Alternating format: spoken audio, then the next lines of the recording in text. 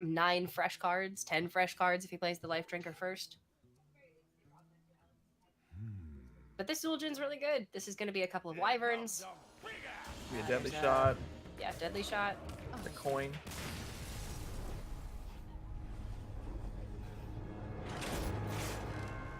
Yeah, Feno just conceded. We're back on camera. Hi. Thankfully, we weren't doing anything dumb. Not even waiting to see the draw off the top of the deck. Or maybe he saw it and conceded, and then we got out of the spectator. I guess we're not going to know. But it was very, very likely that Deathstar was going to be able to take that one. Zul'jin hit the board and was like, nope, I'm done. I'm out of this game. Take it to 3. Okay, so that is more so what Deathstar was looking at when he built this version of his Hunter deck. But even still, it sort of feels like a lot of the power of the Hunter deck is very reliant on the Rogue not hitting all of their power cards, not having Myras, not having all of the reload and the value generation that we know that the Rogue can't have. That was one of the situations where Rogue sort of sputters a little bit and doesn't have everything that they need to be able to close out the game. Also kind of came down to that 50-50 deadly shot. Oh, absolutely. If that Edwin had survived, that would have been... It would have pushed face. That would have been the damage Feno needed. This is a hand that is so reliant on Feno finding Raiding Party. Or an Edwin Van Cleef that sticks. What do you mean? But right now, this hand is very weak. There. Life Drinker just gets Shadow Step. You know, you deal 6 damage, gain 6 life, you're winning. Yeah, and that's when you play Grumble, and then you have Exactly. Chain Gang and Shutterwalk, and oh yeah, very nice. Plus somebody understands.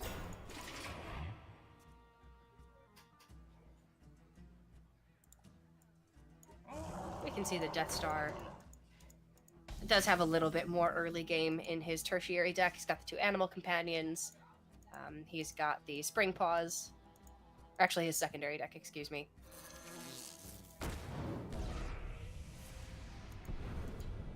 Even gonna prep out the sap on this 3/4 just to make sure his 3/3 lives. I really like this. I think you have to, especially with his hand. Heck, Feno might just go Leroy Shadow Step next turn. He's making the best out of a bad situation.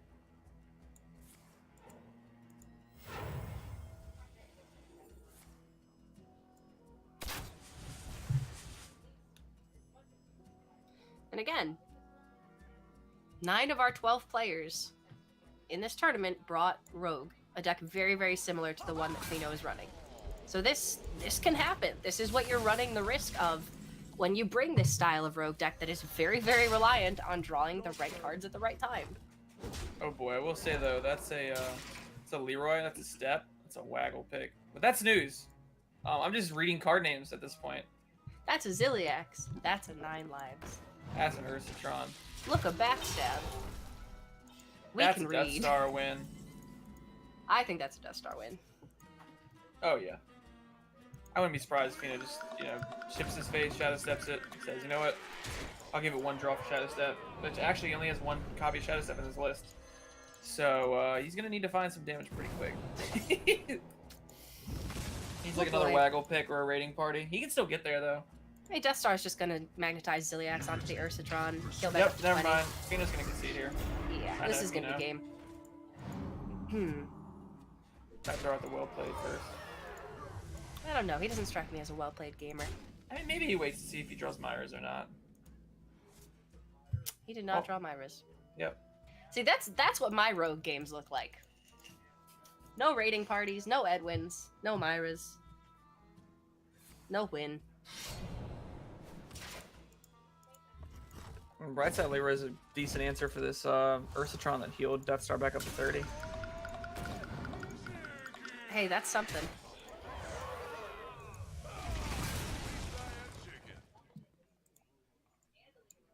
Leok, go! Dang it. Honestly, I would just Dire Frenzy this Spring Paw and hit him in the face. I don't even think you need to weave in the hero power. You can play another minion too, sure.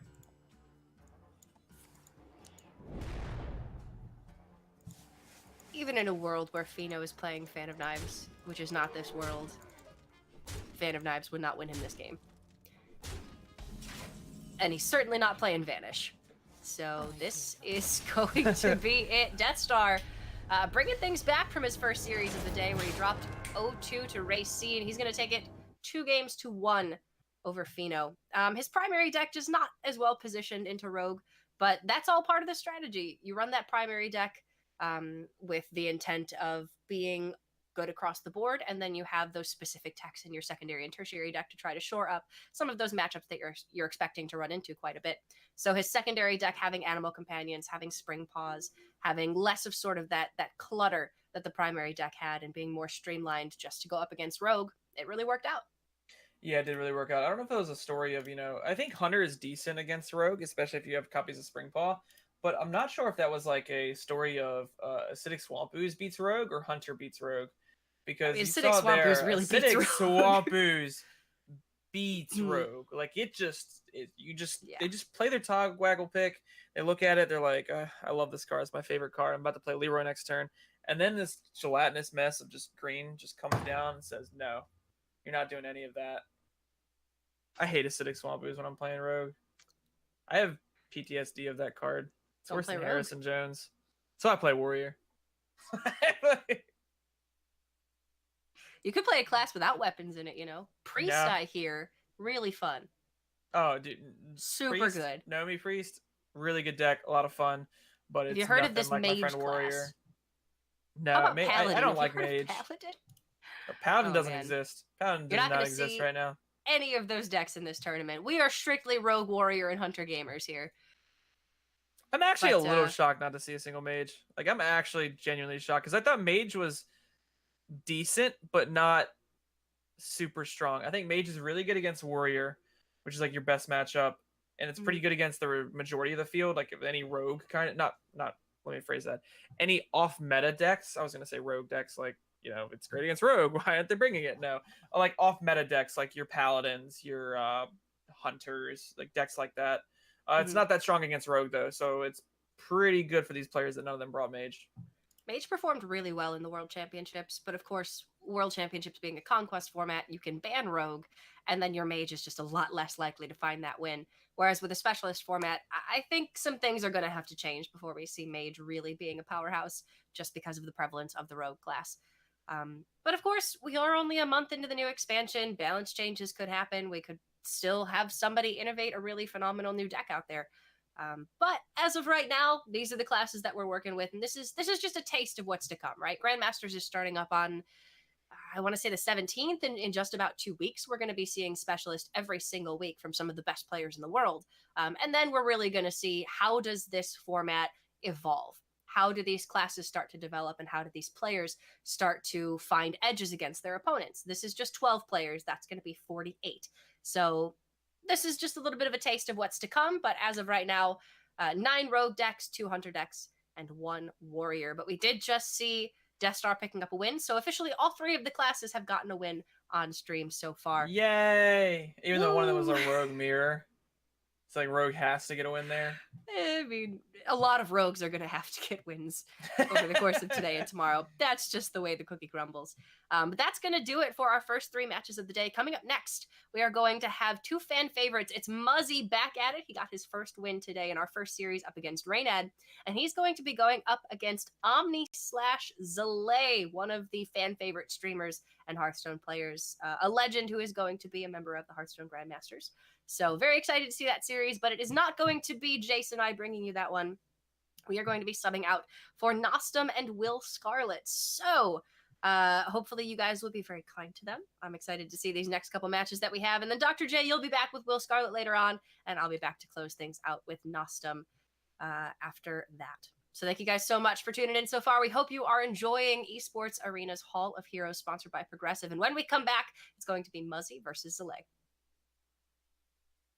Yes, that's what I'm talking about. Yeah.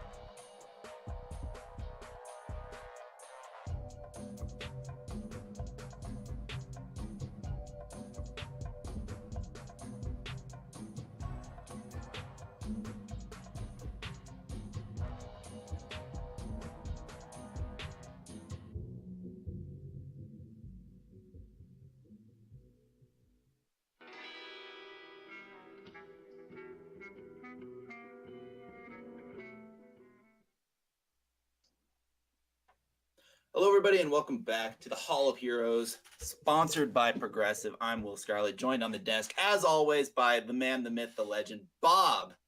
Bob, it's good to see you, man. You've been kind of MIA for the past couple of months. What you been up to? I've been out there playing rogue mirrors like the rest of them, and that's why I'm really excited for this tournament. It's, my favorite deck, and we get to see it time and time again. Again, all the time, every game. It's gonna be great. I'm excited. You gotta say, like, as far as like the specialist format matchups, like, would you rather have this or like the warrior mirror? I think a lot of people would say you'd rather have the rogue.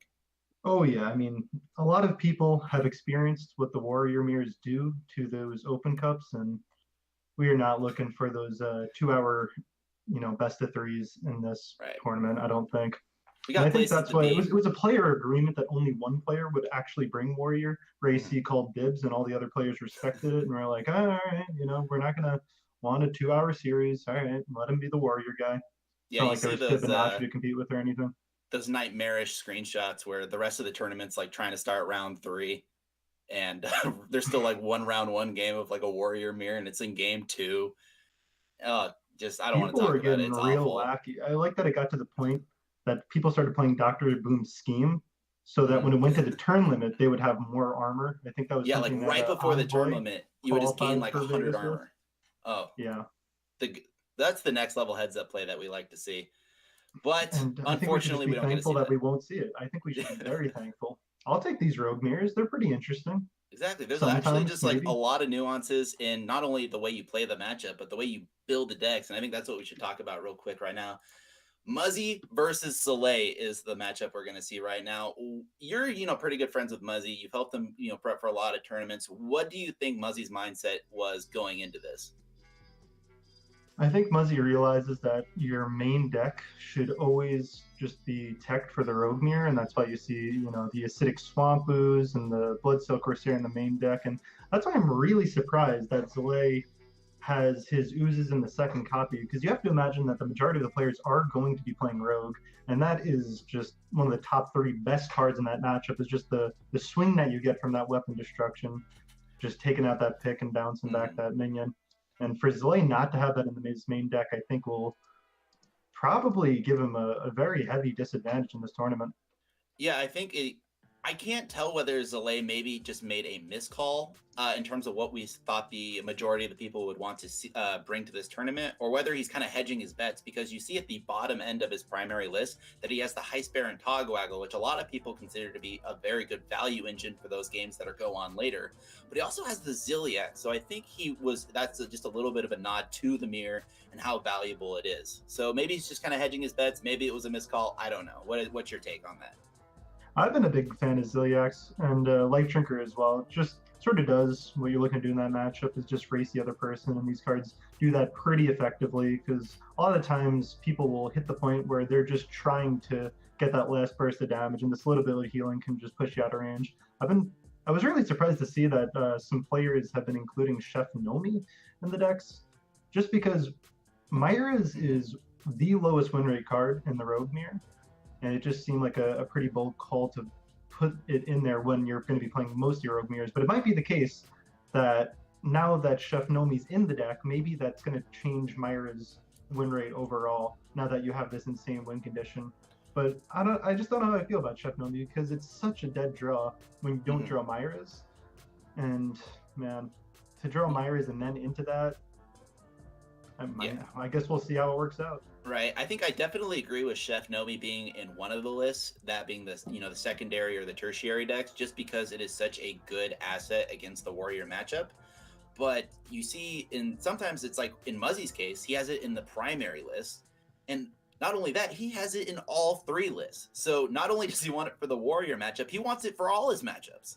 Like, is that card just that good? Are we just missing out on something? The Nomi Priest, he was inspired by how fun it looked. My man Muzz, he's looking for fun. All these guys out there trying to win, he's just trying to play Chef Nomi, get some 6/6s. I mean, 6/6s are great. I just don't think they're, great when your opponent's playing Raiding Party. They got Dread Corsairs down there hitting you in the face with Leroy Jenkins. Like, what are your 6/6s doing then? Yeah, you do die sometimes. That is how the Rogue Mirror seems to go. It really comes down to just 3 cards being so important in the Rogue Mirror. Miscreant is the best card by far. No card even comes close to how good it is in the mirror. And then after that, it's probably Raiding Party and then the Weapon Destruction, whether that be Ooze or the Bloodcell Corsair. I feel like these are the things that you're really looking for in the Rogue Mirror. Yeah, and before we head into that mirror, we're going to take a quick look at the group so far. Before we head into that game, just how we're shaping up in this first half of the tournament, because like you saw earlier, number 1 right now is going to be Muzzy, Deathstar number 4. Wait, I'm reading this wrong. Bob, explain what's going on here. I'm listening. I am looking at this chart, and there's some numbers going on. Okay, that's the player's number, not the number of wins. I was about to say, Deathstar winning 4 times. That's actually insane. It's just right now, we're looking on the left right now. So we're looking at the Muzzy schedule. is player number 2, and he won against player number 1, which is Reynad, and has about to play the next game, which he hasn't played yet. Okay, this makes more sense now. Okay, so RayC is player number 6, won against player number 3, who is Deathstar. Deathstar won against player number 4, who is Feno, and then lost against number 6, which is Ray. It all makes sense. It's all coming together. So we've seen some interesting stuff so far. Unfortunately, we saw that little bit of a slip up come from Reynad.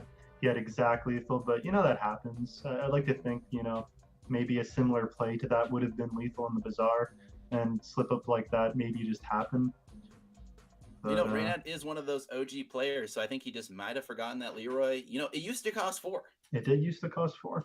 And oh my goodness, Shadow Step on that card, you could do a ton of damage in the OG Miracle Rogue list with a 2-mana Leroy. But unfortunately, that is not the case anymore. And unfortunately for Reynad, he was 1 mana off, or he wasn't 1 mana off, but he made himself 1 mana off. So unfortunately, and then we also had last series where people were trying to say that Deathstar had lethal pretty much every turn. Yeah, and I'm pretty sure he didn't. Pretty sure he has lethal right now. I'm not great at counting, but man, the Twitch chat lethal. They're usually right. So usually if they get one wrong, you can't blame them. Yeah, but if Reynad didn't miss that lethal, now he doesn't have the great underdog story of running it back through the losers bracket and winning the entire thing. He's a genius marketeer. I was really hoping for some wacky thing out of Reynad, just because I feel like he's always in that internal struggle of, should I be completely competitive or should I try and be that innovator? But he went with being another one of the rogues. And if you like rogue, here we go, Muzzy and Zalae, the Rogue Mirror.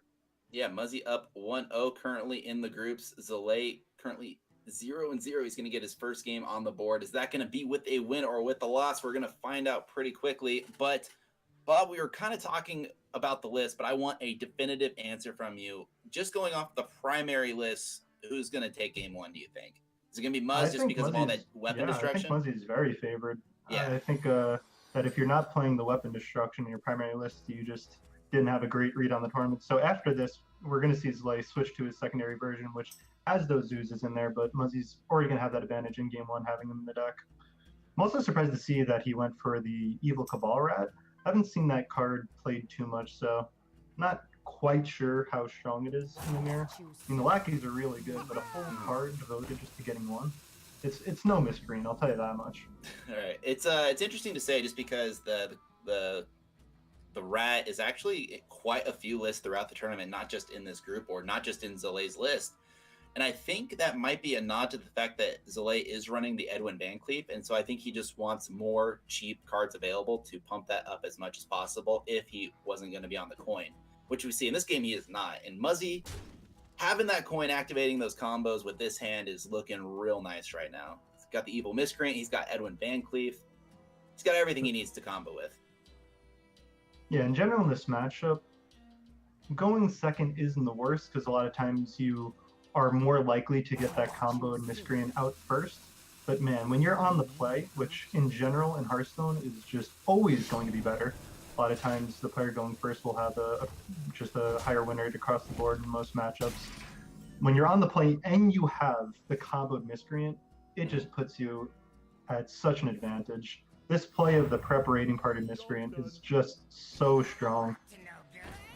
Yeah, it's actually just an insane amount of cards. Just like, because a lot of the times with prep, it's just like you get a bunch of tempo, but you lose a lot of just value in your hand because it's, you're using 2 cards to get 1 card out a little bit quicker. But with Raiding Party and Evil Miscreant, not only is he just having a huge tempo swing right now, he's also just gaining more cards than he started with. Oh yeah. So Look he at just look at his hand. This is why It's people are insane. playing Hand Rogue. They're starting to play Mountain Giants on turn 4 because of just Raiding Party, filling your hands, Miscreant. It's nuts.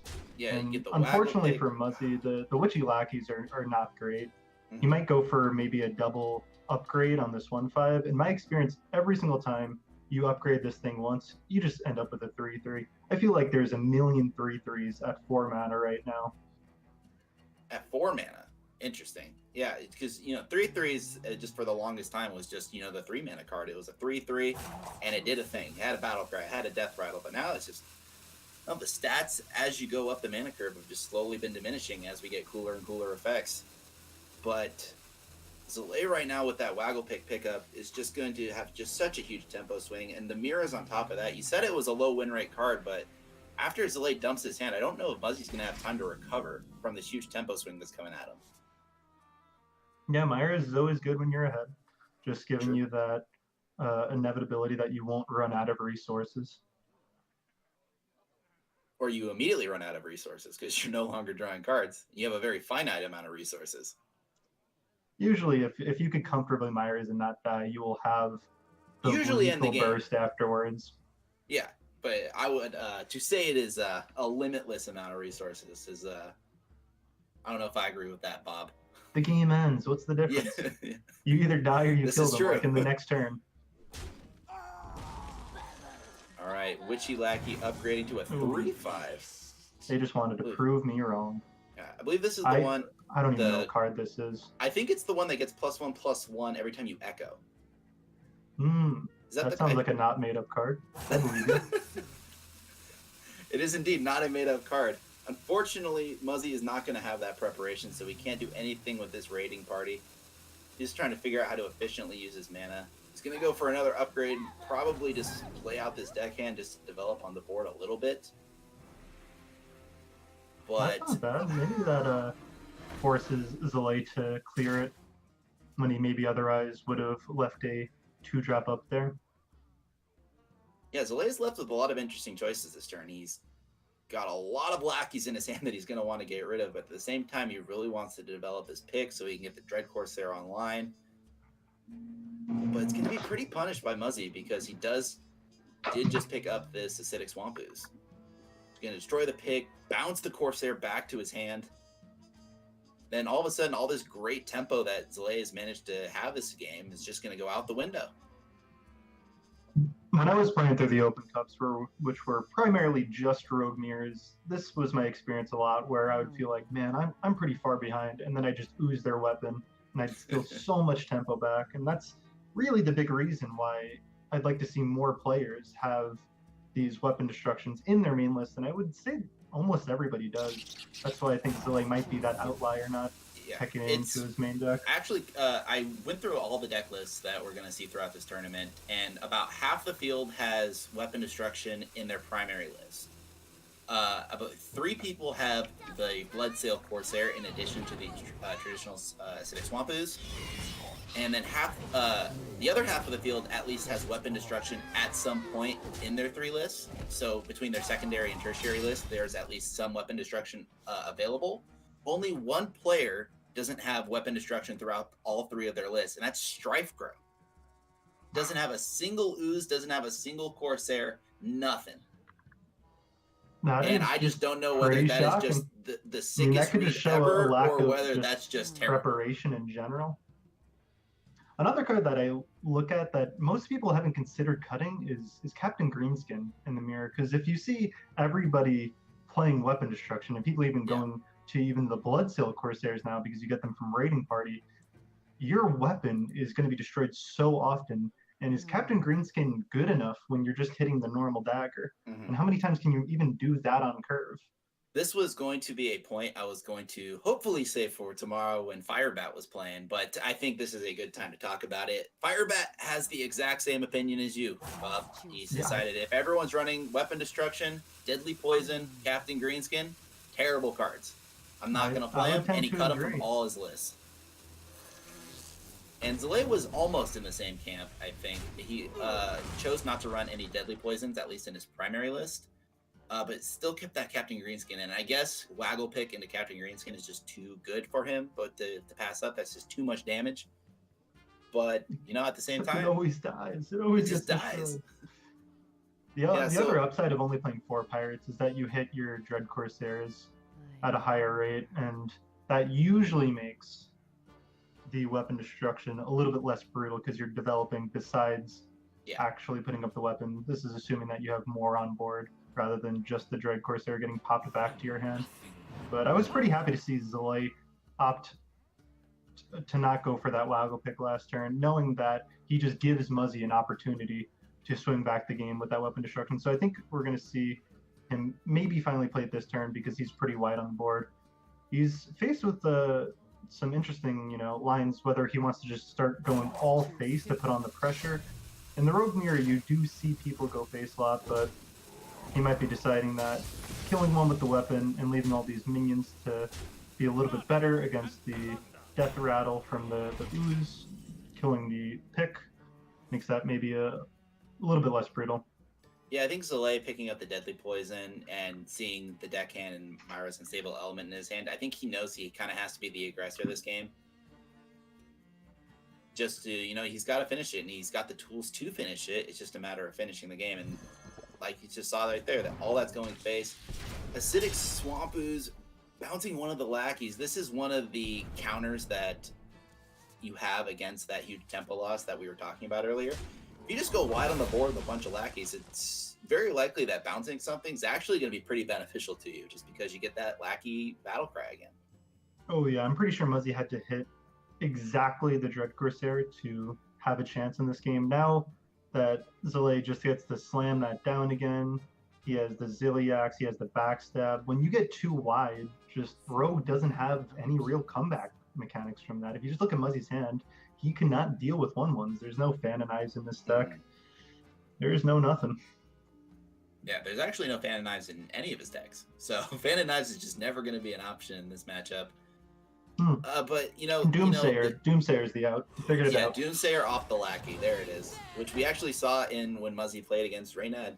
Reynad makes a big old 8/8 Edwin, and then he summoned the Doomsayer, and it acted as a pseudo taunt that gave Muzzy enough time to hopefully get back into the game, which he did. With a little bit of help from Reynad, but yeah, he did get back into the game. And Zalae just has a board that will just win him the game. I just don't know what Muzzy could find off the top. He could maybe Myra's and then play Chef Nomi next turn. That could be a way that you could choose to die this game. Yeah, I definitely think that's going to what this game comes down to, just because we actually saw that, like I said, in the previous series Muzzy played. He just played Chef Nomi after Myra's and said, hey, if you have lethal, you got lethal, but if not, I'm going to kill you on the backswing. Unfortunately, the Ziliax going to slow down that potential game plan quite a bit, because that's going to absorb 2 hits. Because Zalae opted to go for the backstab on the Acidic Swamp Ooze rather than trading the Ziliax in just to maintain this Divine Shield, which I think is a very heads-up play, very smart, just because his entire board is so weak, it's just going to die to the hero power, that keeping the Divine Shield up and having it tank not only 1 but 2 hits is very good from Zalae. Right. Yeah, Muzzy right now just knows that he can't go for that Myra's Nomi play. He's just looking at 11 damage on the board. And if you go for the Myra's, even if you hit the Chef Nomi, you have to take your whole turn to play that. And that's just 11 swinging in twice. And that's a good way to be dead. So Muzzy going for, I guess the only line that he could see is just holding Dread Corsair. He must be imagining something. We just kind of flipped roles right now. Zalae opted to not play the Dread Corsair earlier in their game to play around weapon destruction on the pick. But Muzzy can't really have the same excuse because Zalae doesn't have any weapon destruction. So what exactly is he holding on to? Muzzy was hoping for a double backstab on Zalae's own minions and then playing the Lackey to get the Doomsayer again. Maybe he's holding on to the Dread Corsair in order to get a free combo proc on the raiding party, so he'd get another Dread Corsair. Oh, that could be. That could be. Yeah, so I think that's probably the only or just make the biggest Edwin that anybody's ever seen. Maybe, honestly, it's probably a combination of the two, because he is going to be able to get off the Dread Corsair raiding party, Dread Corsair Edwin Van Cleef turn. And that's going to make a big old Edwin Van Cleef. And I think at the end of the day, when you're this far behind, sometimes that's what it's going to take to get back in the game. Yeah, actually, I like it a lot. Muzzy's always, trying to find those, say, 1% outs, and by the definition, they're not going to happen often, but sometimes they'll be able to steal a win. All right, I think just deciding whether he wants to Shadow Step something just to get that extra 4 stats in. And hey, if we're going for a big Edwin Van Cleef, go for the gold. What else are we saving the Shadow Step for? I guess Leroy off the top could potentially find a lethal. Yeah. But that's just looking so unlikely. And the Ziliax with the Divine Shield is just like, the more I look at it on this board state, the more I liked what Zalae did. It's just like, the longer this is on the board, no matter how big Muzzy makes a board, at the end of the day, they still have to go through taunts. And this taunt has a Divine Shield, and it heals them. This Ziliax is so annoying. Yeah, that's going to be Zalae winning game 1 despite not having, the deck that is teched for it. And being on the play, having the prep raiding party and the miscreant, it's so hard. It's so hard to come back from that. I think the way Muzzy could have won is if maybe a worse player, if it wasn't Zalae, who's really good, would have committed to that waggle pick in the Dread Corsair on 4, and then maybe that opens up an opportunity for Muzzy to go back in the game. But I think Zalae realized that he was far enough that he didn't need to give Muzzy that chance to try and steal some tempo.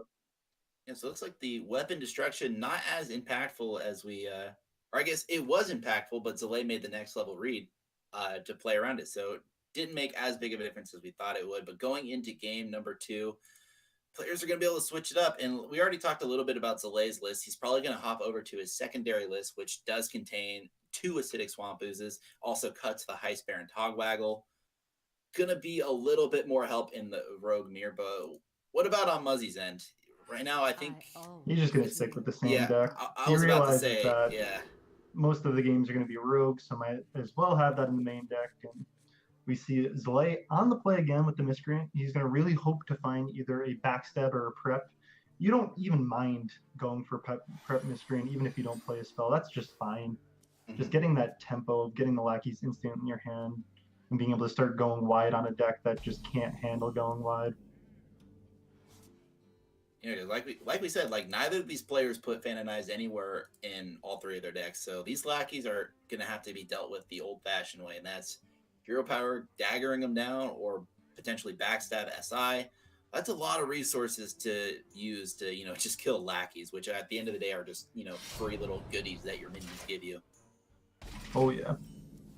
And I imagine in a close game, we are going to see the weapon destruction play a pretty big factor, but the solution to weapon destruction sometimes is just be incredibly far ahead. And I think Muzzy's going to be pretty tilted when he sees the prep, the eviscerate to clear this thing out, and then Zalae have the best card in the matchup. But now he could even just go for it, Edwin. And I think a 6/6 Edwin's pretty good on turn 3. Yeah, I was about to say, you described it. That's something to look at. I could check real quick. Muzzy has 0 zaps. That was one of the main differences, besides the ones we've already talked about, is Zalae opted to run 2 saps and Muzzy wasn't running any. So Muzzy is much more about hitting him in the face, grabbing tempo, hopefully just ending the game. And Zalae, it's a little bit more slow with the Heist Baron and the saps, but Zalae still got that win at the end of the day. So game number 2. I was going to, ask you to clarify when you described the best card in the matchup, which I believe you're referring to the Miscreant. But with that, like you said, its win rate is way higher than that one. But its win rate in the mirror. 6/6s, Bob. Come on, yeah, man. And sometimes you have prep eviscerate Edwin. Other times you just have Edwin. But in terms of just raw win rate, you want that Miscreant every time. Yeah, in terms of high rolling, yeah, it's probably Edwin. Edwin probably leads the most with blowout wins, and it will do that until it eventually gets Hall of Fame 10 years from now. 10 years from now. Eventually it'll happen. But yeah, just looking at the list right now, there's really no in the secondary list that Zalae is using right now. There's really no comeback mechanic for a big Edwin, which is why I think, Muzzy's list doesn't really have a comeback mechanic because, like you said, there's no saps. He's just going to rip this out from the lackey. That's the way to do it. Ooh, that's also fine. Finding that backstab to cleanly take this out. That'll do it. You know, you see him with a little bit of unhappy face, but you still have tempo. You could jam this Life Drinker out. You're looking for, again, an activator for that Miscreant, but he's probably not too upset going for the Life Drinker here. Yeah, it's only a matter of time before he finds the activator for the Miscreant. You know, at worst, he waits a turn or, another couple of turns and just SI Miscreants, but he's very likely to pick up something before that. Zalae looking at his secondary list, he still has got the backstabs. He still has, now he has the inclusion of Deadly Poisons in his list, so he's got another 1-drop, Southsea Deckhands. He's got a ton of stuff to combo with this Miscreant. Speak of the devil. And this would be the time to slam that Weapon Destruction and leave Muzzy with absolutely nothing. If he had it. Unfortunate. Well, he's playing his secondary list now, right? Zalae, So yeah. So he has has 2 Acidic Swamp Oozes. They just aren't in the hand, which unfortunately they have to be in order to be played. True. And that means with Muzzy with this weapon up, he's just gonna be able to get that second Dreadcorn Stare. He's gonna be able to find probably the Deckhand or the Corsair to have the Weapon Destruction himself. So Muzzy's in a really good position here. When you put that weapon up and it doesn't get destroyed, you get to do some pretty fun stuff. Yeah, he's got the Witching Lackey, SI Agent. He's even got a Deadly Poison. If you really wanted to just go all in on this combo turn, it's a pretty huge swing. He can push 6, kill this 2-1, and then upgrade potentially the SI Agent. Yeah, it's a little bit interesting to see which he's going to go for the combo. Is he going to play the Witchy Lackey? It's not the most valuable minion, so he's going to say the Deadly Poison's a little bit better to hold here. Not going to save for that Battle Cry. Yeah, I think Muzzy finds himself in a very similar situation that Zalae found himself in last game, where he knows he's ahead and he just picked up the Myra's Unstable Element. So I think the Iotis on finishing this game is on Muzzy. And I think he realizes that, and I think he wants to save the Deadly Poison to get the full amount of damage he's going to get from it. I think Captain Greenskin heard me, talking bad about him, and now he's here to show how many damage he could represent when the weapon doesn't get destroyed. Because this will be pretty insane. And now I think Zalae's forced in a position where he has to just start going face. We're at the point in the game where these guys are just going to stop trading and say face is the way to go. So a little unfortunate for him, though. He's not going to be able to get both combos off with this Evil Miscreant and the SI Agent. But I think if you got to choose which one to proc, it's got to be the Evil Miscreant. It's just too much value to pass up. But it's just a matter of what you do after. Do you play the Miscreant for nothing, Togwaggle pick, bounce it back to your face, play it again? Do you just get rid of your SI Agent and say you're just a 3-3 now? Well, I think Zalae can pretty confidently that Muzzy did not hit the Bloodsail Corsair there. So maybe he might just hold the weapon here. You could always just go SI Agent Miscreant and hold the weapon. That doesn't seem like the most ridiculous thing to do if you don't see the weapon get destroyed this turn. Hey, you mean but he's the actually Dread going to... Corsair. Okay, so he's going to take the 50-50, try and get that Miscreant back, knowing that it's not the end of the world to go for the SI Agent. At the end of the day, the Miscreant's a 1-5, which is actually a pretty decent body against Muzzy's board. It requires, both the 1-1 and the pick to go into it in order to kill it. Assuming a Captain Greenskin wasn't coming down to upgrade it, turning it into an Arcanite Reaper. Wait, what is Muzzy reaching for right here? Not the Captain Greenskin, I'll tell you that much. That's another raiding party. He's looking for that Dread Corsair, trying to get another free 3-3 down. He's not looking to just start going face with this Captain Greenskin just yet. Which is very interesting, and it's not at all what I would have expected. It's like I said, he's got a bunch of damage. He's got the Mirror's Unstable Element. He's got 2 picks now. I would have assumed he would have gone face a long time ago, but he's just holding back, chilling. I think he might be just going for a value game. Sure. I mean, slow it down because you are lower on HP. And you're also, doing much better in terms of the value game. Looking at your hand, knowing that if you slow it down enough, maybe you could get off that Myra's to slam the Chef Nomi. There's always the dream of the prep Myra's into Chef Nomi on turn 9, if we get there. Which, you know, like it's we've been talking about this entire cast. They're rogue mirrors. They're gonna go and they're gonna go quick. But so the likelihood that this Chef Nomi is gonna have a huge hand in how this series plays out, I think is gonna be pretty minimal. But you know, at the end of the day, we can dream. A game with Chef Nomi is a game I'm interested in watching. I think it's pretty necessary to have the Chef Nomi here. You gotta add at least a little bit of spice to all these rogue mirrors. I was hoping for at least one person to maybe go with the Pogo Hopper or something. But It's just so bad. it's really pretty want- not good, especially when you Yeah. could just like go infinite with the Tog Waggle, just making the 6/6s every turn. It's not exactly infinite, but it's a lot of boards. Yeah, at the end of the day, like you said, if the game's over, it doesn't matter whether it's infinite or not. They're just dead. Zalae with one of the most confused faces I think I've ever seen him have. That is not a frozen camera. That is just how He's Zalae is offended. currently analyzing this game. This is an offensive board state to Zalae. That or maybe he's just trying to do some math. All right, Meanwhile, Muzz. this actually is a live cam on Muzz. Yeah, Muzz is just a very happy He's- individual. He loves Hearthstone, and you could tell. So many options. All right, Muzzy, he decided not to go for the super tempo plays. He decided not to hit the face. He decided not to smork. This is the position he finds himself in. A little bit behind on board, a little bit behind on health. Is this the push? Is this when Muzzy realizes This is it's I think it time to has go to be. face? I think you...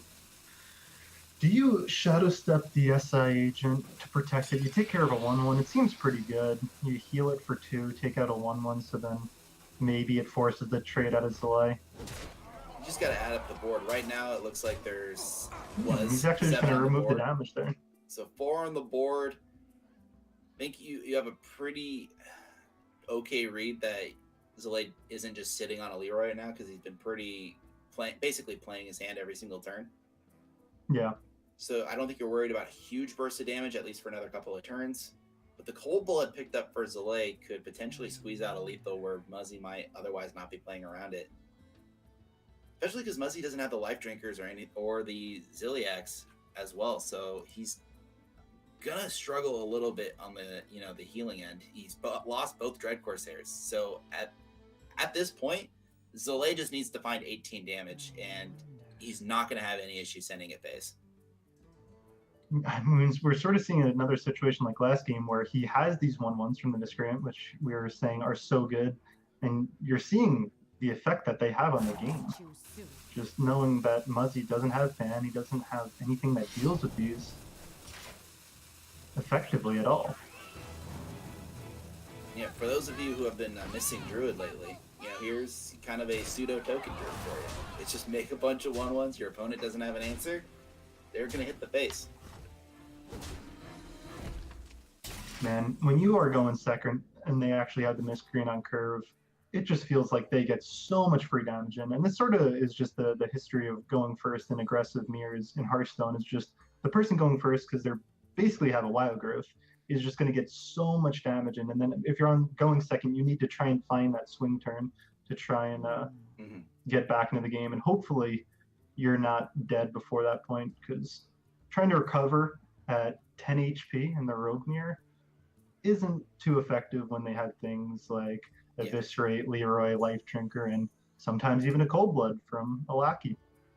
Yeah, I guess one of the few disadvantages of going first in this mirror, if you can even call it a disadvantage, is the fact that it's a lot harder to combo with the Miscreant on turn 3. You need that backstab or that preparation, potentially, or a Shadow Step on a minion that you already have on the board. Too Yeah. soon. Just because the player going second does have that coin, which makes it a lot easier. But Rogue has just so many ways of making just cards cheap or having cheap cards just available. It's very rarely a problem that needs addressing. I do really like this play, Muzzy realizing that his only out is some Leroy burst at the end of the game, just hoping that Zalae doesn't have lethal here. But pretty sure Zalae just has him dead. Yeah, it's exactly Life Drinker, the Cold Blood, as and long as he does it in the correct order, which he does because Zalae's an amazing player. +4, 2 damn. It just doesn't feel right seeing that going cost 2 all mana. face isn't the most obvious thing we're still we've seen. But Zalae sees it, and that's just going to be 2-0 for him. I was saying that he'd be at the disadvantage that he didn't have the weapon destruction in his main deck, but he didn't care. He had a miscreant and he was ready to go. And we saw some pretty solid lines out of him, especially that play in the first game where he decided to not go for that Waggle pick. I think was pretty heads up. Just knowing what your opponent's win conditions are and trying to deny that from him is just part of what makes Hearthstone players good. Yeah, just seeing the lines, following through. And Zalae is always one, if you watch his streams, is just, he's never just playing cards, He's always just on call with someone being like, okay, we think this is going to happen next turn, but what's going to happen in 2 turns? What's going to happen in 3 turns? What's happening in 6 turns? When I see him, they're just always like, let's hit him in the face. We hit him in the face, then he's closer to death. Only when he's in a call with Ike. Everyone else, they actually like talk it out. Tuning in, and then they're just all yelling face and how if you hit him in the face, they're closer to dead. It's just almost cultish at this point.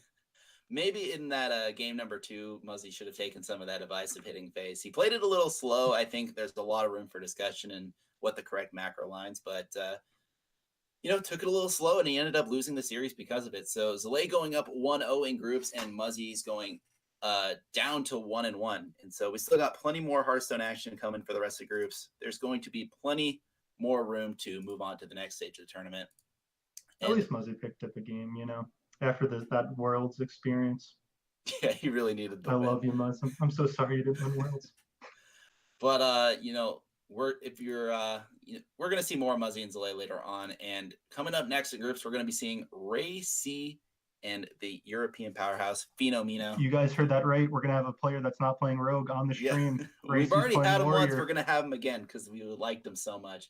RayC, the only warrior in the entire tournament. Is RayC a madman, or is he just the actual genius of this tournament? I mean, I told you that he called dibs. They didn't want the Warrior mirrors, and he was like, I'm going to play Warrior, guys, please. Nobody else play it. But I think Warrior's pretty good. If you look at the stats, pretty much the only deck that is above 50% against Rogue is Warrior. But in the Specialist format, Rogues are allowed the opportunity to tech in those 5 cards to try and beat it. And I think Rogues can pretty effectively do that. You're able to play the Togwaggle, or if you really want to be wacky and be a little bit worse, you can play Pogo Hopper, which is what I did in the cups. I knew it was worse, but it's fun. But it's fun. Pogo Hopper. When you have to play Rogue mirrors for like 13 hours, I just rather throw in the Pogo Hopper game into the mix when I play against that one Warrior. All right, but we'll talk about more Warriors in just a second. We're going to take a quick break, but when we come back, RayC versus Feno. Don't go anywhere.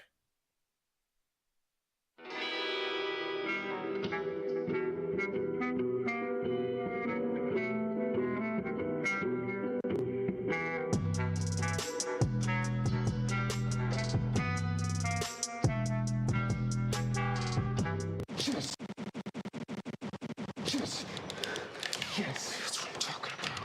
Yeah.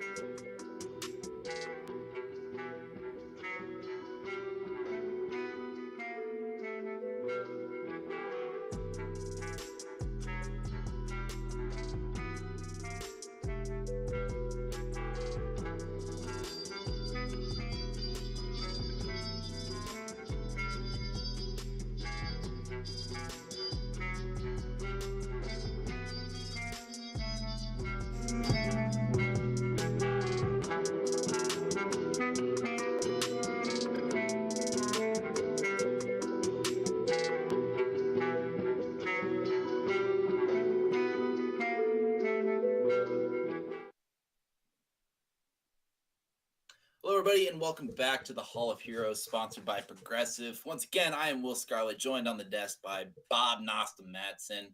Bob, you were hyping it up. You were pretty excited. We get to cast the non-rogue game. RayC bringing the warrior up against Feno bringing the rogue. How excited are you for this warrior deck? I'm very excited. It's non-rogue deck. I can tell in your voice that you're very excited. Oh, of course. I mean, I gotta say, it's no Deathstar playing Hunter, but it's probably the next best thing.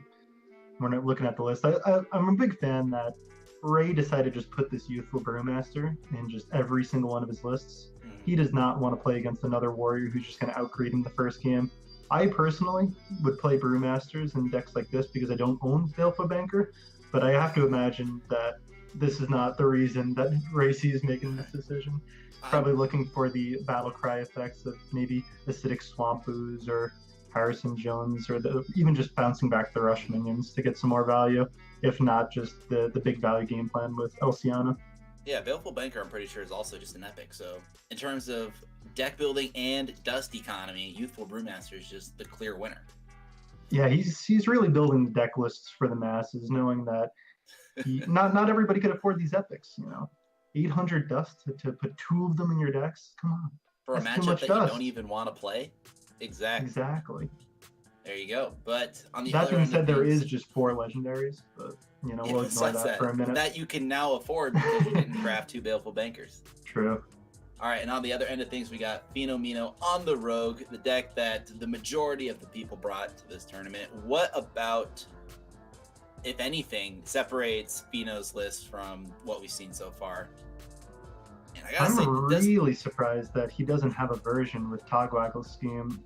I think most people, that's how they beat Warrior. They just shuffle and say 12 copies of Heist Baron Togwaggle, and then what you could do is you play a Lackey, you play a Togwaggle, and then you just keep doing Wondrous Wands, and you just make maybe 3 boards of 6/6s in a row, and that beats Warrior pretty effectively.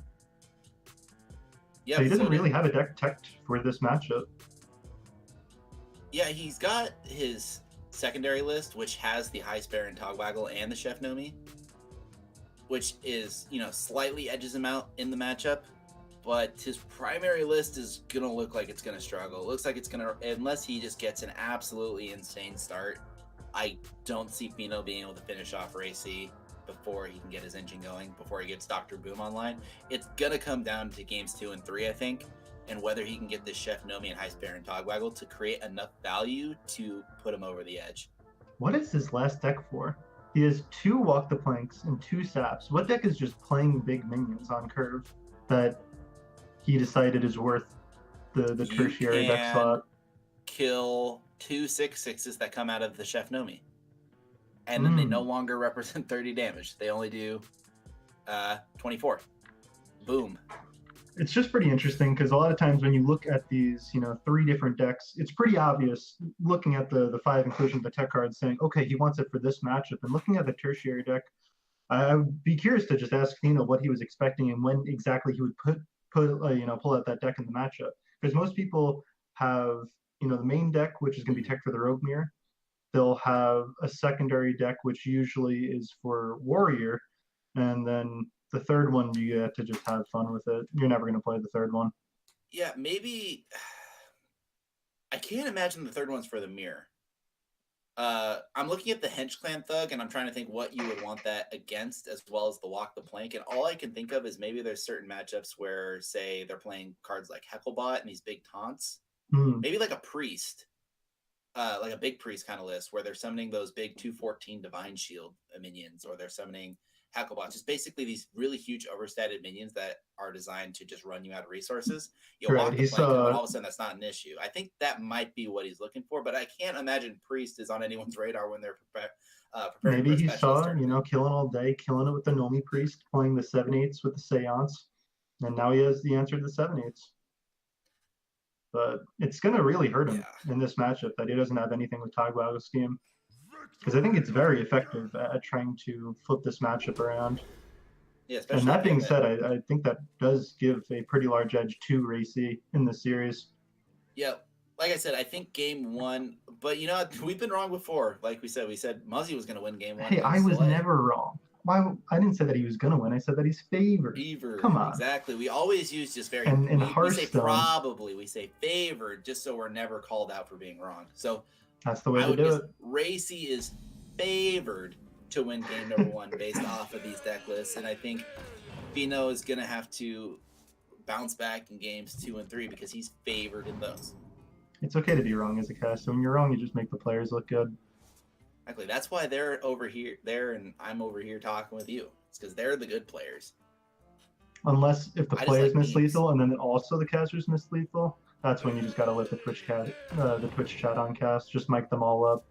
Mic 'em Let all them up. cast No, it but for then each Twitch other. Chat gets to feel smart. So at the end of the day, one person gets to feel smart out Wow. of this group of 3. Absolute vicious Destruction. mind games come out of RayC. Putting on the panda helmet and just wow. Getting I don't that think I have sweet any dab. words to describe that one. I think maybe Alpha Chad is male throwing comes to out mind. just. I would imagine Chad is probably throwing out just endless pog champs. If I could take maybe a Endless. guess. Yeah. I think, but you know, look at Feno right now with that live cam, unfazed by that dab. True. He's not intimidated at all. He's gonna carry on, carrying on. And then there'll be some haters typing the going for the Tice emote, the haha. And you know, Ray isn't phased by them. He's a winner. Winner. He actually won Esports Arena Orange County. He is no novice when it comes to winning Esports Arena run tournaments. He's going for the gold. He's brought Rogue. He's prepared. He tempoed out an Acidic Swamp Ooze on 2. He's trying to get this W. Man, you have to be so aggressive to win this matchup. How many times have you gotten ahead against Warrior and then it's just 10 mana and all your dreams are just crushed by Omega Devastator? They Or really it's- nailed the name of that card. You're ahead, and then they're on 7 mana. Then they play Dr. Boom Mad Genius, and then you're like, Oh, I wonder. I guess we go on to the next one. when they But charge this hand's the just boom bots. insane from Oh, Ray. no. He's got survivability with the project. He's got removal with the execute. He's got the biggest value tempo engine in the game currently with Dr. Boom, Omega Devastator, Ziliax. He's got everything you could possibly want. I can't think of a card that you would want to replace in this hand with something else. Like, he's got everything you could possibly need. There you go. Finally, the 3/3 came out, even though it actually is 3 mana. And I said all the 4/4s, or all the 4 mana cards are 3/3s. So turns out this did not prove my point right. But I was a big fan of Feno just hitting his opponent in the face there. I think you have to be extremely aggressive to win this matchup. Yeah, I'm looking at Feno's list right now, just in terms of like what his reach potential is. He does have both Eviscerates, Leroy Jenkins, only 1 copy of the Shadow Step, so he's gonna have to be pretty resourceful with that. And I think in this matchup, like you said, you got to be as aggressive as possible. He's probably gonna save that for a potential, hopefully, a Leroy kill at the end if he's able to do enough damage. But Waggle Pig, Deckhand, and I think Feno, stay on the game plan. Now he's trading. Okay, Wow. I'm confused. 'Cause last I turn, think this is big time respect to the weapon destruction Oh. coming out, because if he goes face there and the weapon gets destroyed, I think it's pretty safe to concede. So Feno is actually going for a line where he doesn't just have to responsibly concede on the spot. yeah, so not only does RayC have weapon destruction in the form of Acidic Swamp Ooze, he also has the Weapons Project, which is kind of a pseudo weapon destruction because it replaces it. It's really interesting to see. But I was just so confused. This is a big weapon. Look at this. This has 5 attack. Yeah, that's Captain Greenskin too. This is actually huge. This is like almost better than having the pick. Yeah, it's pretty cool right now. But I was just kind of confused last turn based off Feno's line because he had a really cool, value trade into this Town Crier with his Acidic Swamp Ooze prior to upgrading it, but chose to push the 3 damage, and now he's just kind of changing his macro lines, and I'm just not sure I agree. I think changing macro lines is fine, but if you need to stick with it in order, because that's what the point of a macro line is. They're the macro decisions. It's what you're doing over the course of a long term. And if you switch off too All right, quickly, just then you kidding. kind of hedge your bets, and everything's bad. And now everything's going to be even worse. You remember when Harrison Feno Jones had killing this dreams of this being the weapon that would punch through lethal damage? They were all crushed by the dabbing RayC. I'm really surprised Ray didn't put back on the the panda hat and dab again, because I think if there was ever a moment in this game that necessitated a dab, that was going to be it. The real question is, if dabbing actually gave you good luck, would most players be able to bring themselves to do it? I think I would have a tough time to be able to actually dab on stream, even if it did just, you know, raise my win percentage by 1. I know Hard to say if that's worth it. I think it is. Absolutely worth it. You recall, Muzzy, I don't think still hasn't forgiven me. Back in HGT Summer 2017, Tavern Hero Will Scarlet takes down the Muzz in Game 5.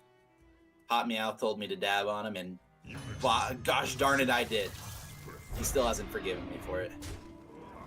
Oof. People used to think Tavern Heroes were cool, and then you throw out a dab. Hey, correction. No one ever thought Tavern Heroes were cool. Nah, man, I they're did not cool. ruin that forever. I might be saying this because I lost to a Tavern Hero once, trying to make it on the top 8, so now I'm forced to acknowledge that they're cool. Thanks, Bob. That means a lot.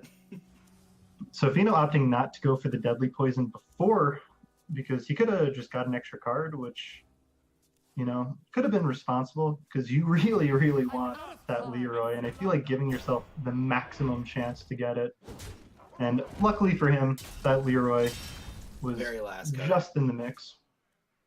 I think Feno knows this game's going to go on for at least another turn or 2 or 3 turns. So knowing that, he was pretty likely to pick up the pick. And even if he didn't pick up the pick, he was going to 3-dagger anyway. And so I think he wants to squeeze as much damage out of this deadly poison as possible. Right. I don't mind not using it, but that extra card is real nice. But he's going to be pretty rewarded here. Got the pick, got the deadly poison.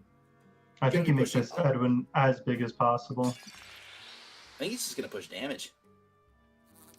He could prep Abyss He could have fit in Edwin. pretty much all the damage next turn, right? You would only lose out on the I like this a lot. 2 more damage than from the that. S8. Well, I mean, you could just play here's the the Light thing. Drinker next turn with Leroy. Oh, but you might be thinking that he wants to double bounce the Leroy, right? Yeah, so there's a couple things. One, he wants the pick to potentially hit the Leroy to push through a huge amount of armor gain. Also, if the Edwin gets bounced, This is just like game. that's a huge tempo loss and a lot of resources lost. But if the Life Drinker gets bounced due to weapon destruction, that's still another 3 damage that Feno gets to push. Man, when 2 weapon destruction isn't enough, 3. that's just... Did he play the 3rd? No, he didn't play the 3rd, but he has 3. Oh, okay. Well, maybe if he found 3rd, he would have been Yeah. okay. But, man, when you finally get to do this, just the Leroy getting bounced back, the fact that he just had 4 over lethal, and that just goes to show Myers is such an insanely good card. That just goes to show that we need to stop saying people are favored because we're cursing them. Like every time we said someone's favored game 1, they've just been absolutely blown out. That or maybe just dabbing is bad luck, which I would be okay with. Yeah, that's actually true. Dabbing is just actually just immediately causes you to lose the next game. But another game they're going to play, potentially 2. RayC, looking at all 3 of his list, I think he's definitely prepared for this matchup in his primary list. I don't think he's going to be switching over to the second one. I think Yeah, both I of would his other tend to lists agree. are more tech towards the longer games, the more value that you need. This It looks primary like, one's all about survival. Right. So RayC's main deck, he's probably just going to be using that in most matchups, especially knowing that he's going to play, you know, the Rogue and maybe even Warrior Mirror coming into this tournament. You know, to his surprise, there were no Warriors, but his second deck is for those big mages. That's why he has the big game hunters, and then the last deck is for the Warrior Mirror specifically, with the double Baleful Banker and a Chef Nomi as well in the mix. Also, So double he's just Hecklebot gonna to be- pull out their Elysiana so he can win in the fatigue. And Feno, it looks like probably hopping over into his secondary list, which has the High Spare and Togwaggle and the Chef And the Nomi. Chef Nomi, yeah. I think those are That would definitely make a going lot to of be the 2 sense. crucial cards that are going to decide whether he can either game plan A is obviously just hit your opponent in the face, and then before they can get their engine online with the Dr. Boom and playing a bunch of mechs, and then Well, yeah, it's value. just before it was the case when you Myers, you were pretty much just only looking for Leroy to try and do that burst damage with all the bounces. But now you have these other cards like Chef Nomi and Togwaggle to just maybe put up enough of a threat. But his game plan's still going to be pretty similar, where he's just trying to be aggressive as possible. And maybe Feno's just confident enough in this game plan that he might just think it's, unnecessary to play the Togwago scheme. I think personally, again, just great to pair that with the Togwaggle to just make a lot of board of six sixes, especially that you could just Tekken the one just into one of your decks and have that be enough. Some people even play two. Interesting about that is, so like I said, plan A is basically hit him in the face before the warrior can get their engine online, and plan B being the Heist Baron Togwaggle Chef Nomi try to finish him off with the value game plan. But plan A actually drastically affects plan B, because if you get plan A online and you're hitting him in the face, they have to use resources very suboptimally in order to survive. And that's when you come in with the game plan B, and all of a sudden they're out of resources. Like, for example, if they have to use a brawl prior to Chef Nomi coming out, like that first Chef Nomi is just like almost just an automatic win. Right. Then you get 2 or 3 more of those in the mix. Oh boy, that's just good. That's just cooking up a good game plan right there. And Feno has a pretty good hand this game, especially just whenever you draw a raiding party, you feel pretty good when you're playing against a slower deck. It just gives you so much resources just to try and apply that pressure throughout the game. And just a free draw 3 cards, deckhand picked up, another picked up. A lot of damage, and Feno once again trading it into this Militia Commander. It worked for him the first game, and I guess he's just going to stick with those lines, but it's hard to say, because if I was Feno in this position, I see 2 picks, I see a Leroy and an Eviscerate. I think I don't have any damage to waste. Yeah, I mean, we sort of saw last game that Feno was just pretty confident taking a little bit slower, and despite getting those 2 up and destroyed, just having that last pick be able to get that Leroy burst, and he might just be thinking that maybe you don't have to take this matchup as fast as most players think you need to. Because in my experience, I was always just trying to go face, and maybe that's why I'm here casting. Hey, don't sell yourself short. You are top 50 on Lorinda's ELO chart. And you haven't even played in that many tournaments lately. And you're still in the top 50, Bob. You're insane. You're so good. I was very surprised when Lorinda posted that. I just didn't even realize that I competed in any events last year, let alone just end up in his little top 50 ELO chart. Maybe I'm learning from all these good players from casting. Maybe that's what it is. Maybe. RayC once again killing that weapon with the Harrison. I'm noticing a theme with these picks. We very seldom get to see them actually work as intended. A lot of them are getting destroyed prior and either bouncing back something they don't want bounced back, or just being a dead card that draws your opponent cards. So normally in this matchup, if you're playing that Togwaggle scheme, you would hold onto the Heist Baron Togwaggle the whole game, because what you're looking to do is shuffle that in and then get Wonder Swans from it, and then just flood the board with the 5/5s and have that win you the game. But him not playing that in his list is just going to go all out for the tempo here. And he's going to go for the sap, knowing that he has a Waggle pick in the hand. I think this is the smart. That's actually very interesting. Feno choosing not to play the Dread Corsair. Huh. Because I was about to say, off that Wanderous one, that might have been the 3 worst cards to hit. The Dread Corsair, which is going to be free anyway from the pick. Preparation, which is just always a terrible thing to see. And then the Life Drinker, which is okay. It's just not what you really want. Then choosing not to play the Dread Corsair, the Warpath and the Super Collider are going to clear this up nice and pretty. And Feno, I think Feno was really hoping to find a situation where he would play the pick and Ray would be forced to an awkward spot where he would have to play the Harrison Jones when he doesn't really want to. But I think trying to find that situation now that Ray found this clear is a little bit far-fetched. I'm trying to think what this pick is going to be doing for the rest of the game. Just because I think you just got to do a little normal dagger with this green skin and hope that baits the Harrison to then go for the pick. That, or you just use the pick as a deal 4, and then because you still have to spend, he's going to Harrison, but that's 5 less mana he has to work with. And so maybe Feno can find a trade-off where it's I only get to push 4 damage, and it gives my opponent a card, but it also limits the amount of stuff RayC can develop the following turn. Maybe Yeah, you can exactly. find You're some looking sort for of that. weird tempo swing where RayC's either going to have to choose between clearing the board or drawing cards and denying the weapon. Yeah, you just want to try and make it as awkward for your opponent as possible. That's usually what you're trying to do against control, is just not give them these clean answers that they're happy about doing. Just make them use removal in a way that makes them frown.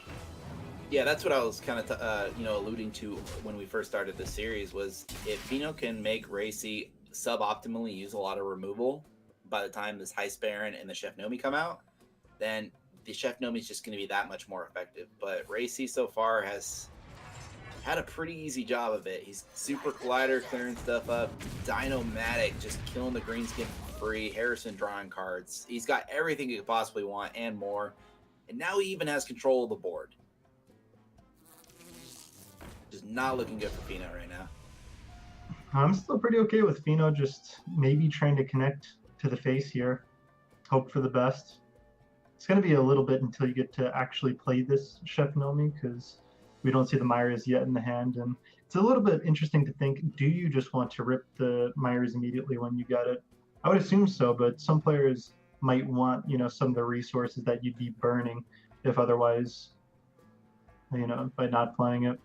I think it depends. I think this is kind of the weird part of the game where there's going to be a pretty hard decision between Feno wanting to get the Chef Nomi out as soon as possible or wanting those last 6-7 cards in his deck to play. Because I think it's really easy if it's late in the game, because if you only have 2 cards left, it's you just prep it.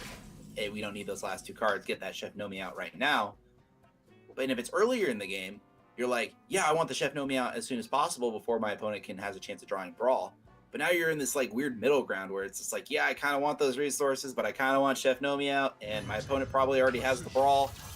So it's what do you do in that situation? It's a really hard decision to come to. Man, Ziliax is such a good card, man. That's the new Tar Creeper. You just put it into everything. Can I Hope quote for you the on that, best. Bob? No, don't quote me on anything. Ziliax, My you're not even words are comfortable meaningless. getting quoted as Ziliax is good? Yeah. It's never correct to hold a firm opinion. Like we said, it's all probably and favored. Just never And any you can never be direct wrong. cement opinions. I like the way you think, many Bob. options. Or I think I like the way you think. I probably like the way you think. All right, so Feno, is this time just to make the Edwin as big as you can make it? It's not that big, but it's a little sizable. It's 6/6. Use the sap and the Dread Corsair, you can make an 8/8. Nope, this is the Just- full okay, pass. That never is mind. when you know you are in a very rough position against the control deck, when you decide that the best play is just to draw another card and let your opponent develop. Yeah, as Rogue especially, that was just a heartbreak to see. He could have Oh, sapped the man. Alkalite, Dread Corsair, Cold Blood, Edwin, made a big push for some damage, force some removal out of Ray. But instead, he's just going to hang out. I think Feno right now is on the Chef Nomi plan. I don't think he has any plans to win this game other than with 6/6s. I think It's he's gonna on be to make very the hard to Edwin do. as big as he can and hope that it wins the brawl as the out. Let's see it. Just go for the pick, slam the Edwin. It's the 6/6. You Pino. can even go for the Shadow Step if you're really feeling wacky. But of course, if you hold the Shadow Step, it is going to pair pretty well with the Leroy. All right, there's the pick. And that's tough. Just because either it's going to hit the Edwin and you lose out on an 8/8, or it's going to hit the Dread Feno has Corsair. been hitting more minions than anybody has ever done So as much Rogue. damage has been dropped into these minions. At least I'm not saying 10 that it's damage. wrong. I'm not saying it's wrong either. It But may or I'm saying might that not be. This I don't know. is the Devastator. Oh, I can tell you what's not wrong. A Devastator on anytime turn that 10. card comes down, I just want to insta-concede. Just I mean, pop I on think out of the game. Feno's Except probably I've in been that same position. devastated. Oh, it's Myers isn't getting picked up anytime soon. That's an SI agent.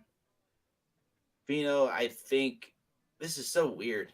I would have bet anything that these games would have been reversed. I would have said RayC's probably winning game 1 because Feno doesn't have enough resources.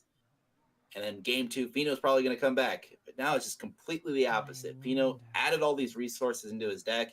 He's taking it super slow because he knows he has these resources, but then he just got out-tempoed by the warrior. Yeah, and that just goes to show, I was talking about Myra's being the lowest win rate card in the Rogue Mirror, and I'm pretty sure that Myra's is the highest win rate card against Warrior. You're really looking to just go as fast as possible and then just Myra's pick up that last bit of burst and try and just overload their resources. We saw last game that he threw up 2 weapons and Ray had double weapon destruction, but that third weapon was able to just burst for, 10 damage with the step on the Leroy? It was just a lot of damage, a lot of trading, and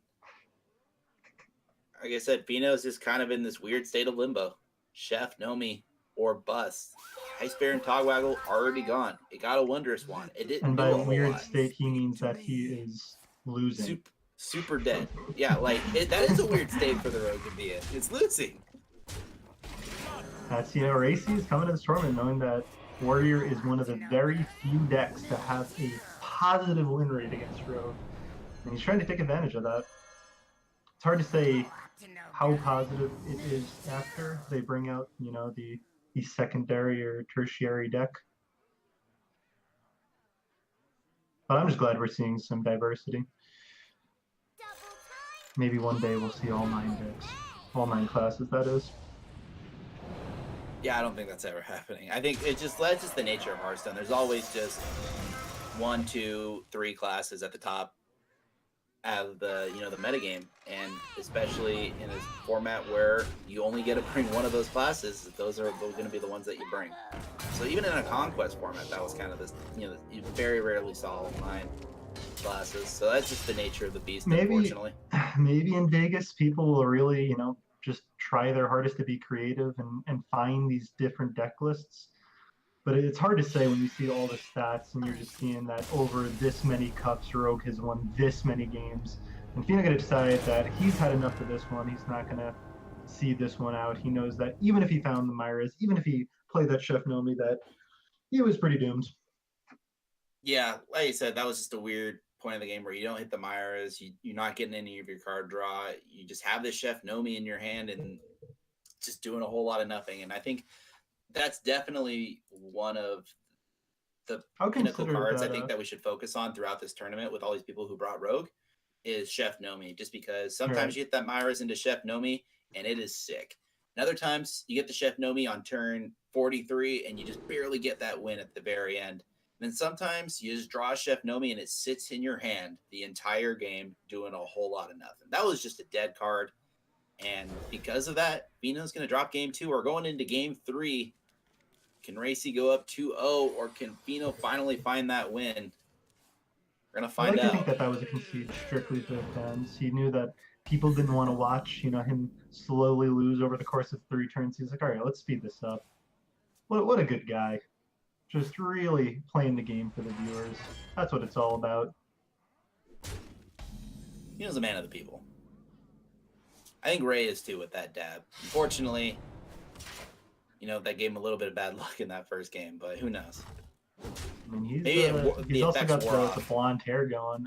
Is that the new metagame in Hearthstone? We saw Saiyan rocking it at Worlds. Is that a new fad? Am I supposed to be blonde? I mean, you can bleach your hair if you want, Bob, but I don't know.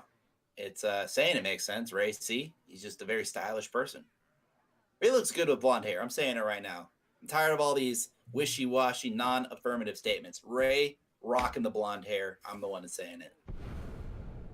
Sure. I think everybody looks good. Everybody's beautiful. Okay, never mind. Whew. The camera, because of queuing up cards in Hearthstone, you can see different cards come out of the hand at different times. I thought he prep coined raiding partied, and I got terrified for a second. Prep coin conceded since the beginning of time. I think Feno probably would have done it too. I think he's that kind of player where it's just shame concede. Fortunately, he did it in the correct order. Got that pick out on turn 3. Looking at the hands, Feno he just has a lot of good stuff right now. Just has that Myra's, that we were talking about is just one of the best cards, making sure that you find those last bit of threats and having that raiding party just apply this early game pressure. And the fact that RayC has not found even just one of his 3 weapon destructions means that this pick can push a ton of damage with the green skin in hand. Yeah, definitely not swinging this turn just because he definitely wants that Captain Greenskin coming down. He's even got that Tog Waggle Nope. on curve if he really wants it. I take it back. There's Ray Bob, did it. you said He it and you found, he ruined found it. the weapons project. This is rough to watch just because something's bouncing back. Dread Corsair's coming back. Live Drinker's dying. Health is gained for Ray. Just everything was going so right for Feno, and then you said something, Bob. You ruined Ray even it. has the second weapon destruction for when this green skin comes down. It's funny that a hand can just shape up like that with 2 draws. Turns out all you just needed was that weapon destruction to make it look good. But by no means is Ray out of the waters yet. Feno has so much just juice in his hand. He doesn't have that lackey yet to get that Tog Waggle down, but I imagine he's going to have a pretty easy time dumping his hand to maybe get a pretty good Myers off this game. Yeah, I'm having Hopefully this we'll get to really see that Chef Nomi, even if it's just met with an instant brawl. Yeah, I'm having really weird deja vu right now from last game. I think that was the exact same sequence of cards where the pick is in the hand of Feno. He gets Weapons Project, loses tempo, and then gets Harrison the following turn after he green-skinned. It was just everything that could go right for Ray is just currently going right. The only thing he's missing right now is a Dr. Boom next turn, but he's going to have Dynomatic and Militia Commander to buy some time. I don't think RayC is going to be in trouble anytime soon. And Feno's going to have to make a macro call. Does he stick with the smart game plan because he has the Myras, or does he go with the Tog Waggle, hopefully hit that Chef Nomi? Or maybe he doesn't even go for the Wondrous Wand. Maybe he tries to summon some legendaries. Who knows? He needs I something. think you real just quick. have to. Oh wow, he is going for it.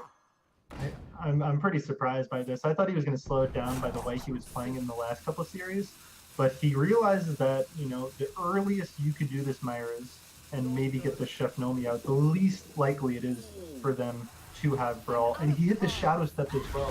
Hit the Shadow Step, hit the Nomi. He is going to be so bummed out when he realizes that Ray doesn't have one brawl but just has the other one too. Yeah, also in like the top 10 of his deck. It's just super unfortunate. And also Feno, while getting the Shadow Step, Chef Nomi also did hit Harrison Jones and Raiding Party, which are 2 pretty dead cards. Yeah. If Feno I'd have to respect that from Feno. I think that is a tough call to make, and you always have to ask the question is, how do I actually win this game? And I think this is a pretty respectable way to give yourself a chance, is just slam the Chef Nomi, sometimes even hit the Shadow Step too, like we see here, and just hope he doesn't have the answers to it. Yeah, I think this is kind of what I've been alluding to between the macro game plans of Feno. Early on in the series, he was hitting face and it was going well. Then he started slowing down and then things stopped going well. And now he's kind of realized, hey, when I was being hyper aggressive and hitting the face, I was winning. And when I started slowing down, trying to outvalue the warrior, I started losing. So let's go back to the first plan. And I think it's going to be his best bet. Hopefully, there's a chance he might be able to get the kick online and bounce the Chef Nomi again. But losing this brawl is, that's disgusting. Yeah. He does have that Abyss to clean it up and not be dead. But that's usually how you could differentiate, how good players are, is just in these losing games, are they taking the best lines to give them those chances? Because that's usually where you find your percentages, is not only taking the best lines to make sure you're not letting your opponent steal games, but also just taking these bold lines to try and steal them yourself. Yeah, but Clockwork Goblin coming down is going to shuffle a bomb into the deck of Feno, just going to take 5 on top of the fatigue damage. That's going to be brawl just GG. for the BM purposes. Maybe this is just in case the bomb isn't drawn somehow, if it just gets bugged. Just somehow. Well, the 6/6 lives, but it is all for naught. Bomb drawn, Feno taking 5. That's going to be it.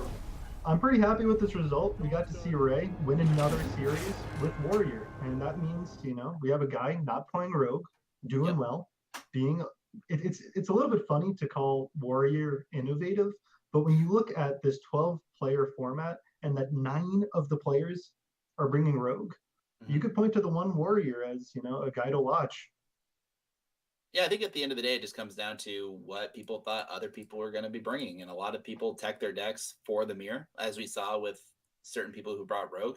Then you got people like Deathstar, who was going to bring Hunter no matter what. It didn't matter what the read was. It just a matter of what he put in his Hunter deck.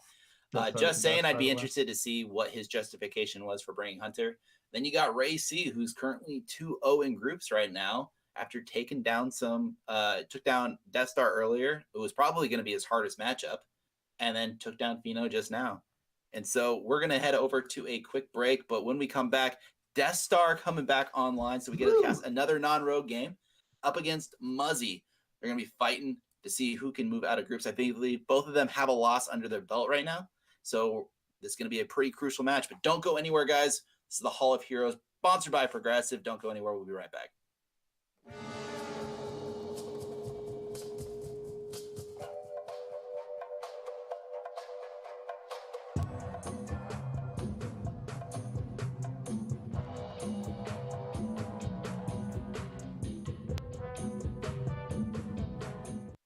Yes. Yes, that's what I'm talking about. Yeah.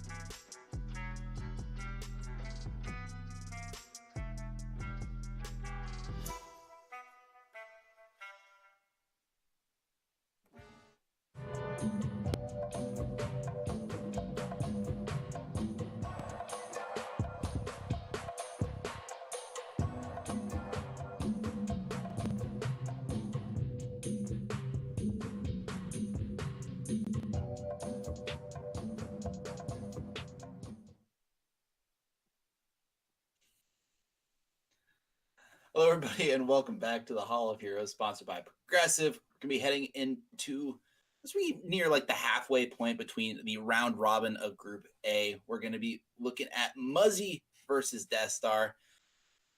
Both of these players have a loss under their belt. Both of them are going to be definitely needing this win if they want a chance at moving on to the next stage of the tournament. We got Deathstar on his patented Hunter, and Muzzy joining the rest of the crowd on this Rogue.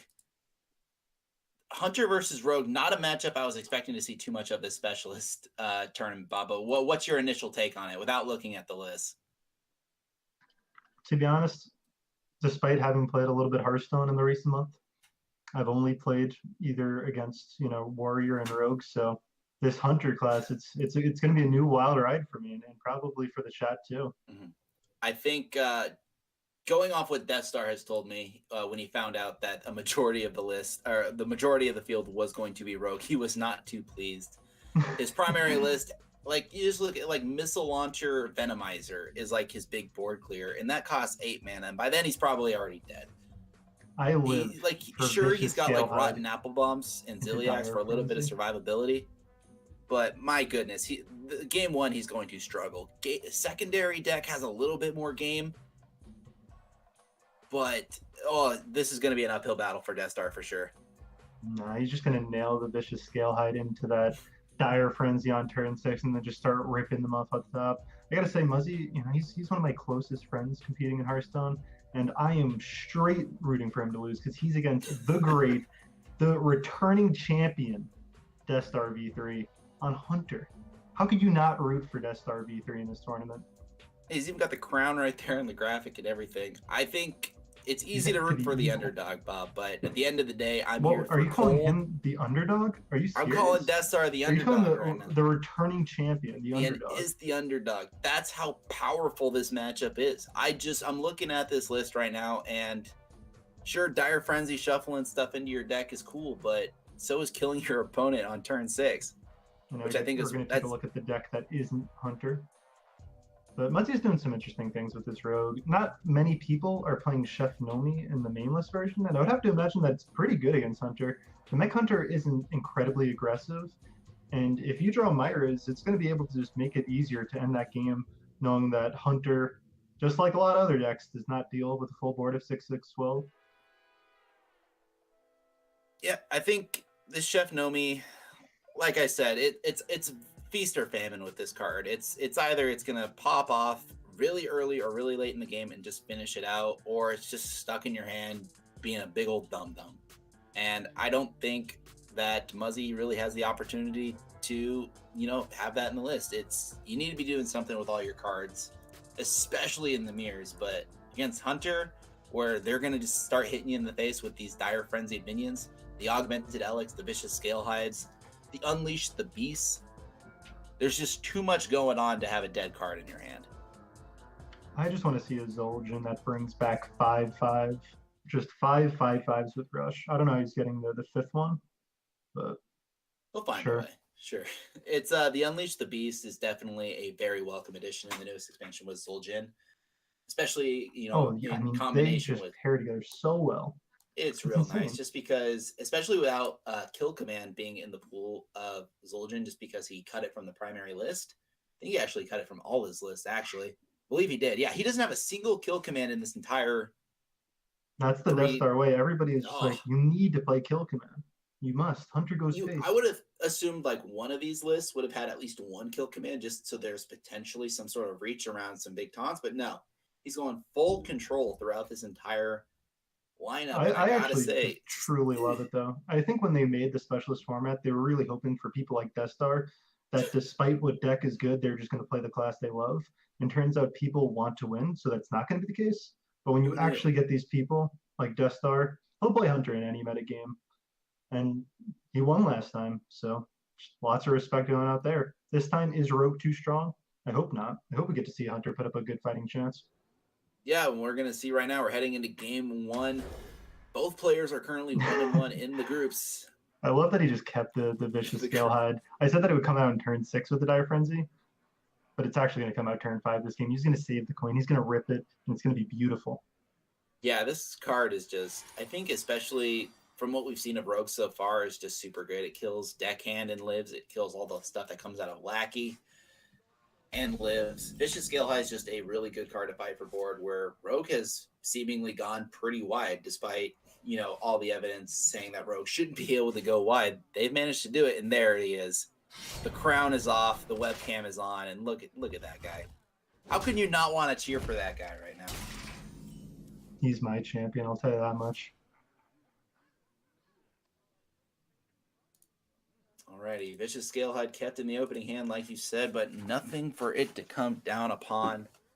It's kind of an awkward situation right now for Deathstar already on turn 2. You have a bunch of playables, but I don't think you really want to play any of them. Acidic Swamp Boost, you need to save for the pick.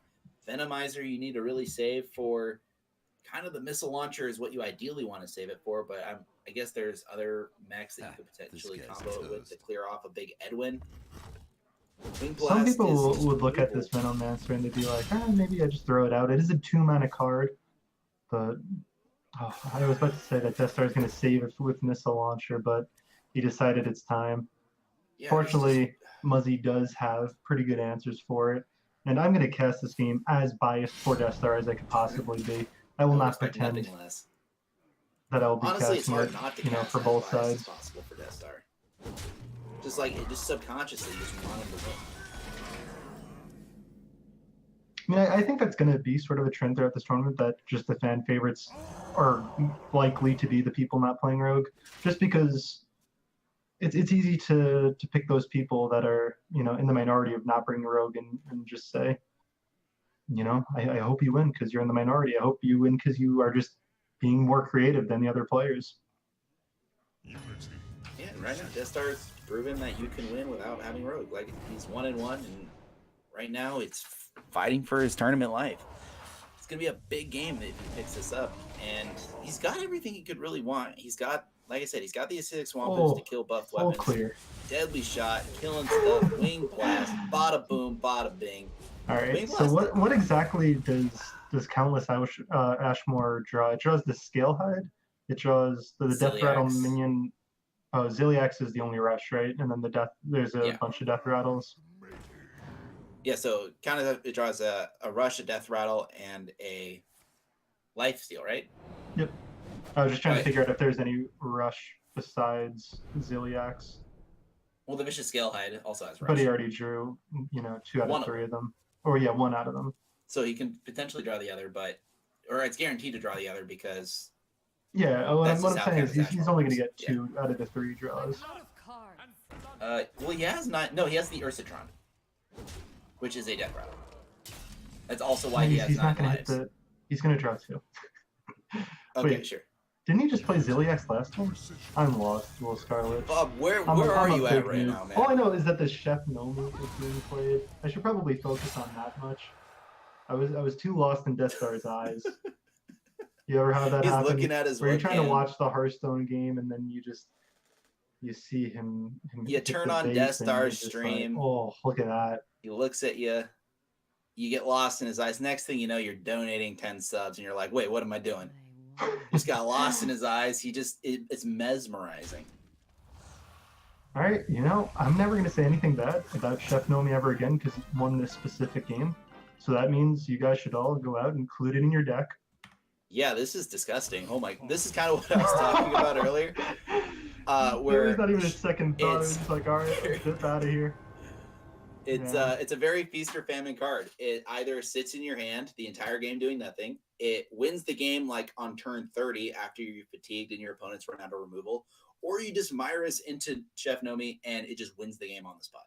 Muzzy That's what knew we that. saw right there. And Muzzy if knew that I was lost talking about Countless Ashmore, and he's like, I got you, Bob. I'm going to end the game instantly with the gonna Chef pull you Nomi. out of this Gonna dark just- place that you're yeah. in right now. It's What a bro. That's why he's a true friend. yeah, good guy, Muzzy. And I think, especially against Hunter of all the classes, that's especially devastating. If against like Warrior, they have stuff like Brawl. Other classes have certain forms of removal. Like at least Warlock sometimes can have like double Hellfire. Rogue can sometimes get like some saps off to mitigate the damage. But Hunter, Did Muzzy like- just keep Chef Nomi? the madman. Oh my goodness! I think I saw that right. That's pretty wild. Yeah, I guess he just knows that if he hits Myra's and he's not dead, that just wins the game on the spot. He also has the sprint in this list that he's queuing up, so then that increases the chance that he finds the Myra's. He's not really looking for Myra's as card draw. He's just really looking for Myra's as a way just to remove his deck to win on the spot with Nomi, as you guys just saw last game, Yeah, I'm trying to. which I figure- almost missed. So Muzzy definitely switched over to his secondary list right now, and everyone would like to see what list they're currently playing with. Exclamation point Reddit. It'll take you over to the Reddit page where you can have access to all the Google Docs where we're seeing the same exact list you are. I'm on Muzzy's right now. It looks like he swapped over to his secondary list where it has the 1 copy of Sprint, also Heist Bear and Togwaggle. I think this is definitely the list he created as the more anti-control lineup, just to get as much value as possible. And up against Hunter, I would normally say that's pretty bad because Hunter is pretty good at beating you down. But Deathstar didn't bring a beat down list. He brought a very control kind of lineup that's Yeah. designed to survive and win late game with a bunch of value. It is not You a can beat see down he deck. is not curving out here. He's taking it slow, letting Muzzy develop, and it's unfortunate to see that he does not have one of those twos. And if you guys are checking out those deck lists, there's also codes on the website. So if you're looking at net deck, if you just take pretty much any of these rogue lists that have weapon destruction, they're pretty reasonable to just take up on ladder. A lot of times these specialist formats will lead to more ladder oriented decks in the main version rather Then than Conquest the would. second or tertiary, or that Conquest will. So then you could responsibly net deck from tournaments more often. Yeah, usually the best ladder deck, it's like you make your primary list in to beat whatever you think you're most likely to run into, and that applies to specialist and to ladder. So, pretty good to pull from, like he's saying. Yeah, it used to But be you the know case what? where everybody would have these conquest-oriented deck lists that they're trying to target one thing, and then people would just blindly copy it to ladder, and they'd be like, "This sucks." But now, Yeah. with the specialist format, you could probably just queue up whatever their main deck version is, Yeah. and take your favorite rogue deck, whichever seems the most fun, and That's you'll definitely probably you'll my do favorite all right. part of just listening to the general Hearthstone community talk about tournament decks, where someone will make a conquest lineup specifically designed to beat like this one deck that you very rarely see on ladder, but makes its pokes its head out every once in a while in a tournament. And everyone brings it to ladder where they never run into that matchup, and they're like, "Wow, this deck's terrible. How do you ever win with it?" I'm like, "Gee, I wonder why." Are you hating on the community, Will Scarlet? I'm hating on certain aspects of How dare certain you? people who are very outspoken about incorrect information. I love all of the community, by the way. I do too. But Muzzy, he's looking to make this big Edwin, and Deathstar does have the deadly shot, but he doesn't have a great way to really remove all these small minions here. He's really hoping to find an Unleash off the top of the deck. Yeah, I'm looking at the list right now on Deathstar's side of things. All three of his lists Oh, wait. actually do run the I Unleash the lied. Hounds. Look at this clear. This is beautiful. Wing Blast goes to it's 1. amazing. Wing Blast goes to 1, opens up so many options. See, this Like I was is saying. why Deathstar is the best, I tell you that he doesn't have a good clear, and he proves me wrong with his He finds- masterly crafted deck. I'm sure you would have found it eventually, Bob. But Deathstar just found it a little quicker. All three of his lists actually do run one copy of Unleash the Hounds. No Hunter's Mark to be seen across all three lists. But the secondary list actually cut the Missile Launcher Venomizer package. So Chef Nomi that was kind of his one answer to the Chef Nomi. And now he just got rid of it. So now he's kind of forced to be on the beatdown plan because there's no package in his list or this particular deck that could even beat Chef Nomi if it comes down. Man, I'm just staring at this Hunter deck. I'm just really curious how you win games where you don't play Zul'jin. I guess you could sometimes, yeah. You just don't. This deck really, there's two win cons in this deck. One is you get your Unleash the Beasts and your Mark Shots and the Dire Frenzies in the pool, and then you play Zul'jin, you get a big board. That's real good. The secondary win con is after the Dire Frenzy has been placed on your Vicious Scale Hides and your Augmented Elix, you just basically never fatigue, and eventually your opponent is going to run out of resources and be unable to deal with your minions. So there's no mid to short term game plan in this matchup. It is always going to the late game for Deathstar. I love the fact that Muzzy just discovered 2 Leroys. He realizes that Hunter does not deal well with this just insane face damage. That a lot of times, as we were just saying, they're really looking to slow down the game, have that Zul'jin just rubber band them right back into the lead. And when you apply this much pressure, now I think I'm correct when I say that you are really hoping for the Unleash off the top of the deck. Yeah, unfortunately for Deathstar, his favorite card, Deathstalker Rexar, is no longer a card in the format. And that would have been so insane right now. It would have been absolutely the nuts. You shoot the 3/3 and you just rip the explosive trap. Yeah, I guess that's got to be the out. It kills the other Leroy that's in the hand as well. Doesn't go for it. There's the explosive trap. He can still run the Vicious Scale Hide into the 3/3. Yeah. Wait, he didn't even take it. He's just looking to... Wait, I guess this is more consistent. But... And then go or is it? I don't know. This is actually a really interesting decision. This is... I mean, it's very... It uses a lot of resources. But bounces the Witching Lackey back to the hand. So he can go face with Leroy if he wants to. Well, what exactly is he afraid of if he just sets up that explosive trap? What is that bad against? Fungal. I was gonna say Fungalmancer. That's just not a card. Oh no, the people would be playing that if it was a card. Yeah, that was a real good card. Yeah, I don't know. Well, I know I'm they're gonna go ahead and never doubt a play that Deathstar ever makes. So I'm gonna just say it was probably good. maybe he just like it's one of those things where while we were because I didn't even see the wing blast being offered because I was just like I tunnel visioned on that explosive trap. Maybe he did like the reverse where he like tunnel visioned on the wing blast and didn't even see the explosive trap. Who knows? At the end of the day, I don't think Muzzy was in such an advantageous position. I don't know if Deathstar is going to be able to get out of it in time, even with these rotten apple bombs and the Ziliaxes. There's just so much pressure being applied by Muzz right now. Yeah, it's rough. He needs to somehow not be dead next turn and then just rip the Zul'jin. But even if that happens exactly, which we could see that he's just dead to the Leroy plus Super the punch. Yeah, he's going to go with Unleash the Beast just to develop as big a board as possible. So when he does get the Zul'jin, it's as effective as possible. But the third Leroy is going to be what does it. All right, Deathstar. Muzzy gets the win. He beats the Hunter. That was a very I good can't series. be too sad because it's still Muzzy. Look at that smile. Yeah, he's so happy when he wins. Like, I've never seen a more just positive individual.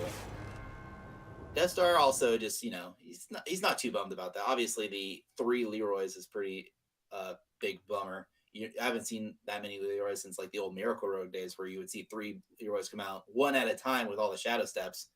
This time it was all at once. So you just kind of threw up some At least you get to Leroys lose damage got playing there. your true love. Other players, there's going to be players in this tournament that lose while playing Rogue. And if Deathstar, This is true. if he loses, at least it's with his true love. That's what it's all about. Yeah, so Muzzy going to go up to 2-1 in Group A. Deathstar is unfortunately going to go down to 1-2. I think that is just, it's kind of the nature of the beast. Deathstar was very unconfident coming into this tournament once he figured out that 9 of 12 people brought in that rogue. And he said, wow, I made this super control-y deck that was designed to, beat people like RayC who bring Warrior, beat people who potentially would bring also Hunter, and maybe even like stuff like Priest. And now he already played Ray, right? And he just lost. Yeah, that was the game he lost. That was Ray's first win, and that was arguably going to be his hardest matchup of the entire series. Yeah. And so now it's just kind of like, you lost against your one favorable, and the rest are super unfavorable. And you saw right there, he lost 2-0. Probably the quickest series of today, if not going to be the quickest series of the entire tournament. It's sad to see. I just want him to win twice in a row with Hunter. Unfortunately, it just wasn't. At least Saiyan is also bringing Hunter. He's not the only one, surprisingly. Yeah, Saiyan we're going to see tomorrow in Group 2. He's going to be going up against people like RDU, Firebat, Strifecro, BoarControl, and Orange.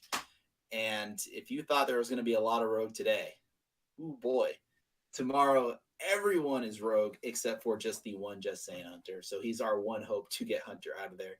Put Justsaiyan on stream on every match. just probably please. not. Yeah. We gotta see who's the best out of the rogues. Right. So up next, after we'll probably figure that out. This is going to be Reynad versus Zalae. It's going to be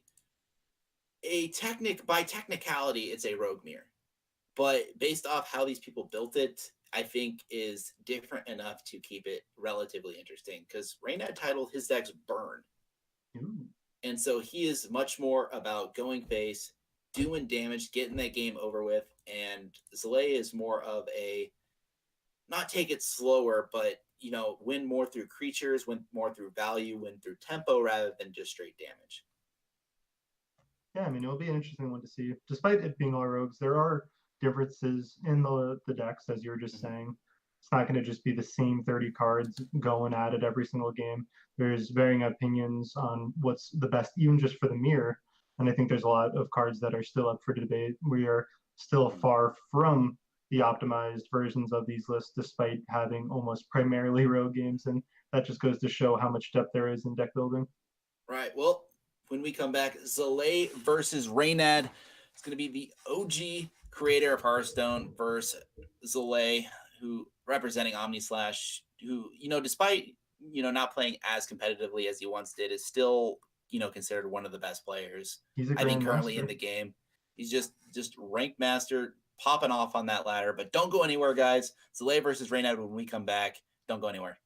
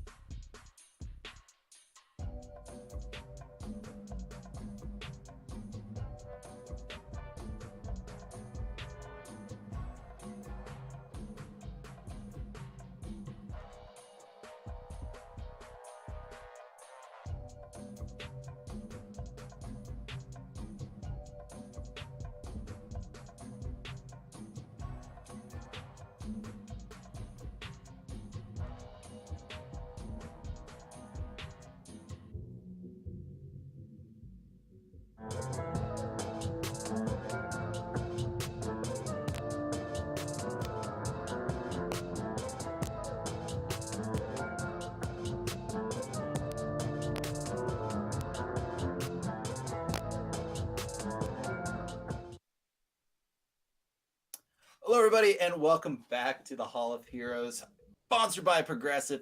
My name's Will Scarlett, and joining me on this time, the illustrious, the prestigious, the former CEO of the Yikes Club, DR.JIKININKI, coming at you with a much more primary color T-shirt. What's up, Jace? How you been, man? I had to tame myself because I realized Frodan hit me on the beeper. Was like, "Hey, man, you can't be wearing bright colors like that if I'm not there." So I was like, "Damn it, you're right, Frodan." No, I'm doing good ever since I relinquished my CEO rights to the Yikes Club. So I'm doing pretty good here. But we've had some exciting series so far, and I'm really excited to keep the day going, especially because we got 2 Rogue mirrors and a Warrior versus Rogue again, running it back down the street.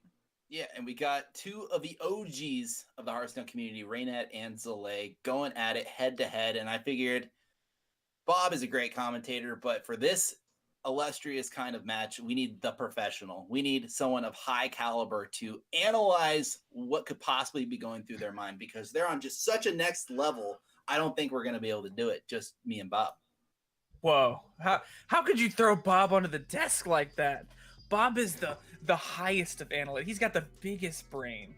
Bob does have a big brain, but it's just like there's wavelengths, right? And no matter how big your brain is, if you're not on the same wavelength as Zalae and Reynad, it doesn't matter how big your brain is. But you know who does have a big brain? Everyone with 2 wins under their belt. I'm looking at Muzzy. I'm looking at Zalae. I'm looking at RayC. You know who doesn't have a big brain? Oh, God. No, just kidding. Feno, great player, grandmaster, caliber, but unfortunately dropping 3 games so far. If you had to pick one of these 6 and you had to point one out saying this guy is going to get 3 losses without a single win, Feno was not going to be in my top 3. No, I don't think Feno would have been anywhere close. I mean, that just goes to show you, the kind of caliber this tournament brings to play. I mean, we have some of the best players and some of like the most well-known players in this tournament. So it's understandable that, sometimes it's just not your day. I mean, maybe it was something in the preparation phase for prepping the Rogue. Maybe it was just, unfortunate series in the game. I mean, we do have to remember this is best of 3, not best of 5. Maybe if it was best of 5, things would have gone a little bit differently. But you can see there, yeah, Feno having a rough go about it. But Zalae and RayC, they're looking pretty clean so far. Yeah, I think RayC, I said this, before the groups were, even got a game under their belt. I was fairly confident that RayC was going to perform very well, having brought the Warrior. But everything else was kind of just a throw-up. Deathstar was going to be very hit or miss with his Hunter because of how slow and controlly it was. It wasn't the beat you down before you can get your stuff going kind of Hunter.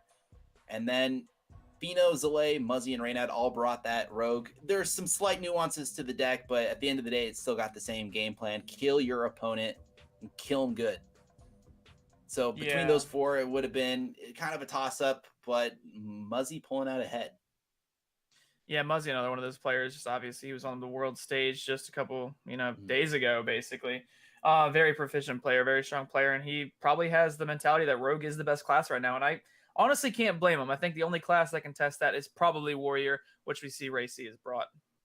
Yeah, but taking a quick look at the decks before we head into the matchup, Muzzy right now in his primary list, or Reynad, sure, doesn't matter. We're going to talk about them both anyway.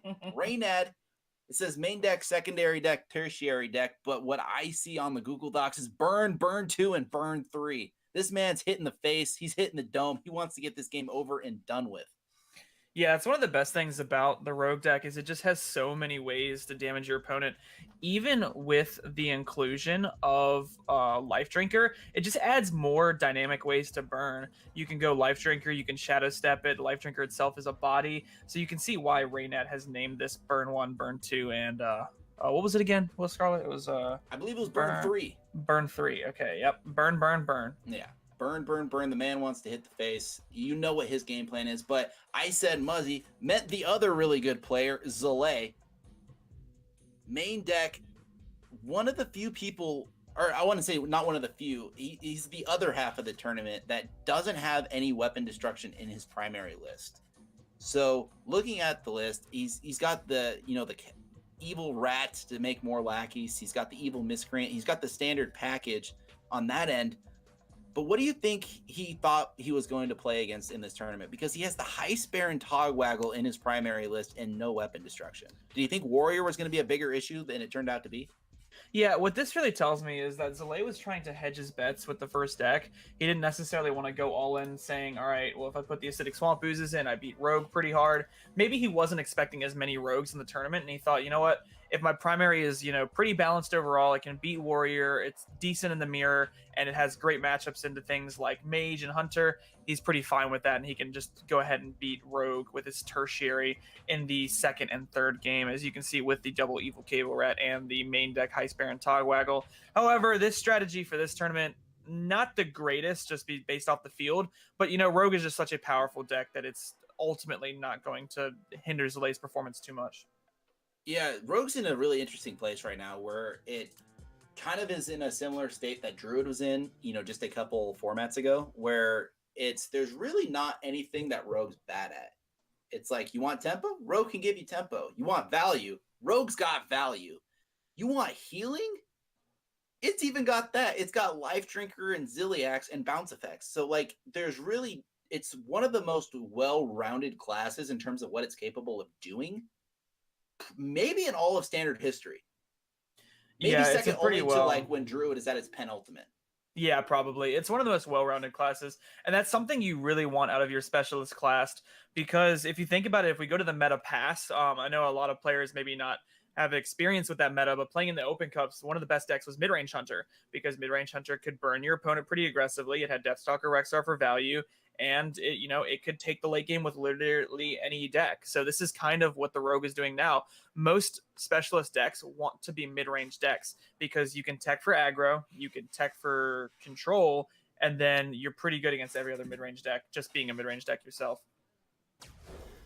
All right, going into game number 1, Zalae versus Reynad. Reynad trying to get his win on the board, and Zalae trying to get that 3-0, looking to be in a very promising position to get out of the group stage. And based off just harding hands alone, it's hard to say, because Zalae looked very promising with that raiding party and the coin, but already picked up 3 of the pirates. Yeah, it's a little unfortunate that you drew so many pirates, especially when you want to hit the Dread Corsairs off of the raiding party to combo with your Togwaggle pick. But it's still looking fine for Zalae, as he will be able to hopefully draw a green skin and the second deckhand. It does make his next raiding party pretty dead. Yeah, but the he does minute have he gets 5 pirates, yeah. Yeah, of course. And then being able to get that Togwaggle pick and 2 3/3s on the back of it in the mirror is very, very strong, especially because I don't believe Reynad has any weapon destruction in his main deck.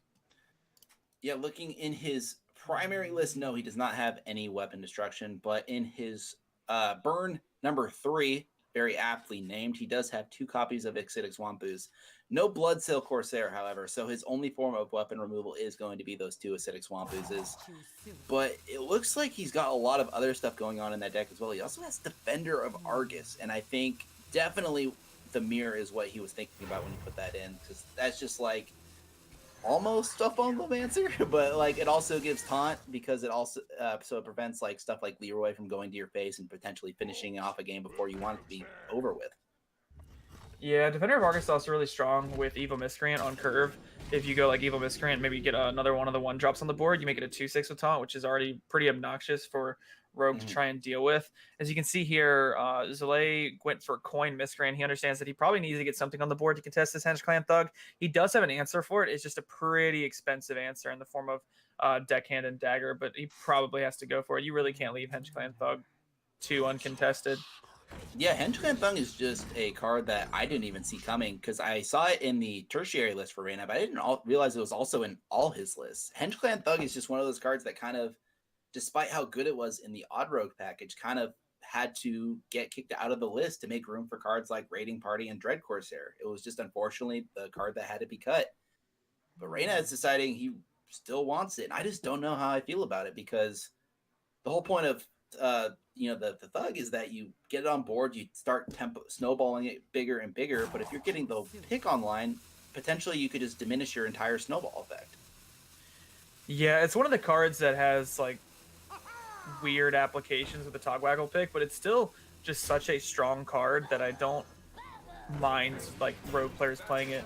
And what a roll off of that Witchy Lackey. That is that is a big taunt minion. I think, is that the best 4-drop that you can get? I would not be surprised. I'm trying to think of another 4-drop. that comes to mind. I think that's probably the biggest. Well, it's probably the Yeah. best for this scenario. There might be a bigger one that's not necessarily taunted. So many. Yeah, or maybe there's some sort of rush minion that he could have gotten as well that potentially clear the Hench Clan Thug. Because killing it's a lot better than leaving it up, even if it has to go through this pretty big taunt. But Reynad with that live cam looking calm and collected as ever. Didn't even phase him. Look at that. Unhindered. Yeah, I'm actually a little worried for Reynad right now. He's just too calm and too collected. He's can't even express it. With I haven't actually seen him blink since the game started. We might need to get an admin on that just to make sure he's all right. Someone knock on his door, make sure he's okay. This Hench Clan Thug is a 5-2. It's on the cusp of death. Fortunately for Zalae, though, it's kind of an awkward hand. He kind of has everything he wants, but nothing he needs, if that really makes sense, because he has his SIs, he has his Dread Corsair, he has the raiding party, but nothing to combo it with. So he picked up this 2-drop that's going to give him a lackey, but that's not that great. It activates combos, but that's not till next turn. All the while, Reynad's going to be developing more and more and fighting back for board. So it's kind of just an awkward spot for Zalae because he really wants to play this lackey to fight for board, but he really needs a combo activator. Yeah, the way Zalae has played the game out so far put him in a very awkward spot because he decided to go for a wide board state, which is traditionally really strong against Rogue, but it meant that he has to delay the raiding party by an extra turn, and because of that, he doesn't get the 3/3s online earlier. If he were to have earlier, let's just say, clear up the Hench Clan Thug and save the lackeys, he could have gone like lackey raiding party into Togwaggle pick deckhand double 3/3, which would have been an insane play, but it looks like Zalae wanted to try and solidify the board state earlier. That way he doesn't have to rely on the board state of the 3/3 sticking. So many options. So Reynad's in also kind of a semi-challenging position because technically he's got kind of a slightly stronger board position, but he doesn't know how much longer he's going to hold on for. He has the Myra's Unstable Element right now. And this is kind of a very similar situation we saw the previous series where Phenomeno was kind of a head on life, a head on board, but choosing to trade, taking it very slowly instead of getting that Myra's online, start hitting him in the face with whatever resources you had left. He's going to keep fighting for board, and I can't say he's wrong. He's behind on life. I think he has to play a little bit defensively. Yeah, especially because if you just skip board state ever, you can then go prep Myra's along with dumping the other cards in your hand and then try and burn them out then, or just keep the board state, especially because Zalae hasn't really presented too threatening of a board himself. I mean, heck, the Evil Miscreant by itself contested every single one of the minions. Reynad will need to get the lackeys off the boards quickly, though, because we do have to remember that Zalae is running a copy of that Heist Baron Togwaggle in the main deck. And the Heist Baron Togwaggle has been a pretty lackluster card so far. I understand ideally what it's supposed to do. It's, make expensive things very cheap or summon a lot of very powerful legendary minions and summon 2 of them, in fact. We saw the Leroy come out the previous game, but that was about it. A lot of the times it's just kind of just a draw 3, play it out. It's more of a tempo card than a value card, if that makes sense. Yeah, a lot of times it's only really strong with something like preparation, because you can go the same turn. You can do something like preparation, summon 2 legendaries, and in the mirror, that's absolutely insane. Yeah, okay, preparation into what you get off the Togwaggle. I thought you meant like Wondrous Wand into preparation. No. I was like, Jace, that's the opposite of what you want. That's bad. Yeah, that's actually, that is bad. That is indeed bad.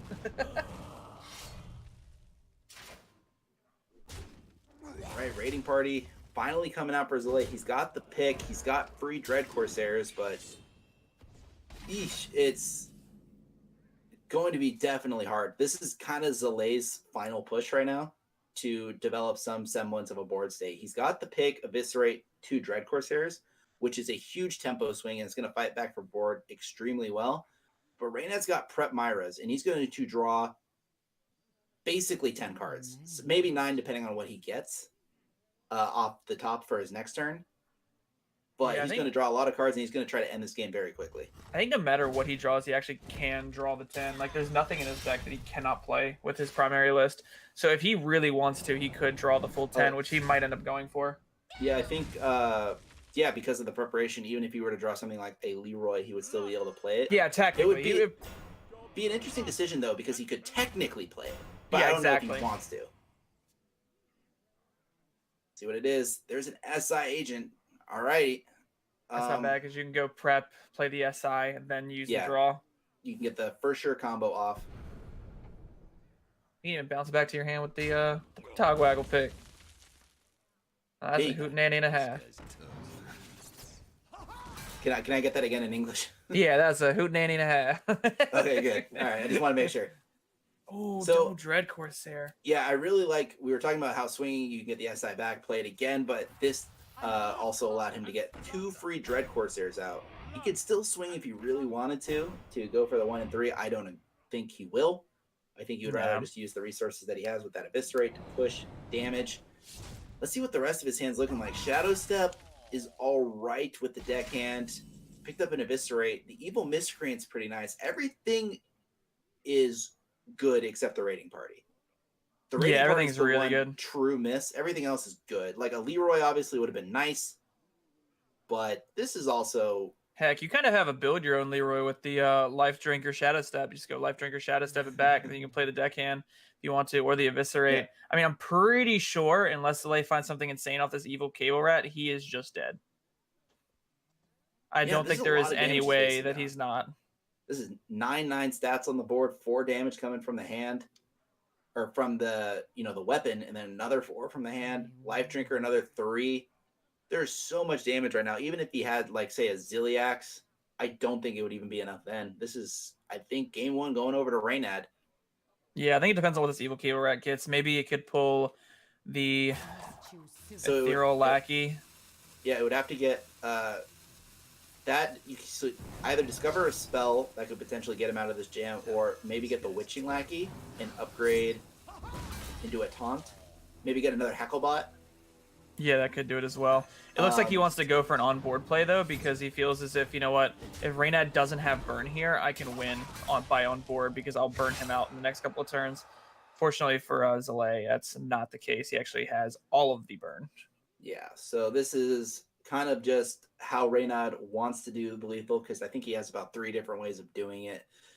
He just has to make sure he has enough mana this time around. We know that has been a problem in the past. So he's counting once, counting twice, maybe even a 3rd time. But I think it's kind of hard to mess this one up. I don't know. That's what we said about the last couple. That's what we said about- This If one there's anybody is- that can do it, Yeah. it's the noodle. Now you got it. Okay, there's that side. There's Eviscerate. Game 1 going over to the noodle. I gotta say, I think this is the first time where I've said this is kind of what I expected the outcome to be, and that's what it ended up being. It was because me and Bob were wrong a lot last time over who was supposed to win game 1 and who's supposed to win games 2 and 3. This is why but neither I of your think- tags are Nostradamus. Y'all Right.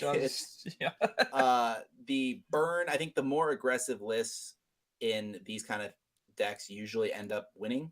Whoever can grab board first, whoever can get that damage in, whoever can get there with the reach, whoever seizes initiative is very favored. And, looking at Zalae's list, like he's running Saps and he's running the Heist Baron Togwaggle, and I just don't think those are ever doing enough in the matchup. But going into games 2 and 3 with the secondary and tertiary decks, there's definitely room for improvement, especially on Zalae's side, because his secondary deck, while still having the evil rats, he still having the Ziliaxes, but he also cutting the slower cards, cutting the Saps, cutting the Heist Baron Togwaggles for more aggressive cards like the Deadly Poison. I think it's going to favor him much more. Yeah, Sap is only really strong in the matchup if you're on play and they have Edwin. Other than that, Sap is pretty dead overall. I mean, maybe you could Sap like a green skin in order to stop the 5/4 from hitting you in the face. But yeah, there are so many bad Sap targets. I mean, you just don't want to be playing Sap in the mirror unless somehow they miraculously have like that 8/8 Edwin on turn 3. Yeah.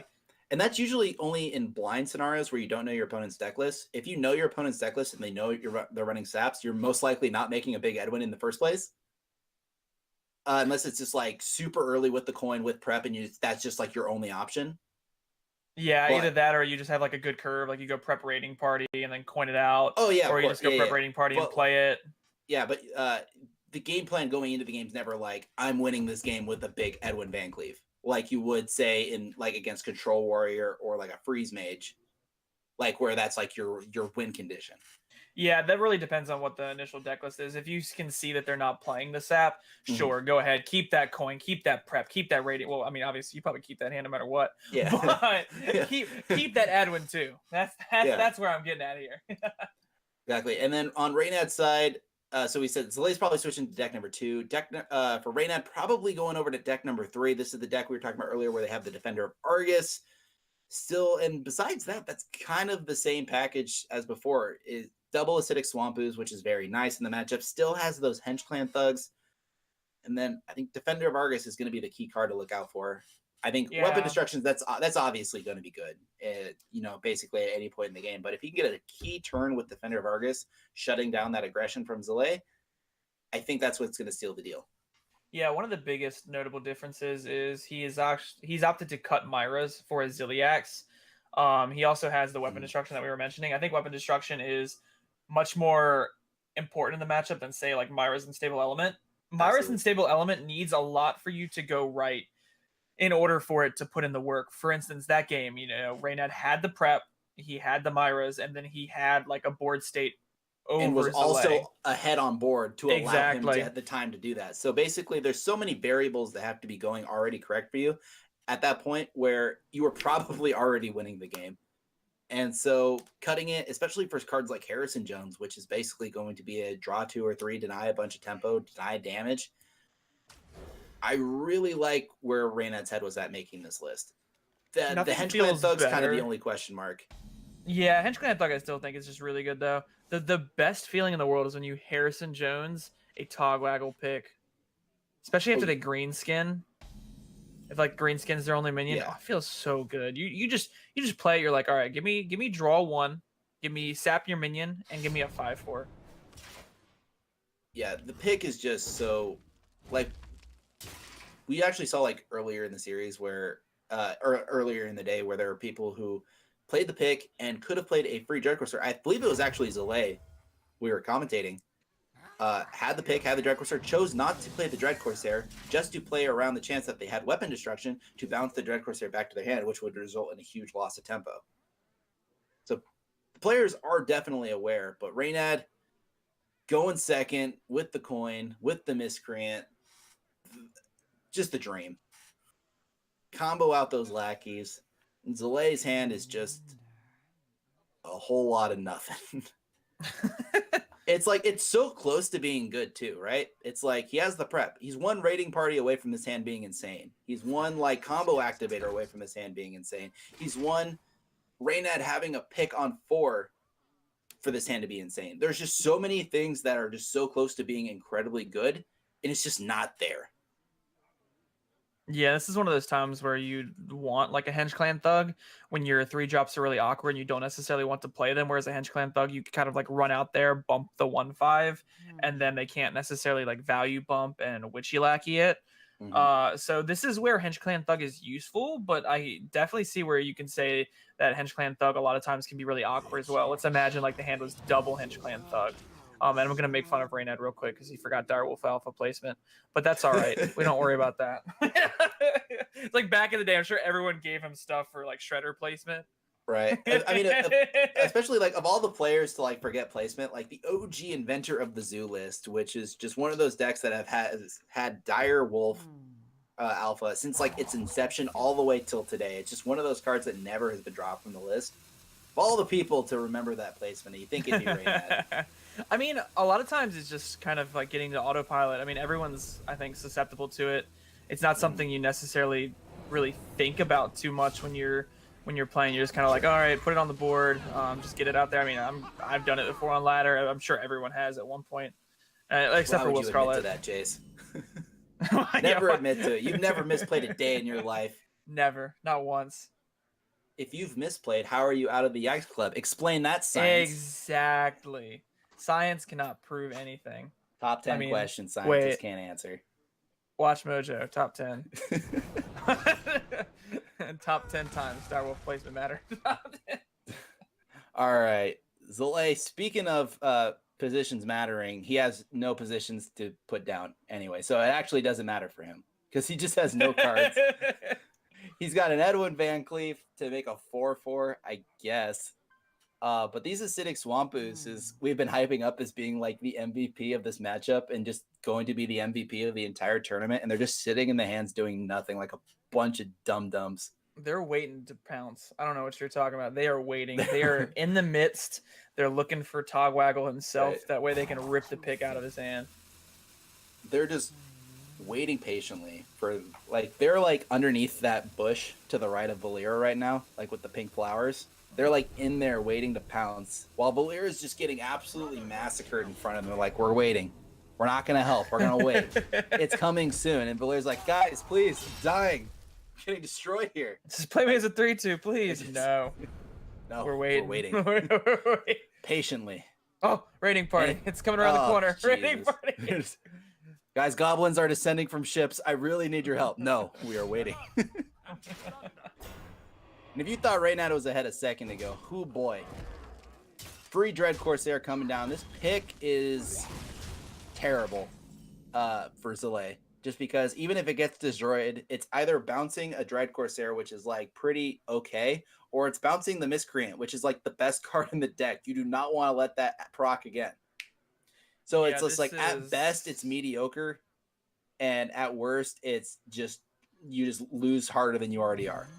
Yeah, this is a really tough position to be in. Like you said, it bounces this. That's just good value. It bounces the 3/3. Well, there's a free value trade for the 2/5 on board. This has been a pleasure of a series to cast, Jace. I'm glad we did it. It's just Just feels like every Open Cup where I've played Rogue in a nutshell. I'm just looking at this like, wow. Well, so been a- up next been a we got fun run. Feno Mino. Jeez, this is just so rough. Does he have Myra's in his list? Zalae? He actually does. Zalae has Yeah. Myra's in his list, so there is actually a chance. There's telling me there's a chance. It's I am yeah. telling you that, Will Scarlet. I have But there's told you also that there is a chance. there's also deadly poisons, and there's also Yeah. you know preparations. It's And also an evil there's- cable rat. There's a lot of really bad draws and very few good ones. But what if I And- told you there was a good draw?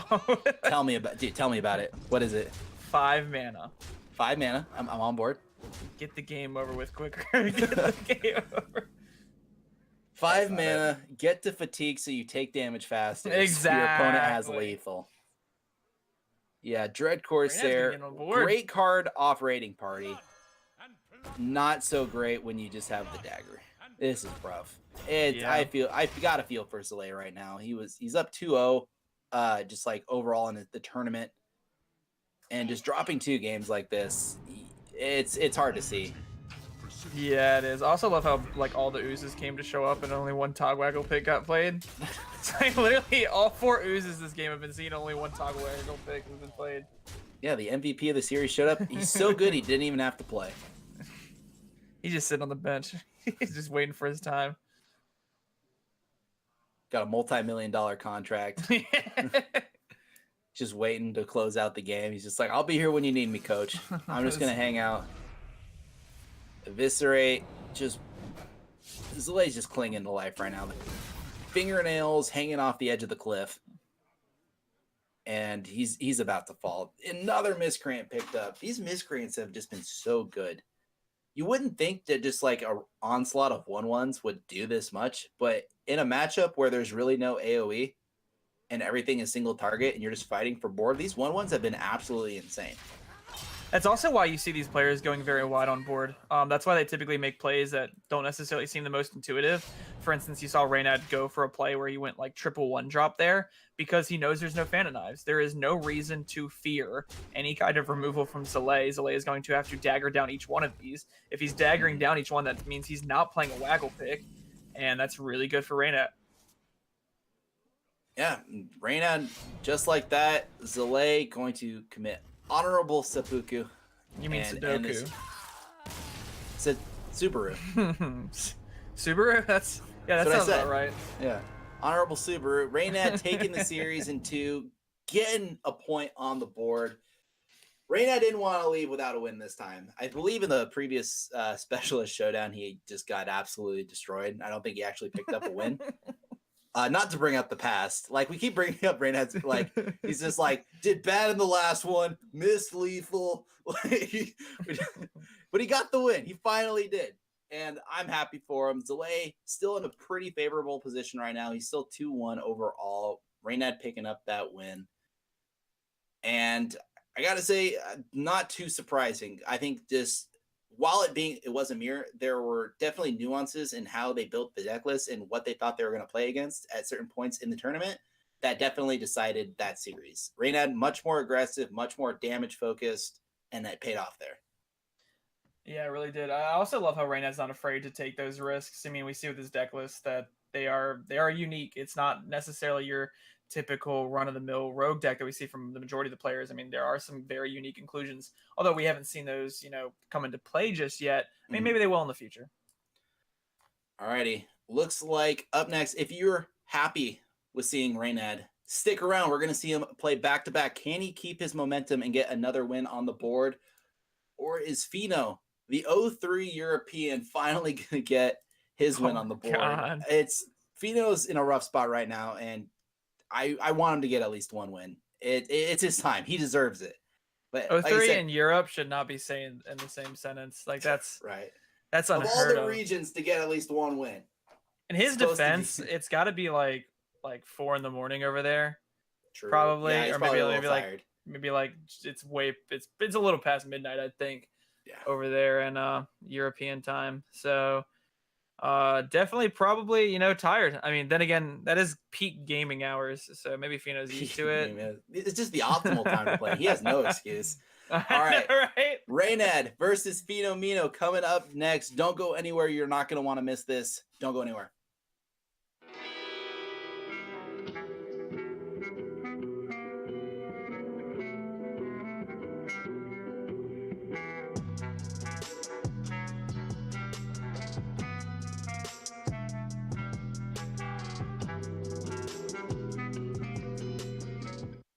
Yes.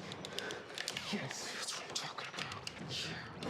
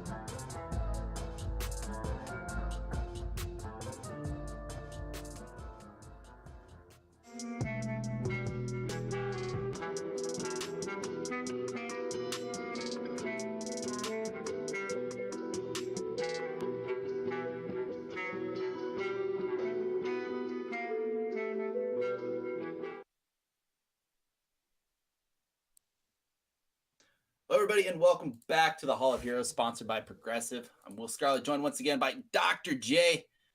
Dr. J, we got Feno, the European powerhouse, versus Reynad, the OGNA inventor of Zoo. Feno's 0-3, though. What's going on here? They're going head-to-head. Reynad's got a bunch of momentum behind him. What's going to happen this time around? What's going to happen is we're going to see another Rogue Mirror. Will Scarlett, I'm going to tell you what's going to happen. What's something that's going to happen that I don't know is going to happen? Great question. What you don't know is going to happen is someone's going to say something nice to you after you're done casting. That's what's going to happen.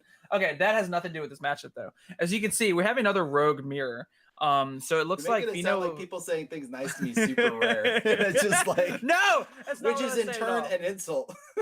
No, it's not what I was saying at all. I was saying I'm like a fortune cookie generator. I'm just like your fortune is someone will be nice to you today.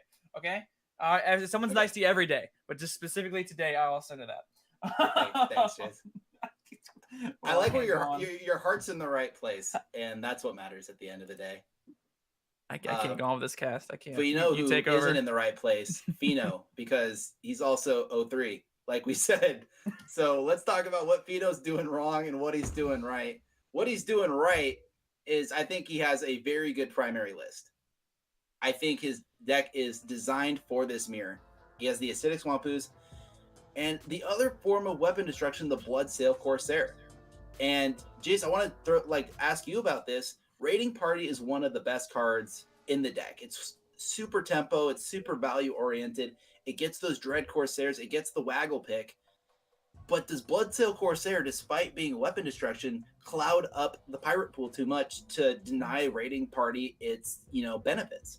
So it's a double-edged sword. A lot of times what'll happen is you don't necessarily have the weapon removal for the Togwaggle pick, and you can get steamrolled by it. So with the inclusion of Bloodsail Corsair, you essentially have draw on Acidic Swampus, which can be really strong in the Rogue matchup. I mean, even if you Raiding Party, as long as you hit you're going to hit another pirate and you hit the Bloodsail Corsair, well, you have an answer for their Togwaggle pick when you're playing yours, which is very important. However, it is a 1-mana 1/2 in a lot of cases, and if they don't have the Togwaggle pick, it can just sit there for quite some time. I do like it in the list, and I do think it is a very solid inclusion. It's just maybe, with what Feno has hit so far, it hasn't been the greatest. I mean, we've seen him play against Warrior. Bloodsail Corsair is not going to do much. Seen him play against Hunter. Bloodsail Corsair is not going to do much. So it really needs to shine in hitting on the rogues. Yeah, and I think, Feno got his wish. He's going to hit a rogue eventually, and he's got it with Reynad. And I'm just, like I said, I think it's just going to be a similar situation, because looking at Reynad's list once again, we can see on the screen right now, he's just going to hit Feno in the face. And Feno's kind of in a similar situation that Zalae was, where he's running cards like Sap. And I just think that might just be too slow to combat the aggressiveness that Reynad's going to be pulling out right now. Yeah, the biggest differences in the list for these two players is that there's weapon destruction in Feno's, which inherently is pretty strong in the rogue matchup, but Reynad replaces the weapon destruction with specific tools that can kind of help snowball matchups. For instance, there is Henge Clan Thug. Henge Clan Thug in the Rogue Mirror, although it isn't the most powerful inclusion, it is a difficult card for Rogue to deal with without backstab SI7 or a board state of their own. If that thing can hit the board early, it could be pretty beneficial. There's also something like second copy of Shadow Step. The second copy of Shadow Step can help with something like SI or get extra miscreant value that Feno may not have the option to be able to do when he only has one Shadow Step in the list. But I think it's going to come down to who kind of snowballs that early board state, who maybe has the weapon removal, if Feno even has it for the weapons. Or maybe Reynad just doesn't have the weapons and the weapon removal just kind of sits there. Yeah, at the end of the day, we can talk about, the matchup, the nuances of their deck building and the super tiny, minute decisions that they're including, do you put 2 Shadow Steps in? Do you put 1? Do you put Blood Kill? At the end of the day, whoever grabs initiative, gets those tempo turns, grabs and seizes the board, is going to win the game. And no amount of tech cards are going to be able to prevent that. Sometimes they help you get there every once in a while. But like you saw last game, sometimes they just sit in the hand and do nothing. Yeah, I will say, though, looking at Feno's deck lists on the Reddit document, The one which, by the way, you can type an exclamation point Reddit if you haven't seen these deck lists. It'll bring you to the Reddit post where you can see all the deck lists. The one thing I'm most disappointed out in his initial deck list is he doesn't have a golden Bloodsail Corsair. The entire rest of the deck is golden in the screenshot except for the Bloodsail Corsair, and I am thoroughly triggered. And if you at home are thoroughly triggered, type F in the chat because I want to see the respects paid for this triggered. non. It makes perfect sense. Yes, exactly. Yeah. I want to see your F. So pay your respects for a non-golden Bloodsail Corsair. This is a tragedy. You're wrong. There's one other card that's not golden because of the new way the deck design works. If you go over to deck number it's 3 walk the plank. Walk the plank. The second one is non-golden. Okay, So I can accept that. I can't accept a primary deck list without a golden copy. Especially of a Bloodsail Corsair too. At least Walk the Plank's a new card, and you can justify not having 2 golden ones. Bloodsail Corsair is classic. If you don't have an entire classic gold collection at this point, what are you doing? Honestly, I've never met anybody else that plays Hearthstone that does not have an entirely golden collection, and I guess Feno is one of those people. And I just, especially being European, we hold the European Hearthstone players to a higher standard. And you have to. I mean, maybe that's the reason he's 0-3 right now, is that Bloodsail Corsair is not golden. I'm trying to think of another reason, and honestly, I can't. It can't be the fact that maybe Feno's playing at 4 a.m. Maybe it's the fact that Feno's having a bad day. Maybe Feno isn't the good player we all think he is.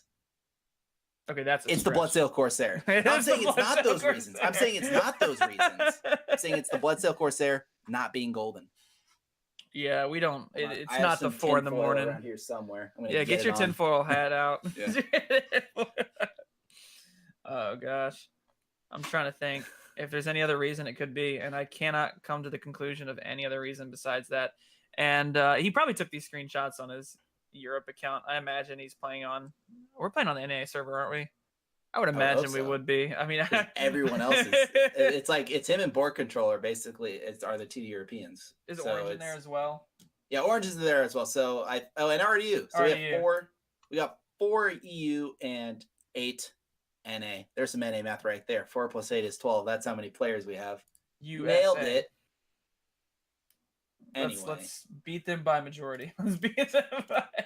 They may have taken Worlds, but we're gonna take the Hall of Fame. The Hall of Heroes, dude. That's the only tournament that actually matters. TBH. Worlds, it was like in Taipei. Whatever. You can watch this from home.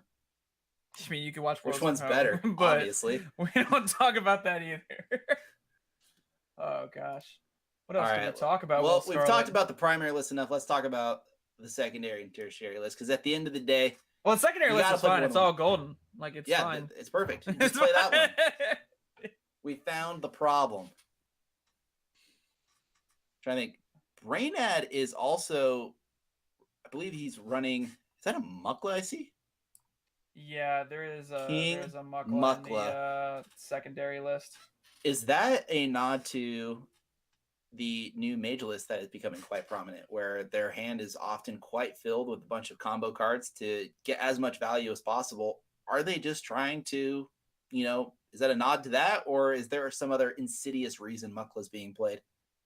I think King Mukla is probably pretty strong against like most slower decks. Just because if you played against something like Warrior, it's just a 5/5, and the bananas kind of sit in the Warrior's hand. They don't really have the opportunity to play it because most of their board clears are like on curve, or most of their spot removals. So for instance, they need armor for shield slam, they need to execute enabler for execute. They have militia commander, but that's on 4, whereas this comes down on 3. And sometimes you can like sneak a burn from your opponent. I think it's mostly just because it's a 5/5 body. I'm trying to think of what other implications the bananas could potentially have. And I'm not quite sure off the top of my head, but I'm sure Reynad may have had something else in his mind, or he just wanted a 3-mana 5/5. Yeah, I'm just looking at the second list, and it's the Death Rattle package, so it's designed to be slower by nature. But the 3-drop slot's looking pretty rough right now. It's like he's got a bunch of stuff in there, and I just don't think you have room in your deck for that many 3-cost cards. But we'll worry about that when we cross that bridge. We're heading into game number 1. Feno was 0-3.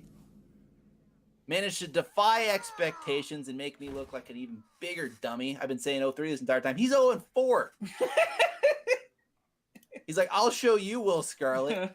Talking bad about EU. I'll go 0-4. Apparently, he lost to Muzzy in the off-stream match. Reynad still with that 1-1, riding the momentum off his previous win. Trying to get that into that 2-1 spot because 2-1, that's just a nice number to have, especially at the end of a round robin. 2-1 is just a very good number. You feel pretty confident that you're going to be moving on to the next stage of the tournament. Yeah, I do believe all these players will be playing everybody in the group at some point. So they will have to get through all of their games. That is the nature of round robin. You got to play everybody at least once, and then at the end of it, you're going to have someone with a lot of wins and then someone with a lot of losses. People with a lot of wins get to move on, play more. People with a lot of losses go home. I also described every tournament, not just round robin. That's just every tournament format. That's not exclusive to round robin. Is it time for the Edwin? It's always time for the Edwin. This is the sap. This is where it definitely comes into play, more so than any other matchup. Henge Clan Thug gets absolutely wrecked. This is absolutely insane. This is pretty big Edwin on turn 4. All right. Back to the deck list. Myra's follow-up. Oh my gosh, this is disgusting. Feno may have gotten on the board and it's only game 1. Feno, I think he took all potential good draws from his first 4 series and just did away with them. He was saving them for later until the series number 5, where he really wanted that win, and he just used it all at once.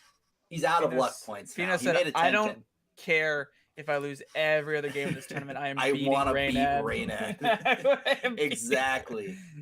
So this is where cards like the sap, which we've been kind of, pushing to the wayside in terms of it's a lot slower and it's not as good most of the time in these very quick matchups where their opponent's going wide. In this scenario, absolutely blew Reynad out of the water, and Reynad doesn't have a sap of his own to come back. He has no form of bounce effects that could potentially deal with this. There's no more Bilespine Slayer. There's no saps. He would have to use multiple eviscerates to push damage through this thing. This game's going to be over in 3 turns, and his only hope right now is potentially picking up a Dread Corsair just to slow Edwin down. Already here, Reynad. I haven't tuned into Reynad's stream because I'm streaming. Some of these players are streaming their games while they're playing. I haven't tuned into Reynad's stream, but I am already hearing Reynad say, "Why is this card not in the Hall of Fame yet?" I can already hear it. It was more deadpan. He's kind of leaned at a 45-degree angle. He's like, yes. He's like, why is this card not in the Hall of Fame? Why? There's a surfboard behind him for some reason. I don't know. There's a lot of things going on. All right. So what can you do? You have game number 2. I mean, that is a very valid point. I'm trying to think if there's. The funniest part about this is you really want to play the Miscreant to find like Ethereal Lackey, like 2 of them to get prep sap or something crazy like that. The issue is you just can't even just play the Miscreant. Like it's just we're gonna need a prep and a sap in this one Ethereal Lackey. Nope, that's game. Tough. There it is. Game number 1 going over to Feno. Miscreant did a whole lot of nothing, and I don't think, to be fair to Miscreant, I don't think any card was doing anything. That card was a 10-10 Van Cleef, and it did a lot of work really quickly. So what this really highlights here is it highlights knowing what your opponent's reach is and knowing the plays you can make. So Feno understood and knew that Reynad's deck does not have sap. That's not typically a play you could make on ladder unless you were desperate enough to make it and just hoping they didn't have a sap. But Feno goes, all right, Reynad has no sap. His best answer to this is literally backstab, double eviscerate. And if he has that, sure, I probably lose the game. But that is a 3-card hand, and he has to have all of them currently, and he has to waste his entire turn doing it, and I have Myra's. So that was really props to Feno for making such a impressive Edwin.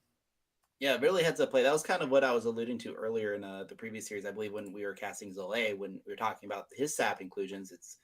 Sap's really good in very certain scenarios, like a big Edwin. But if your opponent knows you have a sap, they're probably not going to go for a big Edwin. But this was the opposite. Feno knew he didn't have sap, knew he didn't have any answers. Make it 10-10. All right, Feno's looking to run it back. Oh, jeez. There's the Edwin. There's a prep. There's a coin. If he picks up like a raiding party, it's just like that's just it. It's over. Backstab. Oh my god! Feno said, "Let me full toss again and see if I can hit it again." Was it actually a full Yes, it toss? was a full toss. Oh my god. I think it was a full toss. Like it just typically would be a full toss, but Here it goes. Do you use the prep as well just to get the extra 2-2? I think you might. I don't know about using the prep. I think honestly, this as a 6/6 is like good enough. The Yeah, I guess issue it is would only it, be an 8-8. yeah, it dies to second deckhand eviscerate, which Reynad actually has, which is a little unfortunate. But then you just kind of play out your SI7 agent as a 3/3, keep things going, and you'd rather save the prep for when you do draw a raiding party because you need to be able to prep that out. Yeah, Feno, while it looked like he just played a bunch of cards, he was going to play cards that he was going to play anyway. Like the backstab was going on the deckhand. It just happened to line up very nicely with the Van Cleave. Yeah. So there was not a huge loss of resources in creating that the Edwin. He, lost a coin maybe earlier than he would have liked to combo with something else, but this was absolutely fine. And a miscreant off the top, that's even more value. Yeah, even Reynad's Miscreant's hand is insane in this deck. dead. It's just like Ethereal Lackeys, Discover and Spells, gonna kill what little Reynad has. Reynad has a Jenkins and a Preparation. If Reynad doesn't pick up like a raiding party or Myra's in the next 2-3 turns, Feno's just gonna run away with game 2. I mean, honestly, this Feno is running away with this game currently. I mean, there's not much Reynad can really do right now unless he draws like a raiding party. He needs to be able to prep something out. And prepping out Edwin, although we've seen how good Edwins have been, not necessarily the thing you want to be prepping out. Yeah, this Edwin's going to be a lot weaker than the one Feno made last game, but I don't think Reynad really has a choice in terms of he has to play these suboptimally. And I don't think the answer is prep Edwin. The answer was either going to be just get this Dread Corsair out or maybe just play a 2-2 Edwin because I don't think it's ever going to be that much more. Oh, 2-2 Edwin hurts me to hear. It hurt that, to say. Yeah, that's I'm actually concerned for you. You gonna be all right? Like I have this weird pain in my chest from saying it, and I don't know if it's gonna go away anytime soon. And I think the only cure is for Feno to just play another Miscreant, get more lackeys. It's so everything's just going so right for Feno. It makes me wonder how he's 0-4 currently. Oh well, there is a Togwaggle pick. But unfortunately for Reynad, there is an Acidic Swamp Ooze that finally came out of the bush that we were mentioning earlier.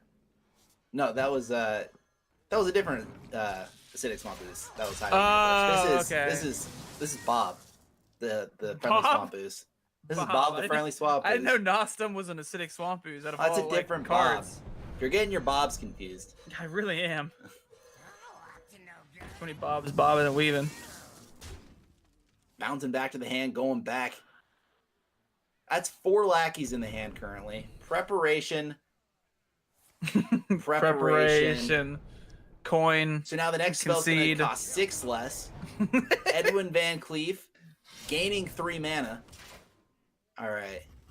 I think this is it. This 6/6 is going to have to get there, and spoiler alert, it's not. It's just not. Spoiler alert, it's not. It's rush on the life drinker. It's every possible answer you could want from Feno's coming out, and Reynad with just the measly Leroy Jenkins. It's just not going to do it. There's the raiding party. No, I feel so terrible after he just used prep Edwin. This is awful. I don't even think Prep Raiding Party would have saved Reynad here. I think Reynad needed a Tempo Storm miracle. Yeah, this would have felt good. Yeah, like prep raiding party never feels bad. Like you're at 1 HP, facing down 7 Ragnaroses. You're like, at least I got a prep raiding party. That can get me out of anything. All right, Greenskin hitting the board. Feno back to 30 HP thanks to the life drinker. Vicious Scalehide coming out from the pro. Leroy off the top. Woo, Feno was not messing around this game. That was a series. Okay. Good job, Feno. Getting your name on the board. Huh. That was that happened. don't know what to say about that. That was a quick series. I'm just gonna nod my head in acceptance. Honestly, that's all you really can do. There's only so much you can say about that game. I think Reynad played it like as well as he could. It was a lot. Feno did a lot of things, and Reynad watched him do a lot of things. And there was a few decisions at the end where maybe preemptively threw out the Edwin with the 2 preps. Maybe he could have done something else, but at the end of the day, that was a disgusting opener from Feno, and very rightly won the game because of it. I have one statement for the. I have one statement for the chat and everybody involved. Turn 4, 10, 10. It was very powerful. I hope I got almost my message as powerful across. as that statement. There's something about your voice where it just exuded power and confidence. 10, 10. But speaking of power and confidence and pandas and dabs, RayC going to be playing against Muzzy coming up next. RayC dominating with his warrior so far. I'm very happy that he picked warrior because RayC is just a monster on warrior. I think a lot of people forget that RayC was just is one of the OG control warrior players, because a lot of people focus on players like Fibonacci and Seohyun when they talk about control warrior players or just control players in general.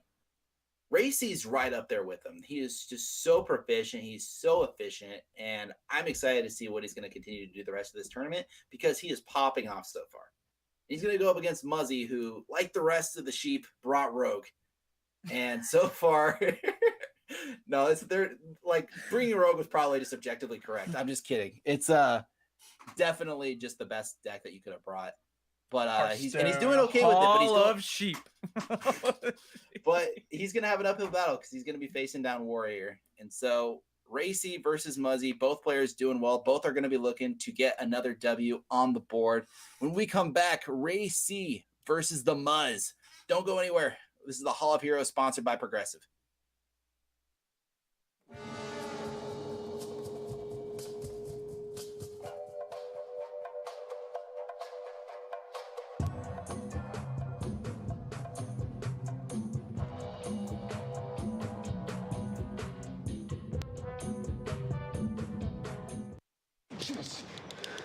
Yes, that's what I'm talking about. Yeah.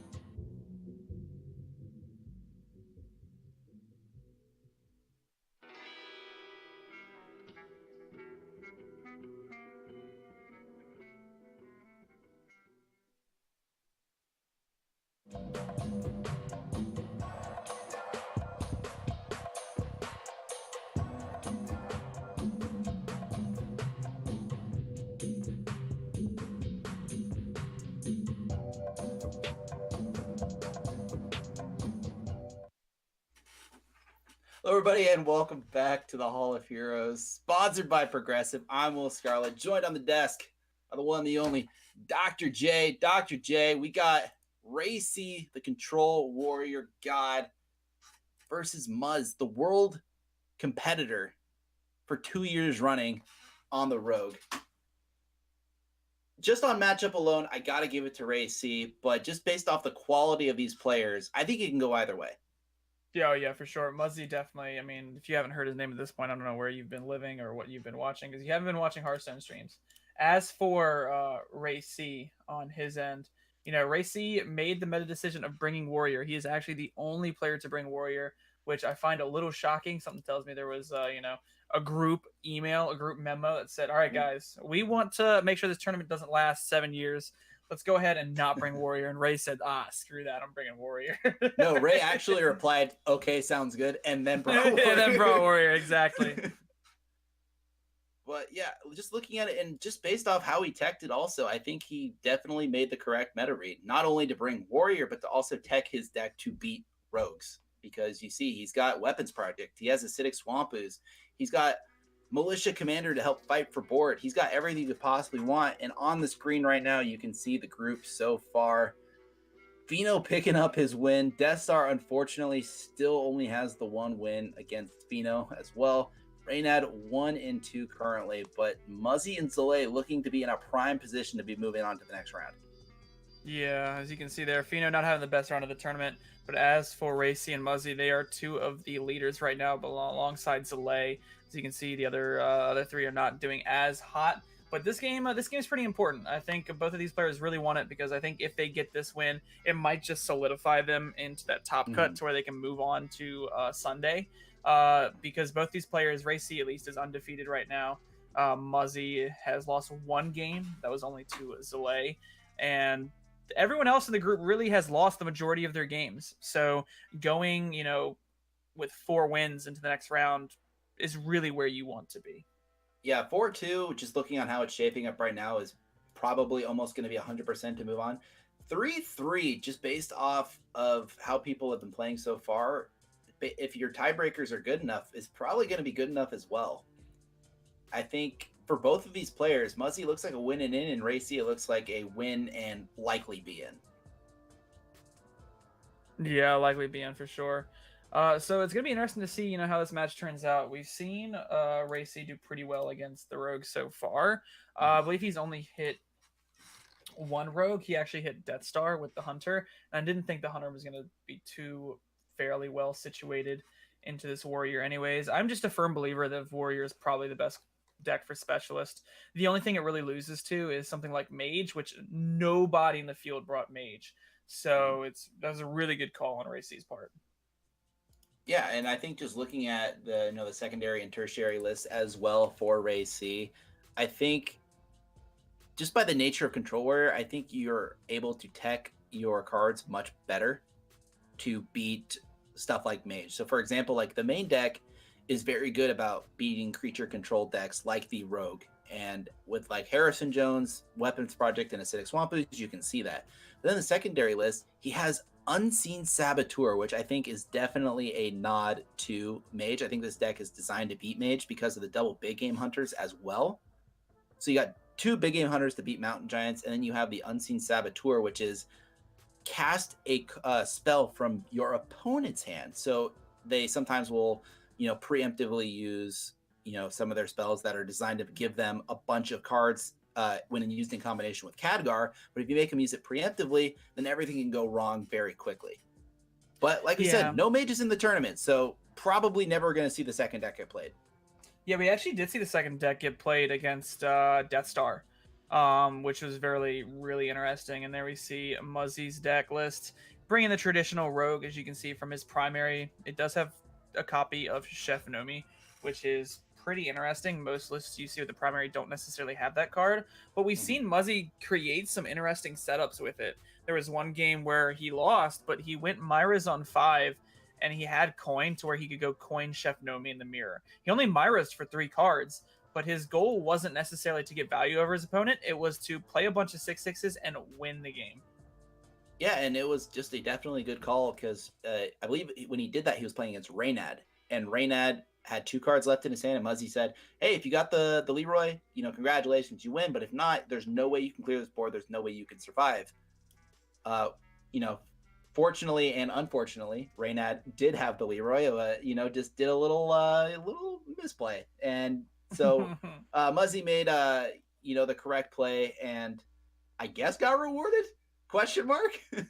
I mean, I definitely think it was the correct play for the most part. It was a little unfortunate for Reynad that he, hadn't played with probably hadn't played too much with the Togwaggle pick interaction. Probably just, maybe he was playing with the old Leroy, the way back Leroy, the one that cost 4 mana Leroy. So probably just kind of, slipped his mind. But that play overall was a really strong play from Muzzy, and I really agree with how he played that. Yeah, I definitely think the Chef Nomi, like you said, is going to be absolutely crucial to this matchup, being in the primary list especially. It's going to come into play, most likely. It's very rare that the Warrior is going to be able to beat down the Rogue substantially enough to not, before they can get, a Myra's Chef Nomi off, or before they get through the entire deck. The name of the game for the Warrior is survival. Grabbing control of the board with Dr. Boom, and then slowly but surely running your opponent out of resources. It's very rare that Ray is going to be playing on curve and beat down the Rogue. Yeah, there are some times where that happens, though. I mean, sometimes, you just play out an Omega Devastator. Now, a lot of lists don't necessarily have saps. Maybe you strap a Ziliax onto it and then start just, chipping away. That is one of the ways that Warrior can win. It's a very rare occurrence, and it typically revolves something like Eternium Rovers on turn 1. As we can see, Ray doesn't have those. But, it's not far from the stretch of the imagination that it could happen. Sure. But I think definitely the thing to keep your eye on, if you type in !Reddit, go over to Muzzy, go over to the secondary list, is definitely the one to keep an eye out for. It's got Highspawn, Togwaggle, Chef Nomi, and Sprint. So it's kind of the same game plan as before, except it's just going to be that much faster, that much more effective, that much more value-oriented. And I don't know if RayC is going to be able to keep up. We've seen him struggle. He's winning, but in those specific scenarios where that happens, he's struggled to keep control of the board. Yeah, that's one thing Control Warrior can struggle with, is if there are a lot of decks that potentially can outvalue you if you don't have Dr. Boom Mad Genius. The minute you have Dr. Boom Mad Genius, I never worry about that. I'm just like, you know what? The odds of them outvaluing is so slim, especially when you have Delivery Drone, you have 7 armor, you have the microbots, you just have so many tools that it just means it's almost impossible to get outvalued, especially when you get Omega Assemblies going and your mechs have Rush. It just becomes a nightmare for your opponent. I mean, Muzzy could potentially outvalue it. Muzzy is one of those players that's going to be very proficient with this Rogue, and it seems that, maybe put quite a bit of time into testing this specific secondary. I'm not a huge fan of it looking at it off the base, but I can see where you can get your wins in, especially if you go something like Myra's early, and then you have Chef Nomi, and then you Shadow Step the Nomi. It's almost reminiscent of Nomi Priest and how Nomi Priest beats Warrior. Mm. Yeah, and I think so. Muzzy definitely has options going into games 2 and 3 in terms of what he wants to play. But Ray, on the other hand, I think he's gonna be stuck on the game. Deck 1, not game 1. Be weird if he was stuck in game 1. Yeah, that'd be pretty bad. I know that's how sometimes Warrior feels, that you're just permanently stuck in game 1. But this is against Rogue, so the games are over a little bit quicker than there usually are. But I think he's going to be stuck on the main deck for the most part. Like we said, the secondary deck is more for the Mage matchup. The third one, I think, is more for the Control matchup. So if there are another Warrior in the tournament, or maybe just a very, very slow, say, maybe a Priest, that's definitely where the tertiary deck comes in. But right now, I think Ray's game plan is queue up deck 1, and he's going to do it hopefully 1 more time, but potentially 2 more times. Yeah, typically if it ain't broke, you don't fix it. So I really like the idea of just making your primary deck good against Rogue. It really helps out when there are 9 Rogues in this tournament. I mean, it's absolutely insane how many Rogues there are here, and the lack of just Warrior in general, and maybe even I'm actually surprised that there's as many Hunters as there is. I'm not. Well, you knew there was going to be one Hunter. Yeah, with Deathstar in the tournament, it wouldn't be a tournament if you didn't bring Hunter. That's for sure. Yeah, there was never a brainstorming session with Deathstar where he sat down. He's just like, "What am I going to bring to this tournament?" The only question he asked is, "What are other people going to bring to this tournament, and how can I beat that with Hunter?" There was never any decision. He was always going to bring Hunter, and unfortunately, he probably could have made a much better Hunter list knowing what he knows now. Because as soon as he saw the deck list get posted, he's like, "Oh man, I am absolutely going to get blown out of the water. He's like, I got Missile Launcher Venomizer, and I'm going up against Rogue. I'm going to get destroyed. And so far, he's held his own, but like you saw on that graphic earlier, he's in the struggle bus right now. Yeah, struggle bus does not sound like a fun place, Will. Do you have any experience with the struggle bus? Every day. Every day. I'm actually the bus driver on the struggle bus. Dude, I own the company that makes the struggle bus. You know, it's how's business going for the struggle bus? It's going great, dude. Our main clientele is the people who are part of the Yikes Club, which so you are our biggest customer for a while.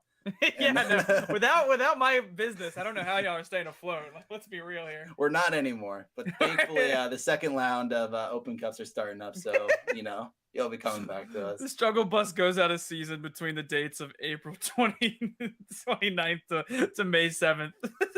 That's our just vacations for all the employees. Wait for Jace to come back, and then we get back to work. Wait for everybody who's ever played an Open Cup in their life to come back to ride the bus, and occasionally you let one off. What a sadistic company, man. Hey, man, you got to do what you got to do in this cutthroat world. You know, if that involves making buses for one guy, you do what you do. All right, one last thing before we're getting into the game just momentarily. We're waiting on for the players to get some last minute things together. RayC versus Muzzy. We've talked a lot about the decks, Jace. We talked a lot about the decks. I need a definitive answer from you. I don't want no on the fence Bob answer. I want who's winning this series. RayC. You got a justification for that, or is that just like it's just like it's your boy? RayC. RayC. Can RayC make a turn 4-10-10? No. Okay. Just making sure. Because Muzzy does have access to that. Might not be as effective against Warrior. But he won't. But he won't. Bold decision, Cotton. See how it pays off for him. I gotta say, I agree with you. Game 1. I think RayC is going to be taking it. Game number 2, I think with Muzzy being the pilot with both High Spare and Togwaggle and Chef Nomi, I think he's going to understand that he can take it slow. He doesn't have to beat him down as quickly.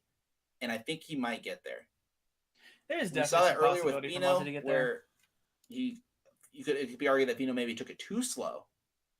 But at the end of the day, I think the Iotis is on the road to finish this game. The Warrior has all the time in the world. They have never going to fatigue. They have the Archivist. They have Youthful Brewmaster. Fatigue is not going to happen. The Iotis is on the rogue, and the question is, can Muzzy kill RayC?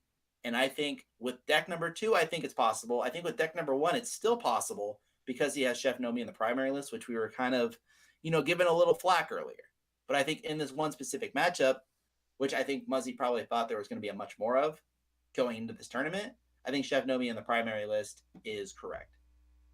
Yeah, Chef Nomi sometimes feels it's going to be 50-50. Yeah, Chef Nomi sometimes can just blow opponents out of the water. Like, even in the Rogue Mirror, if you do have that Myra's into Coin Nomi setup, like, it's absolutely insane. Because there's no way Rogue can answer that board. You literally win the game next turn if your opponent hasn't killed you. So I can definitely see why it's in the list. Even if it's like Myra's on 6 into Nomi on 7, it's still just good enough. You don't need to draw that many cards off Myra's. Your goal is just to play a bunch of 6/6s and end the game. And you only take 3 fatigue damage, 1 from the first turn, and then 2 from the turn after Nomi. So you don't really have to worry about that too much. So I really like the inclusion of it. It's just sometimes it can be really inconsistent. All right. Jace. Shimona, who we mentioned prior, is hitting us with some facts right now. We're waiting on RayC and Muzzy right now to get in the game. Apparently some glitches are happening. Oh, no. He's going to hit us with some riddles. Jace, I hope you're up to date. When's the last time you had a riddle read to you? I'm genuine, not just Hearthstone riddles, just a riddle in general. I don't know. Probably like the last time I did an escape room, I think. Can you name Jace, all the members of the League of Evil? This isn't a Wait, riddle. are we, is this like a co-op thing? Can we work together?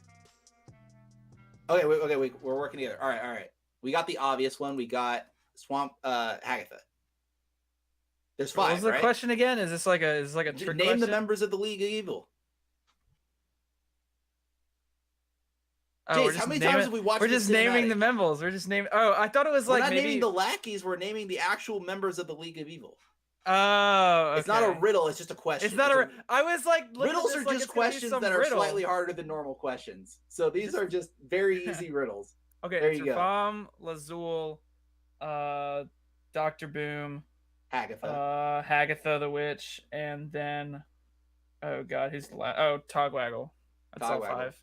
Ding, ding, ding. 30 left to end. You gave us 30 seconds for that? That's like Maybe we nothing. got a minute. Boom. Nailed it. Jace, you're so smart. You carried me pretty hard. Well, I was like, I wanted to go back and read it because I was sitting there thinking like it was like some trick question, and it was gonna be like, oh, what does evil stand for? Which I don't even know what the evil no stands tricks here. That was just good old fashioned Hearthstone trivia. We're gonna hit Ooh, into another the next question one. right now. Can you name all the different types of lackeys? Yep. There's Okay, the so we witchy got lackey, the Ethereal. goblin lackey, the ethereal lackey, the kobold lackey, and the oh god, I know the last lackey. It's Hands are up. They're not on the keyboard. I'm not looking at anything. oh god, I already said Hagatha's. Oh, I already said Dr. Boom's. I already said the kobold. I already said Rafam's. It's Lazul's. It's faceless lackey. That's right. Faceless lackey. There we go. Yeah, we'll definitely cheat on that one. If I cheated, I would have said the answer. You did. You Oh my typed it to God. me.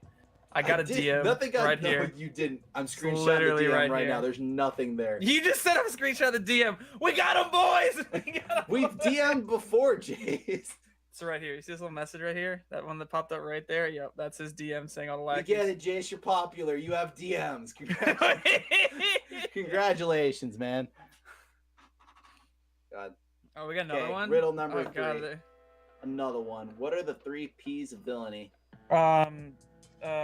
Power? I know one of them's terror because it's like really dumb. It's like Wait, PT. is it like PT? Yeah, PTERROR. There's terror. There's probably People power. Eat And I think- our patties. Okay. Petrify. I don't know. Maybe it's petrify. I don't Petrify? know. No, it's not. It's not. Is it can't not be petrify? Wait. Okay. Planning, Wait. patience, and terror. Wow, we suck. Jace, why did you buzz in final answer? We had more time. I didn't buzz in the final answer. They just put it up there. Yes, you Production's did. Oh fault. my god. That is so production's fault. I'm blaming this on Luke. I'm blaming this on Kathy. I'm blaming this on everyone in production because I did not buzz in the answer. Jace can't just take responsibility. if Feno can take responsibility for going 1-4, you can take responsibility for buzzing in that final answer. Just because I said 3 things doesn't mean I buzz in the answer. And to be honest, they could ask the same question. I still wouldn't know what the answer was. I did not read They it. just asked it again. Arc Villain's Reform's battle Okay. cry ability Callback. is a callback to what card? Oh, it's Golden Monkey. Pog. Throw it back up. Throw it back. No, don't even show us. It's Golden Monkey. I already know it is. Quick, cut it back to us. This is our quick. Go back. It's Golden Monkey. Definitely Golden Monkey. Oh, ah. That was such a fun card to play. Oh, that was so much Like fun. the process, I remember you Warrior played Mirrors. the Elise, you played the map, it shuffled a monkey, you played the monkey, and then you lost the game because you were super far behind by the time you got all that online. Unless it was the Warrior Mirror. And then you Yeah, were this like, was the Warrior Mirror, and you were yes. just like, you kept the map in your deck and then didn't play it because you didn't want to draw a card. The good Oh, old days, gosh. man. Yeah, what is what is it with nowadays? You know, people getting Hearthstone cards that just do stuff for them. Yeah, I want to go back in time where I played my 3/5 and I played my map and then I played my monkey. Now you just have to play a bad gray zoo hairs deck and are then you showing, play a Jace. 7/8. You can see them like right here. You got dude. your They're just gray hair. gray They're hair like, living back right in my there." day, we played 3/5s and they shuffled maps into my deck. And now they summon lackeys and they do really good stuff immediately. What is this game? I remember my day I had to work for my rag shot face. Now people just putting Leroy's and bouncing them back. These picks, man. You've changed, Jace. You've changed. Talk about Games! Oh, what is this? What? Hearthstone. Hearthstone! Woo! Muzzy, blink if you need help. I think he's fine. I think he's gonna win this game. Putting up his fisticuffs, ready to brawl with the Muzzinator. If you've never met Muzzy in person, Muzzy is gigantic. You don't really see it. I think The dude's Muzzy's like what, 6'4", and he started lifting, and so like he's got huge shoulders, and like I'm low key terrified of him. He's a very intimidating man. Was he actually 6'4"? I'm think you just it's made like that up. 6'4", 6'5". Pretty sure you made that up. No, why would I make that up? What would I possibly gain from lying about Muzzy's height? I don't know, dude. Dude, Muzzy's 7'2" and he's jacked. He goes to all the nicest restaurants and hangs out with the hottest chicks, dude. Muzzy's sick. With the coolest dudes. Muzzy only plays with the best of Hearthstone cards. This Togwaggle pack's too clean, but you know, there is a coin Harrison Jones awaiting in the bush where every weapon destruction card There's is no currently bush on waiting. this map. He's waiting inside the vat on the left right there. What about Dr. Boom's little ship? Could be waiting in that. No, but Dr. Boom's in there. Oh, good Unless point. they're both in there. Well, that'd be tight for space then. I don't know. That's very possible. cramped, yeah. I don't know about that. But this Harrison coming down, I'm assuming it's coming down. Maybe you don't, because you know since your opponent developed 2 Dread Corsairs that you know there's going to be a pretty big tempo loss if they were to swing it.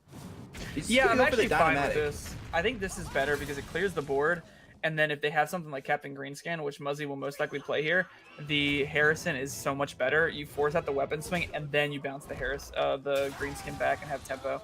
I really like the way RayC played that. He might have actually just gone for like a Militia Commander, even if he didn't draw the Dynamatic, but the Dynamatic was just insane. Yeah, I definitely like baiting out the Captain Greenskin because now while it's still too cheaper, like it's not gonna really do a whole lot. Like it's gonna go on a dagger, and a 2/3 is just the weapons project that the warrior gets. It's not gonna be that effective. In tandem with the deadly poison, it has potential to push a lot of damage over the course of the game, but all the while, RayC is going to be developing tempo. He's going to be playing Dr. Boom, and a measly dagger with a deadly poison is not going to be enough. Defend the gates. Militia Commander coming down, clearing up this annoying 1/5 Evil Miscreant. That 1/5 stat line has just always been kind of annoying, especially in the mirror. It's just very good about clearing up the lackeys and everything else. Bloodseal Corsair came down. No Super Collider in sight. Yeah. I guess like it did activate the Miscreant Eviscerate combo, but I feel like those Super Collider charges are just so valuable that you kind of wanted to save it. Oof, that is rough. That is turns your Greenskin into something that trades with a 4-drop. That was not what Muzzy wanted. Yeah, there were a lot better 6-drops at that point, but I guess there might have been.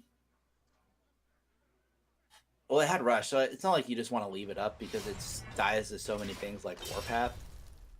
You don't want to just leave it up and try to push face with it. That just probably wasn't happening. So these Sparks are what you get, but Sparks are just not good. Rush is just not a good mechanic against Control Warrior because if you are in a situation where Rush is effective at killing their minions, you've probably lost control of the board. And if you're losing control of the board, this is not a good place to be in anyway. Charge is the name of the game. This is looking like essentially game over. It needs to be something like Myra's into literally Chef Nami Shadow Steps. Like it has to be that. Our 2-drop minion is a cruel taskmaster. That's not going to be enough. Muzzy killing this Alkalite of Pain.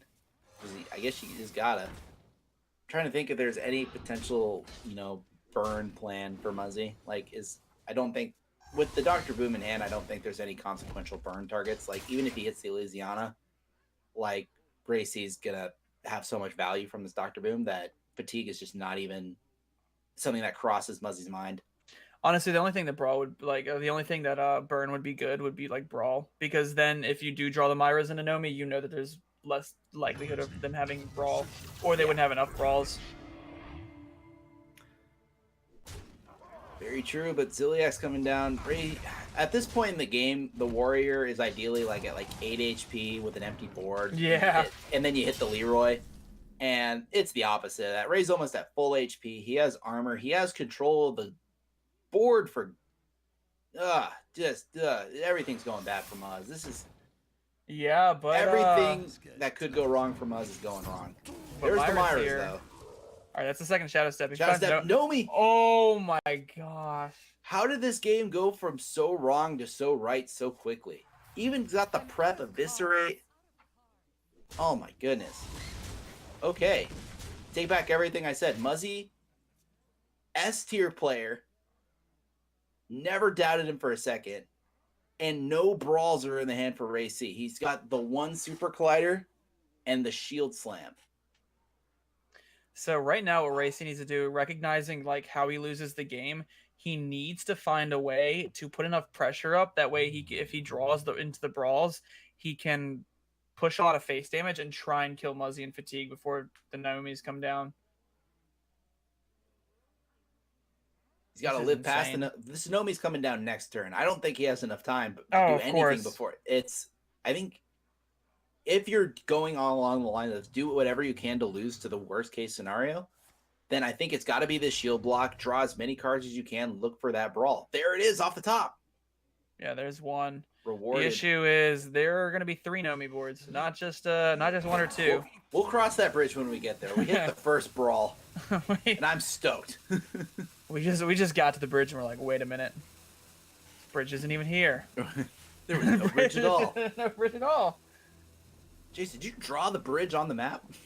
No. Do you think one would appear because you drew it on the map?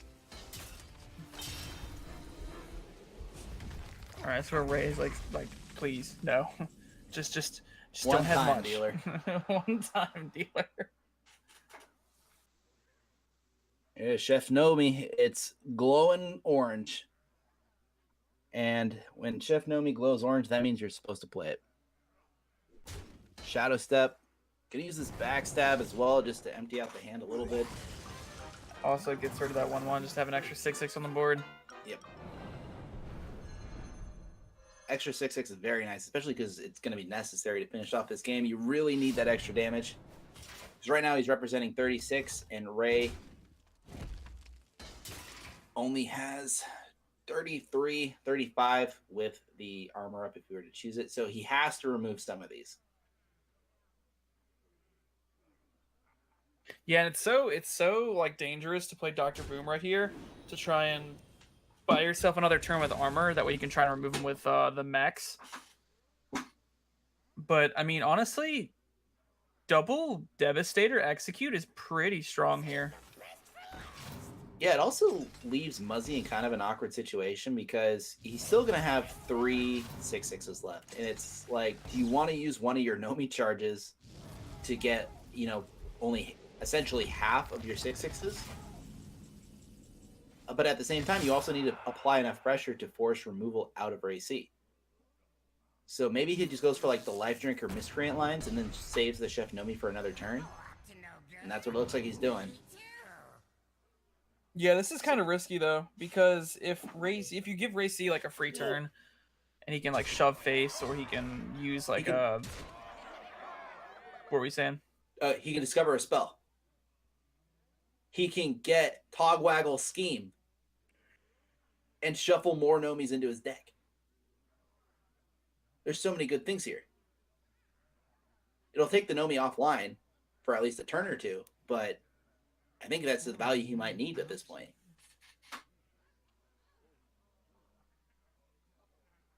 There's so many good spells they can get here.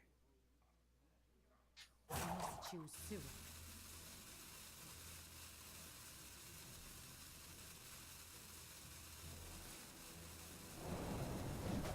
Let's see. Oh, I guess he's gonna wait a turn for it. He does need to trade though, because he's probably worried about dying.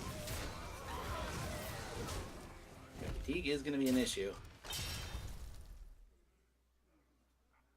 Because ideally when you're the rogue and you Myra's Nomi, it's like your opponent's dead already. And you don't get to that 3, 4, 5 fatigue damage. But RayC's probably going to force it.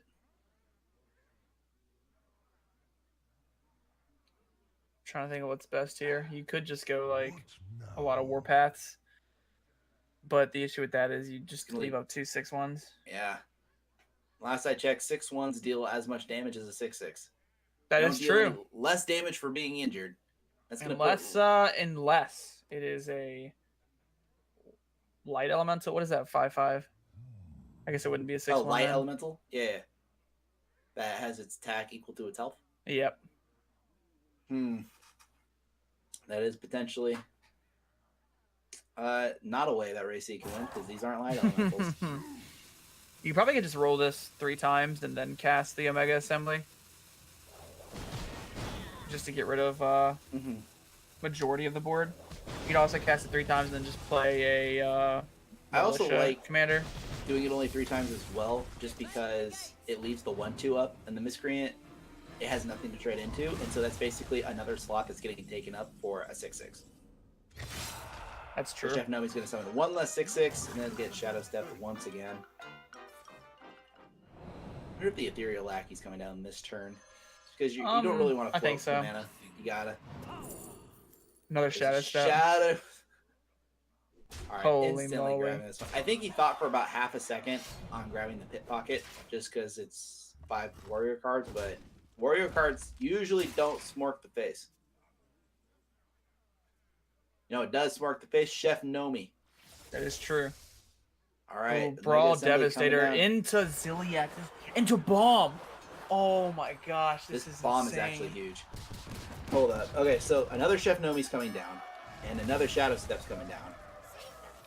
Imagine how much sicker this hand would be if Dr. Boom was down right now. If all these had Rush in addition, it would be absolutely insane. There's 4 damage. Chef Nomi. Wraith saw this coming, but I don't think he saw this last Shadow Step coming. There's the grimace. That's hard to see. Acidic Swampoos hitting the board. Shuffle a bomb into the deck. They take 5. Muzzy takes 5 fatigue, puts them to 17. You push 4 face now, and you shuffle a bomb. That's 9. So you would need to find an additional 6 damage.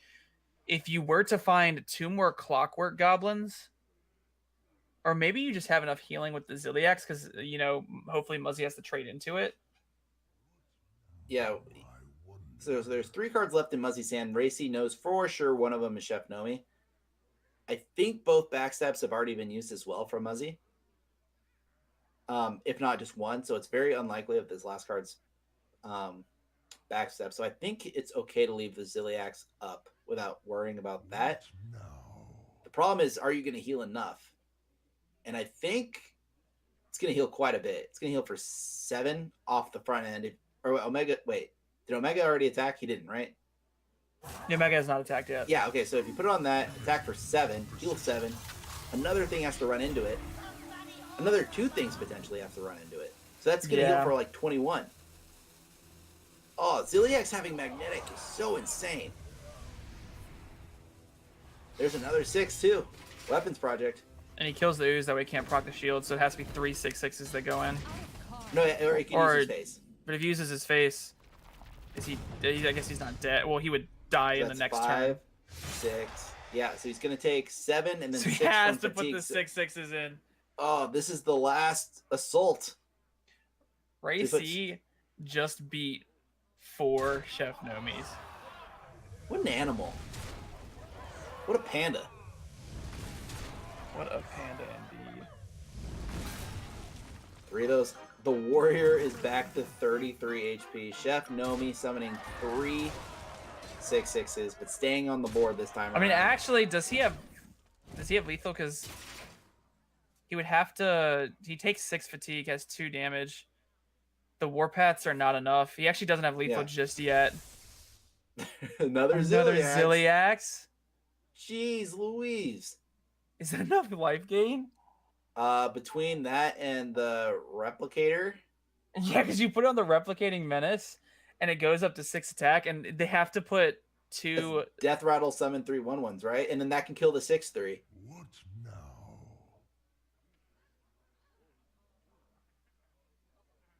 Freaking Ziliax, man. What a card. I think that might have actually been enough, because Muzzy can't face tank the damage, which means you kill off one of the 6/6s, you go up by 6 life. You then another 6/6 has to go into it. Go to full. And then he only has 24 damage on the backswing. Wait, no, this isn't going to die because of the Divine Shield, so it can't kill the 6/3. So it's... I think Muzzy has exact lethal. Yeah, he just still has 5 attackers, so that's not enough. Yeah. Oh my gosh, that was close. Oh, 4. Ray was so close. Dang. Okay, 4 Nomis is the turning point. No one can come back from that. That I was was so close. Man, that was about to be so hype. I thought he was about to survive 4 Chef Nomis. He hit the Ziliax again. I was like, this is it. What else could you possibly Holy need? crap. And then that happened. And That then was insane. turns out 6/6s are very powerful. I don't even know what I was thinking about in the end of that game. I was like, well, Ray won. And then I was like, wait a minute. No, Ray didn't win. It's like, yeah, there's still another Chef Nomi. Yeah, exactly. Oh, gosh. I just kind of assumed after he cleared the board, I was like, wait, he can play another Nomi. But you have to remember that there is a life. Like, there's so much pressure from the Chef Nomis that being at 30 life isn't enough. When 30 life isn't enough, you gain armor. What? Okay, wait, I missed Muzzy Sand. What did I miss? You missed a Shadow Step, a Nomi, and a Myra's. Oh. On coin. All right, so we're about to see what we just saw, except about 20 turns earlier. Why naturally fatigue yourself to get Chef Nomi online when you can just do it immediately? Exactly.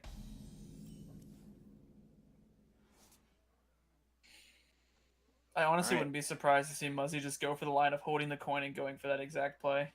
Yeah, 5 into 7. Exactly. Like, you don't give your opponent, like, any time. Yeah, I don't think you're too worried about, coining out this Edwin to try to make a huge tempo play because you already have your win condition. Like, that 4/4 Edwin's never going to get there. The 6/6 Edwin, probably not getting there either. You know what will get there? Chef Nomi's Shadow Step on turn 6.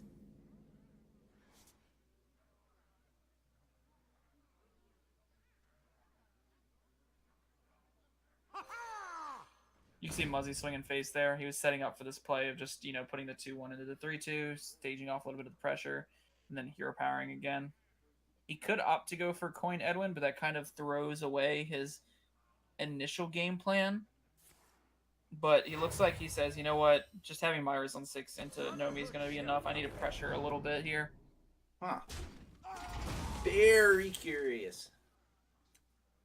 And I can't say I hate it, but I also can't say I love it. It's just one of these plays where I just got to see how it's going to play out. Yeah. I really wanted to see the Myra's into Nomi, because unless he hits a prep, it's just going to be a couple more turns out. Rating card, you can't combo with any of these. Nomi. I guess he could technically Evil Miscreant Shadow Step if he really wanted to, but when you have Chef Nomi, Myra's like that second Shadow Step staying in the hand. Not using that for anything. You see here, this is what Muzzy was worried about. He was worried about getting out-tempoed on the board.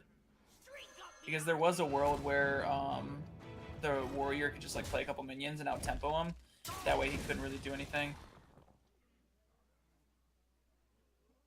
Yeah, but I just feel like that's such a... I mean, I think specifically with RayC's list, it's more likely to happen than other lists that aren't running stuff like Militia Commander and Harrison Jones. Or even the Omega Devastators for that matter. Just a bunch of mid-range minions that are designed for creature combat, fighting for board, but they're also just fine just to play on curve and, hit the face. That's what he's doing so far, and it's hard to say. I think with the Captain Greenskin on board, he's going to have plenty of life to get these Chef Nomis online. But fatigue, like we saw last game, is going to play a factor in this game as well. Because if you get beat down too much, all of a sudden, instead of having 6-7 turns worth of fatigue and health, you only have 3 or 4. And Myra's is definitely going to slow that down. Maybe Togwaggle can help a little bit with that. But also not going for the Myra's. Yeah, he's really holding off on it because he wants to make sure that it's an open board state first.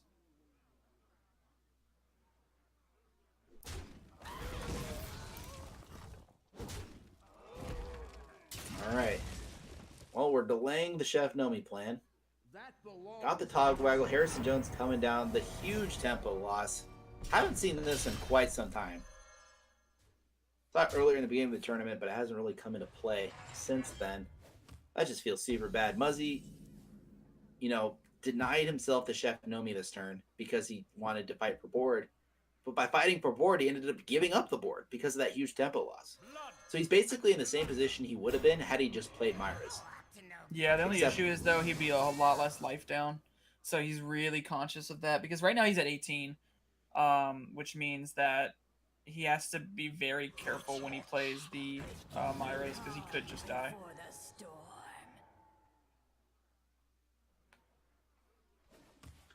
All right, hold on to the Ethereal Conjure. Or not Conjure, Ethereal Lackey.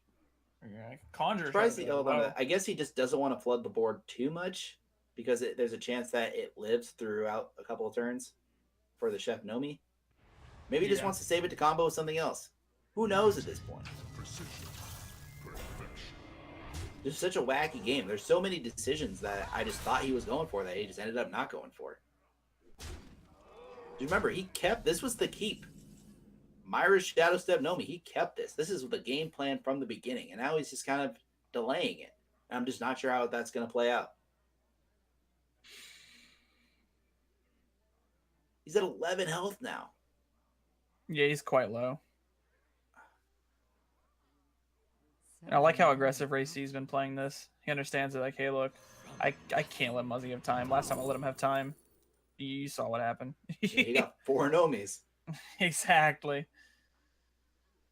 Okay, Fan of Knives helps a little bit. It can help fight with these lackeys that only have 1 attack. Same with the could be said of the Cold Blood. I definitely don't think the play's head crack. Don't think that gets him there. I know. Sometimes head crack, you know, if you got a lot of stuff to do, it gets you there. You get a lot of damage in with head crack. Yeah, it returns to your hand. It's essentially a really, really, really, really bad steady shot against a class that's very, very, very, very good against steady shot. So I'm going to lean towards the no on the head crack. But I'm always going to say yes to more lackeys. More lackeys are a good thing. SI is coming down. He uses one of his Shadow Steps on the SI just to fight for board even more. Not going to be able to save it for the Chef Nomi. Unfortunate, but like we've been saying, he's at 11 HP. He just barely got back the board, and Chef Nomi is not going to be a thing for at least a couple other turns. I think he's going to come down to the Tog Waggle. Hopefully he can get something big off of that because it's rough right now. RayC is playing super aggressive too. You see everything he's played has just gone face. Shadow Step. Another one picked up. I guess if you control Lackey, there's a Golden Kobold. That's a taunt that can slow down the damage a little bit. But there are just so many bad legendaries that you can get off of it that I think this is probably just the better choice. Yeah, I would have to say so. All right, 2 mana Cold Blood. Still feels weird to say out loud, but 2 mana Cold Blood. Going down, trading into the Militia Commander. It just doesn't feel right. That's just such a... Like, I'll get used to it eventually. Like, when I look at Execute now, I don't see it as a 1 mana card anymore. I'm like, Execute, it's always been 2 mana, right? No, it used to be 1. It was real, real good. Taking the crown. All right, looks like the Chef Nomi Myra's plan is just out the window. We're trying to outvalue RayC with this Tog Waggle. It's just going to be so hard to do. There's Dr. Boom online, Max having Rush, Dinomatic almost clearing most of the board. Wait, I'm confused why Ray didn't Warpath first if he was going for this. Hey, how dare you question RayC? He's an... Well, he's going to Warpath now. Yeah. He got pretty fortunate. Take damage. Yeah, it's very fortunate. Maybe he's going for the Devastator. And he's going to trade. Warpath is just better. I think now he's kind of realizing, you know, that's the patented, you know, lean back in your chair sigh, like, I just made a Just accept it. Just accept you made the little mistake and don't show that you made the mistake. Like, because now everyone knows because we're talking about it, but like, if you don't mention it, the casters don't mention it. If a misplay happens and no one's around to spam misplay Omega Lol, did it really happen? I don't think so. I don't think so either. Tog Waggle Crown. Summon more Tog Waggles. Tall Master Dorian into Myra's. That's what I wanted to see. All right, but do you Shadow Step one of these? Discover a spell from another class. Wow. I have never been so underwhelmed in my entire life. What do you mean? Bomb Toss deals 2 damage. Terrible. Bomb Toss does 4 damage. What do you mean? It just good bomb point. explodes and deals another 2. Frost Shock freezes a mech. That's pretty good. It's actually very good considering if you take into account like the magnetic effect. Yeah, It's you going to need stay to freeze frozen. that. So this denies Ziliax and it denies Beryllium Nullifier as well. I mean, it doesn't deny them, but it's very likely not going to come down because it's pretty slow, pretty bad. And this is the largest tempo play that a RayC can make this turn.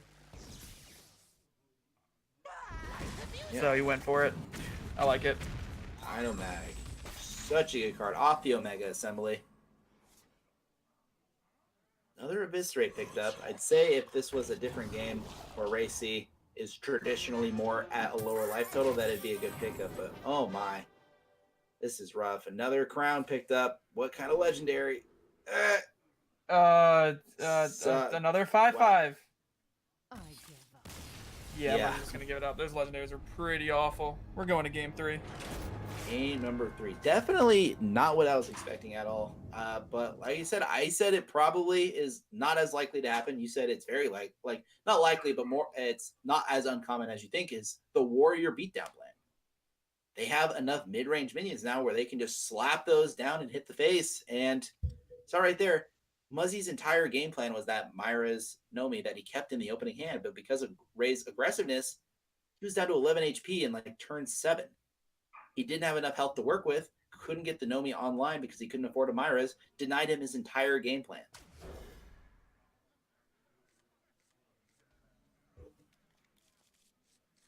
Heading into game number 3 here.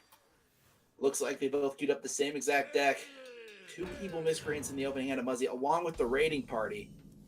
Gonna be a pretty explosive start from Muzz, but RayC looking pretty powerful as well. He's got the Ziliax, he's got draw, he's got stuff to fight for board with the Militia Commander. I love the Youthful Remaster play.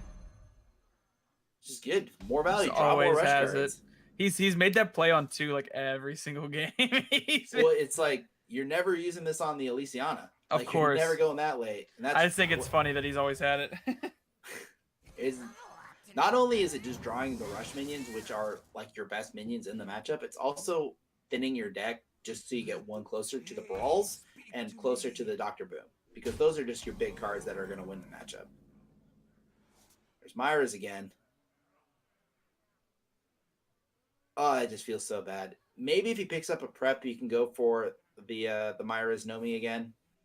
But oh, this is just rough for us. Ray just seems to have all the answers. Yeah, Muzzy's going to have to rely on this Togwaggle pick doing quite a bit of work. Another Town Crier coming down. Opts not to clear it off, just wanted to keep drawing through his deck, and I really like this from RayC. I think you just need to keep drawing through your deck. I like it as well. It feels really bad on Muzzy's side having to leave up. While the Evil Miscreant is one of the best cards in the deck, giving you 2 lackeys, it is a 1/5 body, which is annoying as in the Rogue Mirror because it's very hard to deal with. But against Warrior, it's just so bad for Muzzy because it gives the Alkalite draw. It doesn't really apply that much pressure. There's no really ways to buff it with like a Fungal Mancer. It's kind of just a whole lot of nothing. 2 cost. Ooh, it's a spirit. Which spirit is it, Jace? RayC, Spirit of the Bat. I'm trying to remember what it does. I think It's the Warlock one, correct? yeah, it's the Warlock one. It's whenever one of your friendly minions dies, you buff a minion in your hand by +1/+1, I think. Ooh, okay. Because I'm pretty sure I've actually died to that before because it buffed a Leroy. Oof. That's why I remember it. That's why. Like you had this very repressed memory in the back of your mind. Yes, It's I like- remember that because I also died to a Leroy in Fatigue because it was buffed by Surrender to Madness from Pickpocket. By Pickpocket. Created Yeah. by Pickpocket. The classic line that every gamer loves to see. All right, there's the Shadow Step. Ooh, okay. So Muzzy has a very full hand. But do you just dump as much as possible? Because you're at a very healthy life total. You just picked up the Shadow Step. Do you go for this Myra's and Nomi in the next 2 turns? I think right now you bait out something like a Brawl in hopes of your opponent using it. That way then you can Myra's and Nomi on the following turn. Sure. Because right now I think it's too risky to go for a Myra's play, so I like the development of the green skin. It's definitely fighting for board better than it was last game. RayC is definitely in a more traditional control warrior, I guess, situation is the correct word, where you're kind of behind on board. You're using these rush minions to fight for back. You got the shield slams. You got removal. It's definitely going to be hard. At least harder than it was last game. But Muzzy has a lot of stuff he can work with right now. He's by no means under obligation to, use this Myra's Nomis too quickly. Yeah, he can play it slow for the most part, but he is going to be running out of value quite quickly. So you may have to rely on the Myra's Nomi coming out pretty soon, especially if you give RayC more time to draw cards. That's when it becomes a whole lot worse for you. All right, Harrison Jones picked up off the top for RayC. It's going to be a pretty big... I don't even want to say a big punish, but like a slight punish if he gets the pick online next turn. Which it traditionally is if they go for like pick Dread Corsair. Because you bounce the Dread Corsairs back, it's a huge tempo loss. But when you go wide like Muzzy is, where half the board is lackeys and the other half of the board is stuff that makes lackeys, bouncing something back and making it cheaper isn't really that much of a punish. If anything, it's a bonus. Because you really only want these for their battle cries. The bodies are very seldom, wanted at all.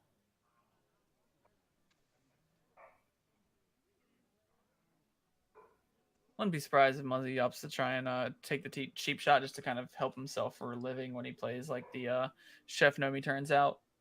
Because he can clear up things like Dynamatic with 2 cheap shot hits.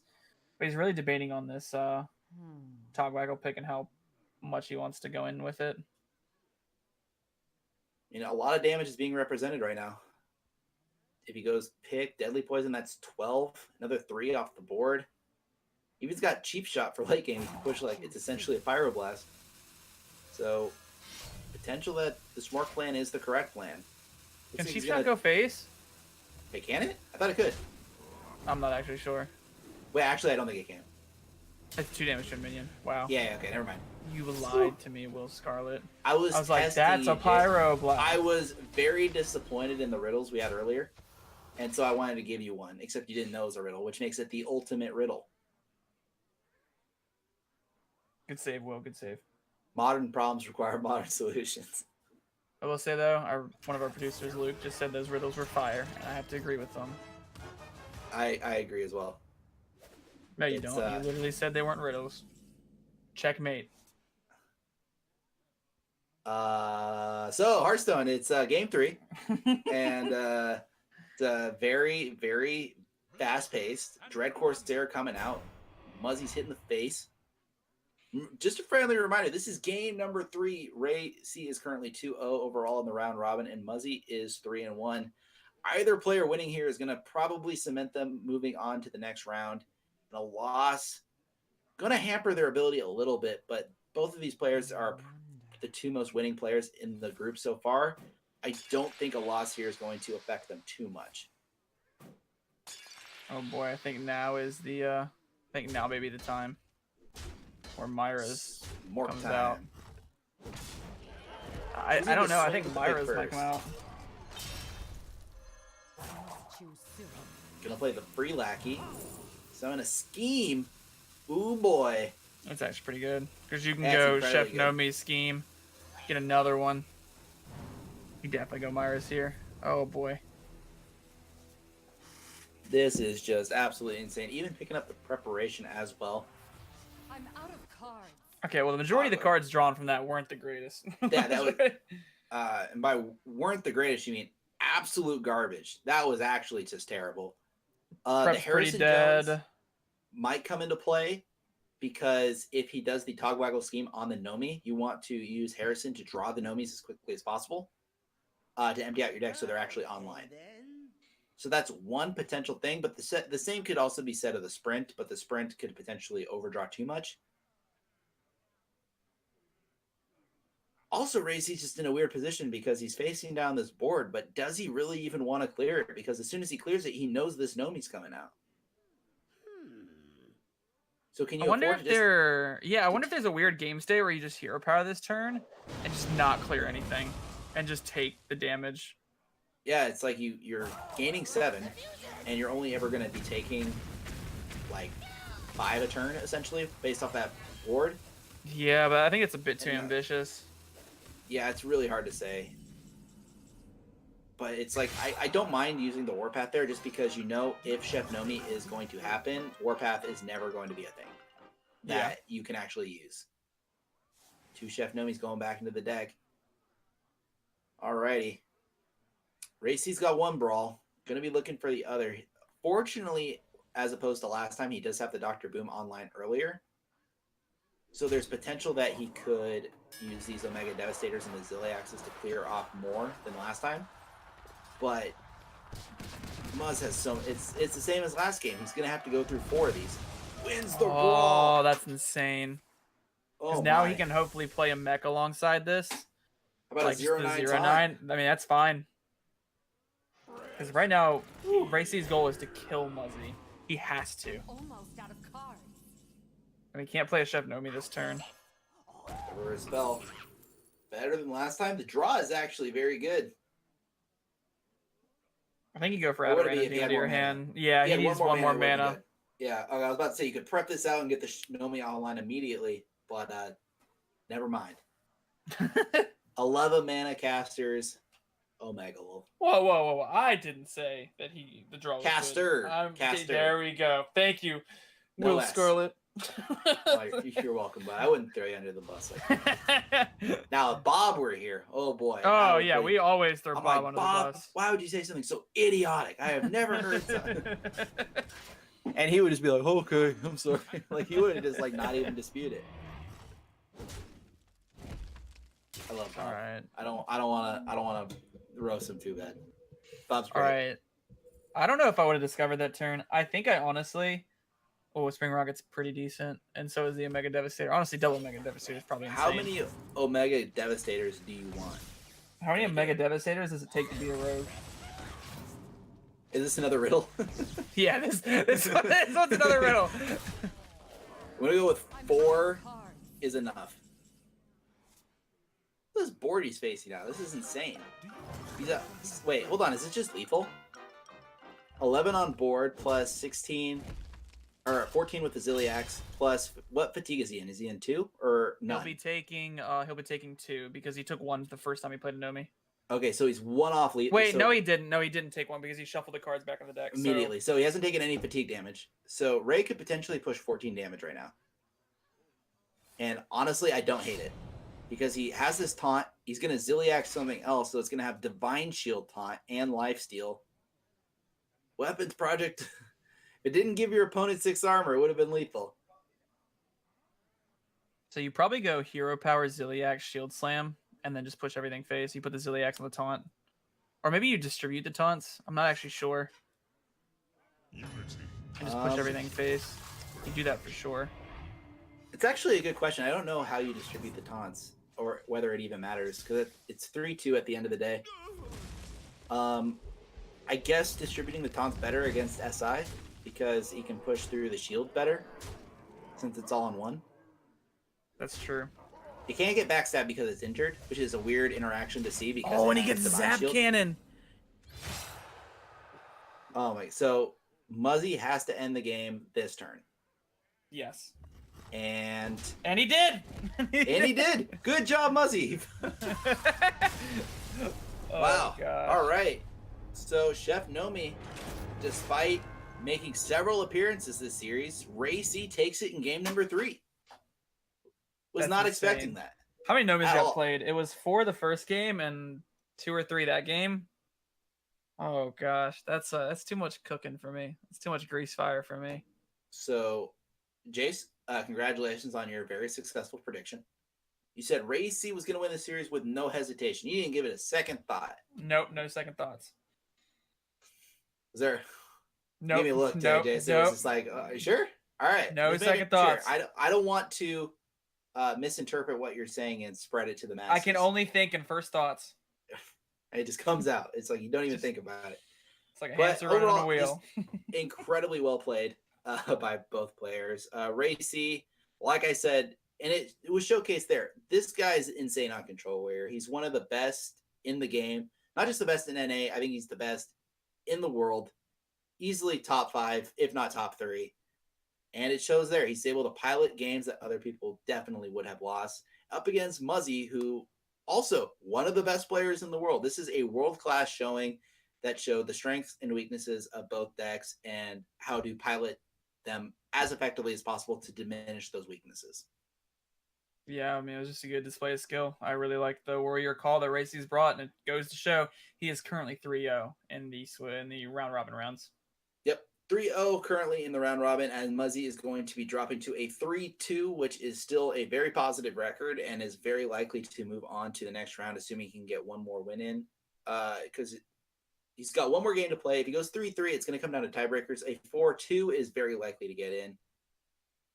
And you know, it's Muzz. It's the Muzz. I can't imagine him not getting that last win. He's when everything's down to the wire, Muzz is one of the guys you can count on, unless it's for packs.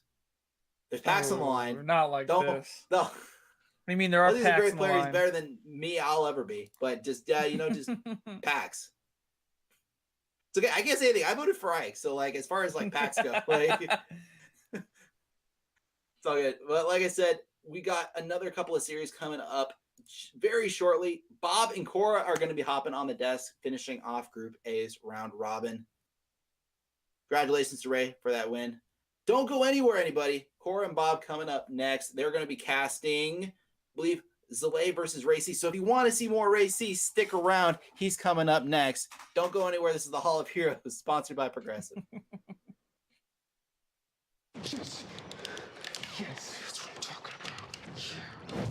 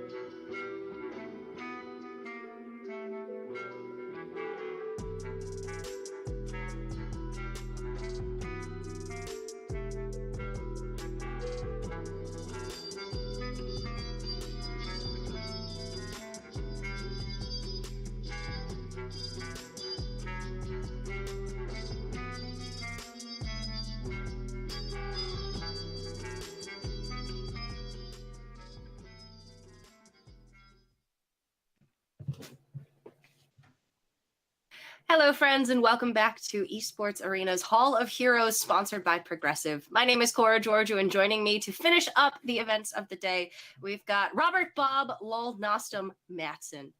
Hi, Bob. How you doing? I'm doing great. You know, I climbed out of that tunnel that I was in earlier, and it So probably didn't good. sound great, but you fixed your throat problems, and now we're just ready to bring you the nicest sounding cast you've ever heard. We sounded so bad, Bob.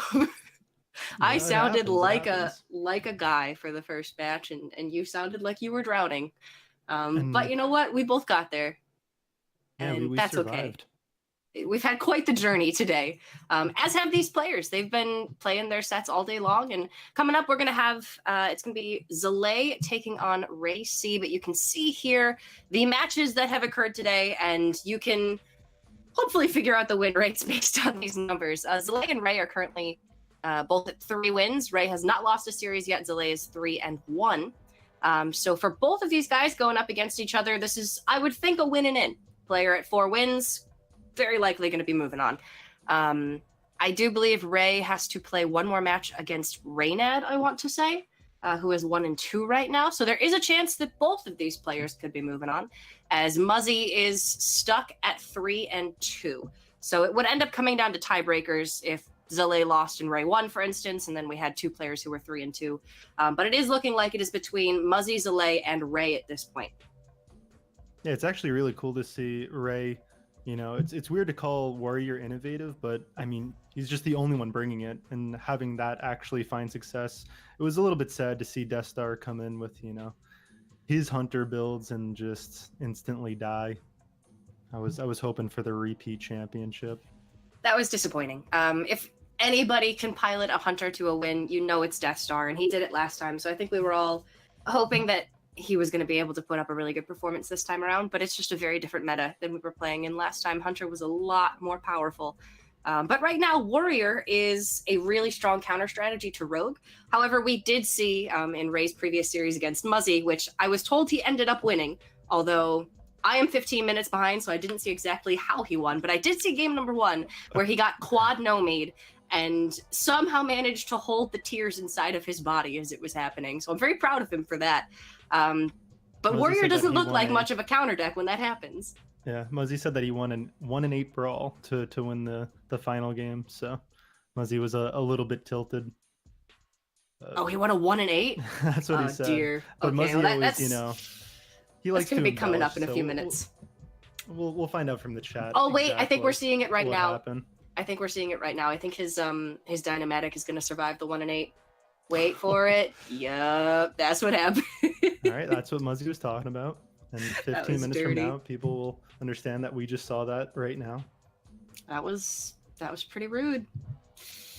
Ouchies. Okay. Well, it's a bit of a counter strategy when that happens, but Zalae, of course, he is going to be bringing the Rogue as well. 9 of our 12 players today have Rogue. Ray is the only player with Warrior, and then we have 2 Hunter players, Deathstar, who you saw today, and Justsaiyan, who you'll be seeing tomorrow. But Zalae's Rogue lists, everything looks pretty similar to what we've been seeing so far. He has High Spare and Togwaggle in his main deck, which is a little bit different than others that we've been seeing. He's also playing the Evil Cable Rat, which is unusual. Usually Evil Miscreant is the only method of Lackey generation that we're seeing in these Rogue decks, but Zalae, because he's main decking High Spare and Togwaggle, I guess has just gone a little bit deeper into the pool and trying to generate consistent value off of the Togwaggle.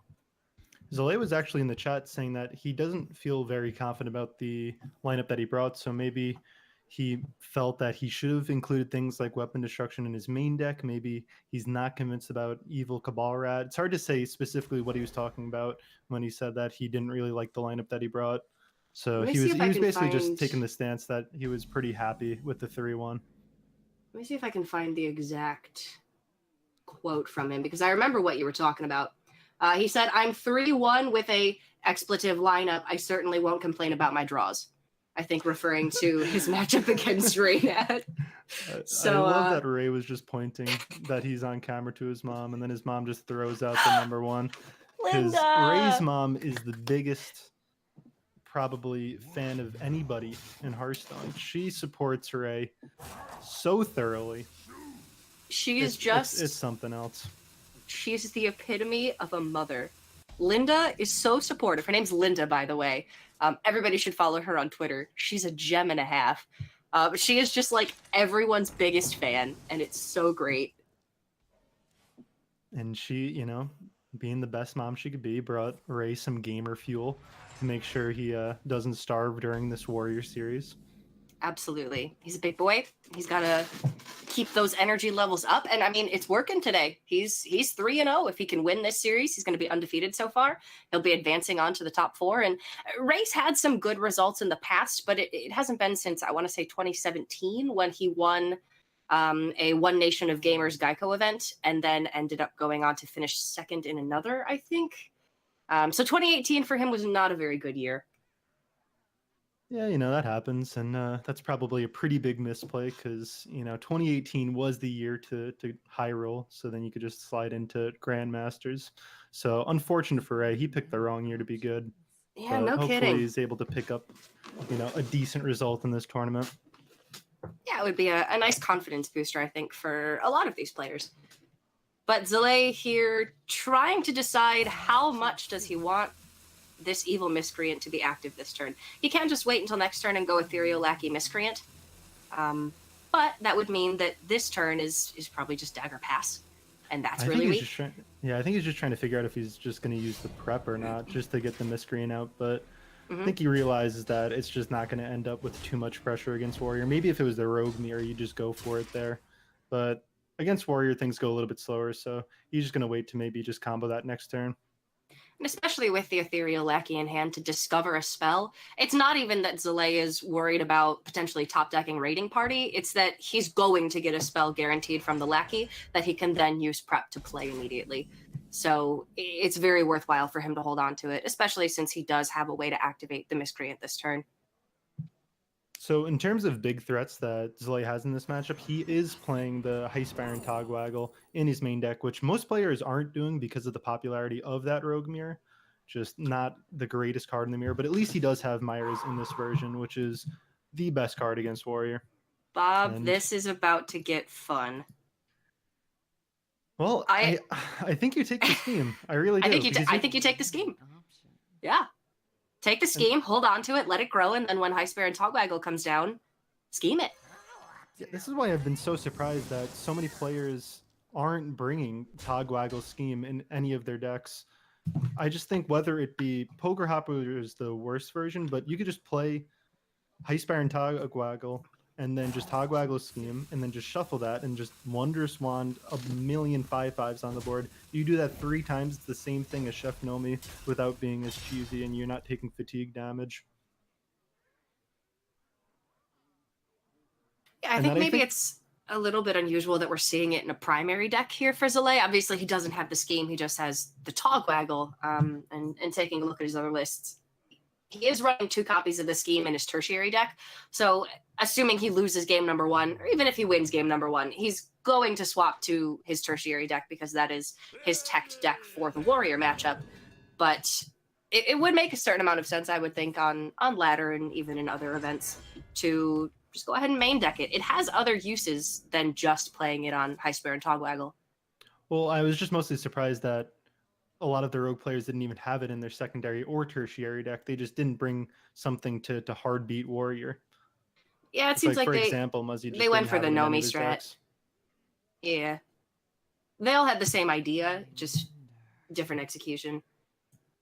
But I think this is really going to give Zalae the confidence to take this game pretty slowly, knowing that he could eventually just make these board after board. So I think we're going to see him preserve his life total more than other rogues would, because most of the time you have a finite amount of resources, so then you just have to race and you have to go face and just hope that they eventually die. It's a pretty hard win condition. Feno was able to steal a win with the face strategy earlier, but it doesn't happen too often. The limiting factor here that I could potentially see being an issue for Zalae is his lackeys. He does have the 2 Evil Miscreants plus, the ability to bounce with Waggle Pick and the 2 Cable Rats. But if he does go very deep into King Togwaggle with Togwaggle's scheme, then he does need to be careful in rationing out these lackeys so that he can get the battle cry of Ice Baron Togwaggle. Yeah, sometimes it's actually pretty tough to hold these cards in your hand. Just holding on to those lackeys for the whole game and having enough resource to deal with the threats that Warrior starts to pump out, especially once they put Dr. Boom out. Once they're starting to discover those mechs and they're rushing in, it's pretty hard not to take a lot of damage and get whittled down. Zalae already. I mean, Zalae is a player who is very well known for taking things slowly and for being very patient with his plays. So at times you may look at him and think he doesn't know what to do, but I don't think that's ever really the case. I think he just wants to think through all of the possible scenarios before finally making a play, whereas Ray seems a little bit more aggressive about his strategy. The way he's chugging the water. Ray, what are you doing, my man? Don't you know this is going to be like a 30-minute game? I've casted a series live on stage where RayC was in like a 50-minute game against Shoop, and he put up a sign to the camera saying, "Please, I need to go to the bathroom." Was that a Dead Man's Hand mirror? Yeah, it was. I think it ended up being Dead Man's Hand, but it wasn't originally. I think Shoop discovered some crazy things. Yeah. He held up a sign, and then as soon as the game was over, he ran past the caster desk to the bathroom. What was that? PAX West, I want to say, in Seattle. Yep.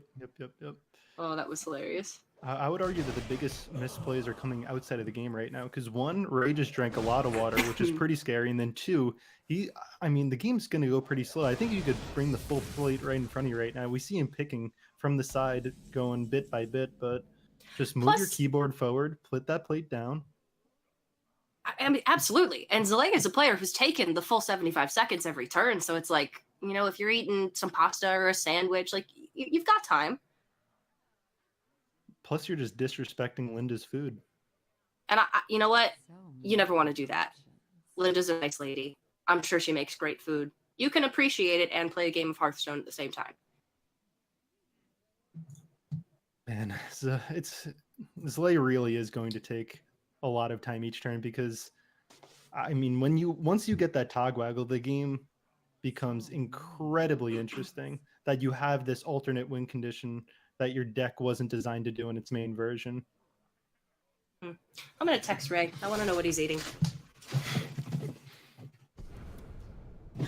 I think it was a noodle-based dish, but it was hard to see. But you can sort of see that Zalae has that pull-up bar in the background, and he has been training his endurance for games like these. He absolutely both has. Physically and mentally. But don't forget, there was that one time where Zalae hit his head on the pull-up bar. And maybe that had lasting effects. We don't know. I'm not his doctor. I didn't do those x-rays. It's not that he's really thinking. It's just really hard to just even figure out one of the plays, maybe. I mean, maybe he was concussed. I don't remember the tweet. It was a while ago. So it's almost a guarantee that every single one of Zalae's weapons are just going to be met instantly with weapon destruction when he plays out the game this slow. But that's totally fine when he's going for this win condition of just making a lot of 5/5s. And I think we're going to start to see Ray at some point just starting to push out threats and be aggressive. But and if you'll notice, because he just doesn't know that the Togwaggle scheme is in the hand.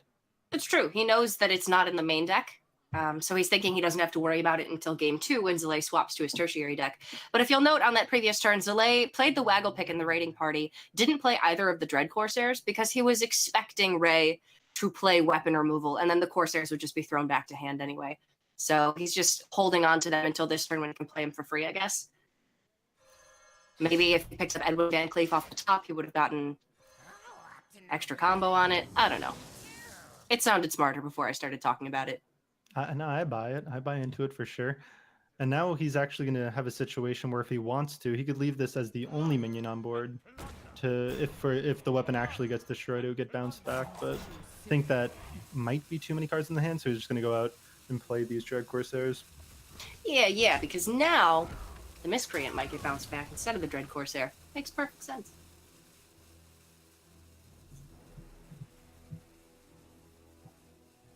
And we are going to see this rope a couple times this game.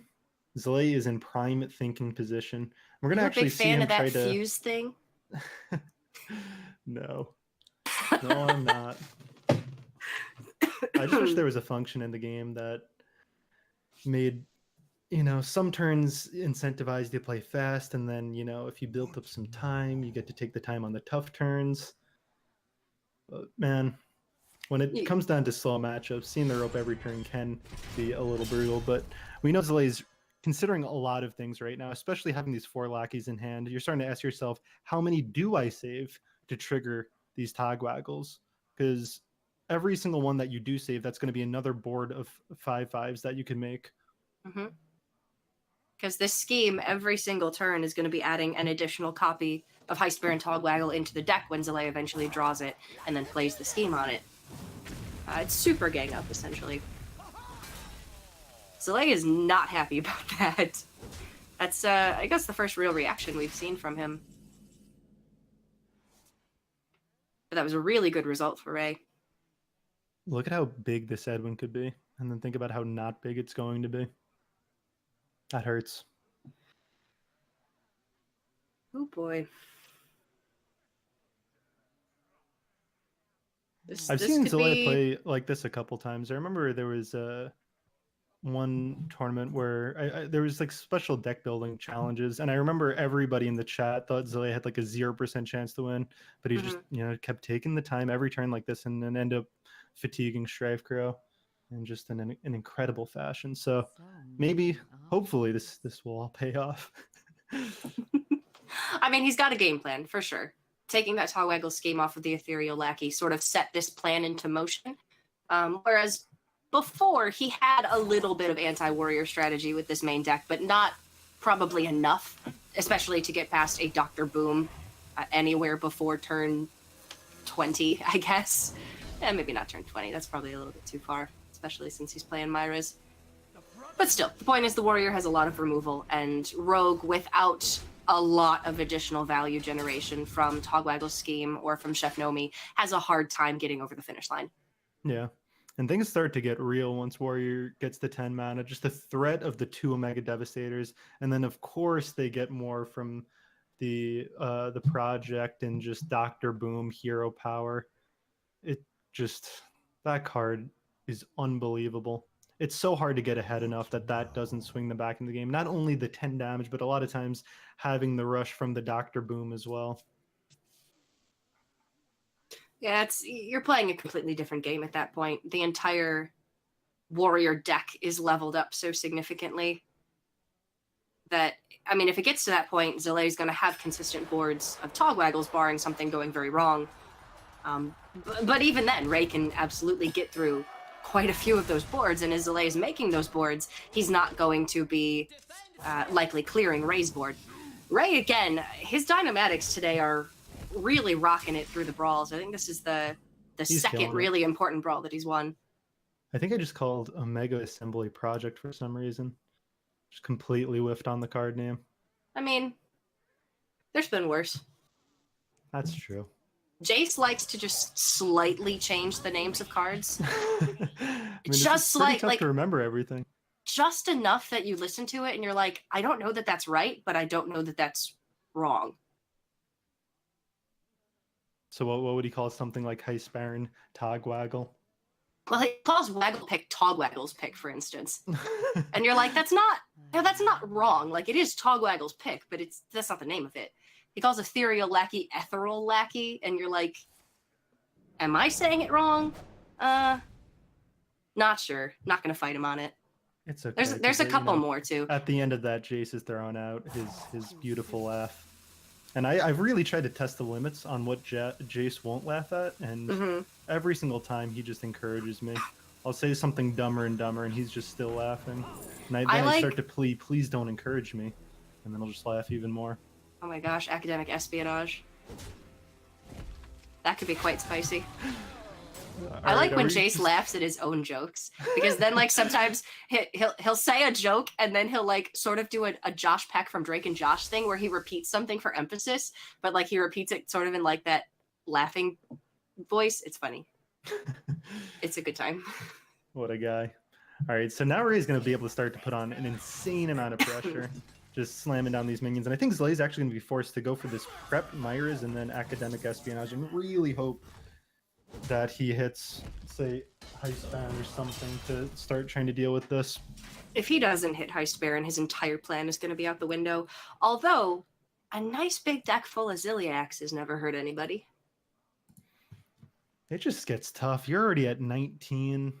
You're staring down these minions. This is maybe part of the reason that people haven't been including, the Togwaggle scheme in their secondary, tertiary. Maybe they just don't think it's viable enough with the amount of threats that Warrior is actually able to pump out, because people perceive Warrior as this deck that just sits back and does a lot of nothing. But once they get to 10 mana, they play these Omega Assemblies, they get so many threats, they start swinging the board states with the Devastators. Rogue does not have a lot of removal to deal with these board states. So many options. It's just a very strange world that we're living in when a control warrior can pressure this much. And this is without Dr. Boom, Mad Genius even being active. These mechs don't have rush. But Ray just is picking up threats, and Zalae has sort of taken this combo strategy with this game, which means that he hasn't been able to develop his own individual threats, specifically because he's had to hold back these lackeys and hold back Myras.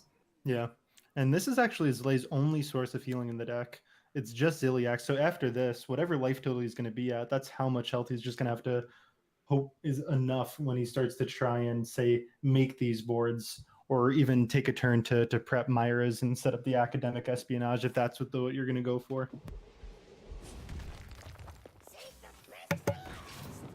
But, oh man, this just might be it. What do you do about this board? You wish that you'd done something sooner, because now it's suddenly too late. You could play academic espionage first and hope to get insane warrior cards to maybe bring you back in it. Say, get Dr. Boom and a Mega Devastator. That might be the only. That might be the only way.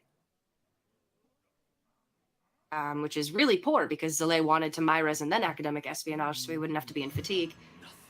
But it doesn't look like he has that option anymore. He just doesn't have the time. Daring Escape. Have you ever seen that card ever been played? I have, I think, drafted it in one arena deck. I don't know that I've played it.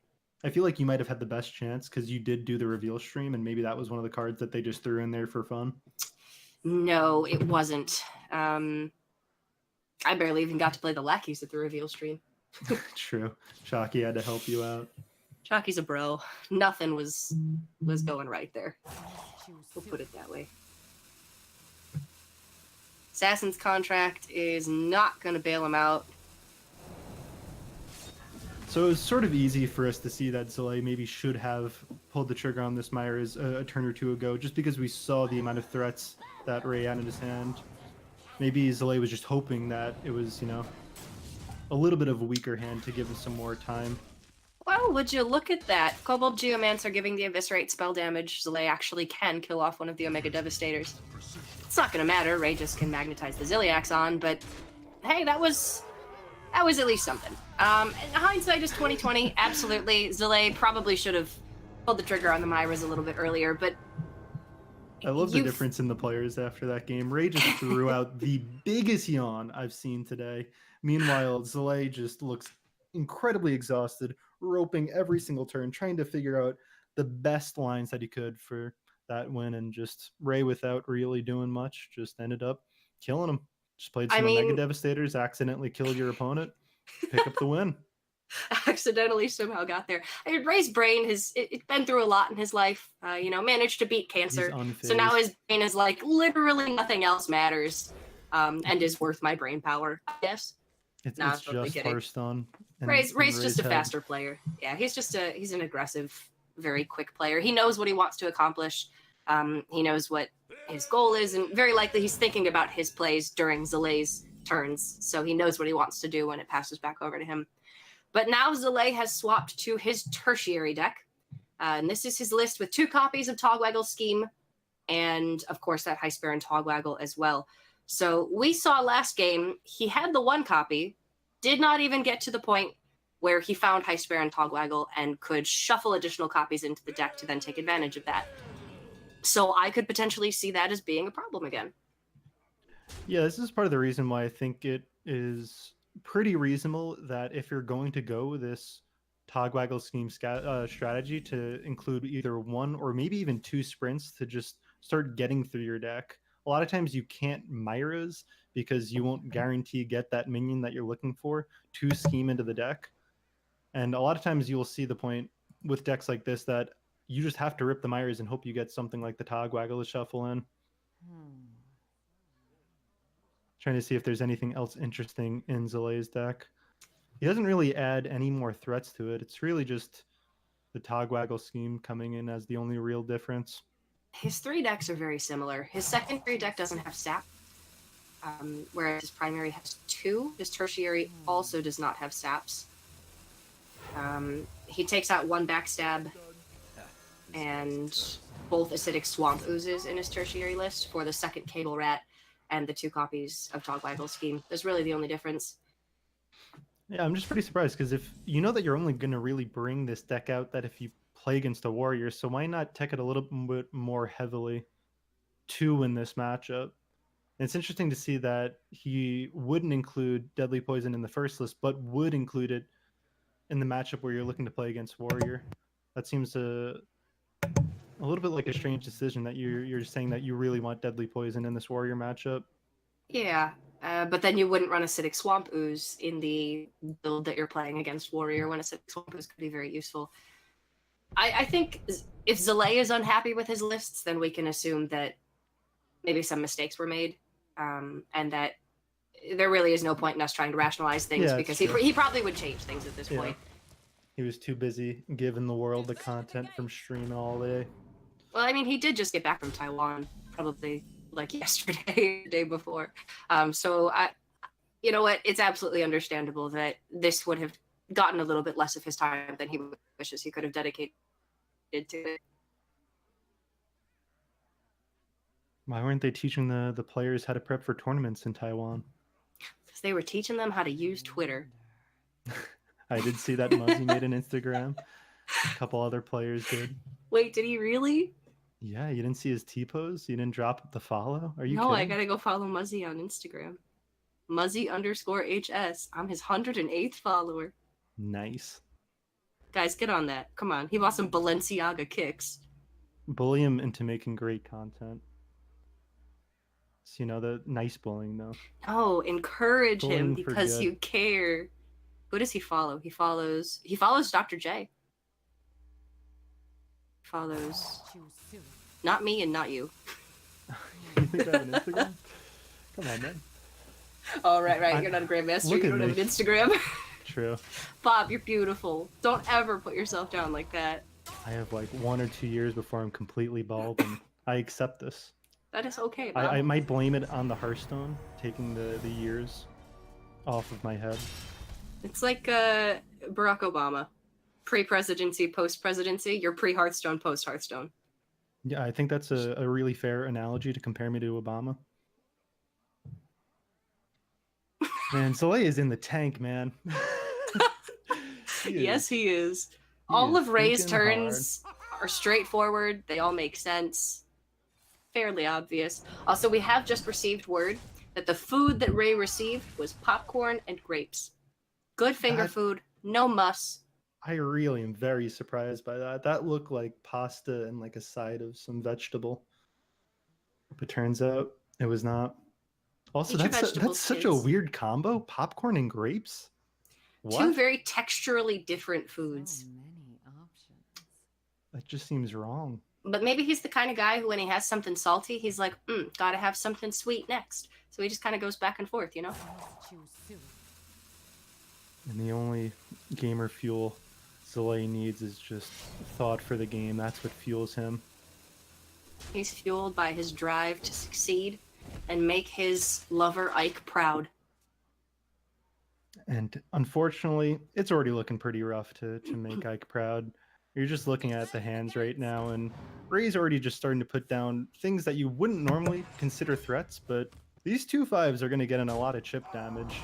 And Zalae's going to have to just start using, say, the Eviscerator SI to start cleaning these things up. And Miscreant's a pretty decent pickup, just being able to find those lackeys, but he's still forced with that struggle of how many lackeys am I supposed to save? It seems like a very tough matchup to play from the rogue side correctly, trying to find that balance of how you use your removal, how much damage is it okay to take. And how much resources do you save to start pumping out the Togwaggles in the late game? This guy's I feel like I feel guilty because we've hyped up the concept of, you know, making all these Togwaggles and with the Togwaggle scheme, and then just these rogue players keep dying. I want to see it, man. I want to see it so badly. But it's looking like we may go this entire series without Zalae even ever drawing Heist Baron Togwaggle. At least now that he's picked up the Evil Miscreant, if he finds the Togwaggle, he will have the lackeys available to activate Togwaggle and then immediately scheme it into the deck. And that Myra's is a big pickup. I would be very surprised if we don't see that, and then just probably the next 3 turns. I think this is going to be a game where he is just forced to play it soon. I agree. I don't think it's this turn. I think this turn is too clean for the pick and the Miscreant. But that Myra's is pretty much exactly what Zalae needed to dig him out of this hole, because he was just falling further and further behind. Now, it is going to be that last-ditch effort, but if he finds 6 or 7 new cards and he gets the Heist Baron Togwaggle, then he can immediately scheme it into the deck, and then he won't be fatiguing. And every card that he draws is going to be incredibly impactful. Right. And he should definitely hit the 3/4 and not play the Dread Corsair, knowing that if RayC wants to go from that weapon destruction, he's going to get even more lackeys in the hand. The only reason not to do that is if he just wants to play this Myers last turn. He doesn't even want the lackeys clogging up his hand. So maybe this is the reason that he's going for it here. Well, we do see Ray with the weapon project. So it's going to be the 50-50 here that the Miscreant does get bounced back for Zalae. And it definitely makes sense to rip it first. You'd rather bounce that Dread Corsair rather than kill it off and then guarantee that your opponent gets another Miscreant. But Ray gonna whiff it. Not a big deal. He's just going to go ahead and probably clean up that Dread Corsair. You could potentially just hold the Ziliax for a big burst of healing if you wanted to. I don't think it's too bad. Just take out this minion. Just slow things down. Remove that pressure that Zalae is trying to build up. It's just pretty relevant that every minion you play down as Warrior is just forcing Zalae to take to deal with it, just because how important your life total is in this matchup from the side of the rogue. Life is a resource, and very much so for the rogue, because they're trying to leverage their life total with their weapon swings to be able to maintain board presence throughout the game, but they don't play any life gain. Yeah, the best way to think about this matchup is that Zalae is playing the role of control, and Ray is more playing the role as the aggressor. Because if we get to that late game stage, Zalae doing that Togwaggle thing in the late game is just something that Ray can't deal with. So in a matchup that's generally just aggro versus control, the roles sort of get flipped.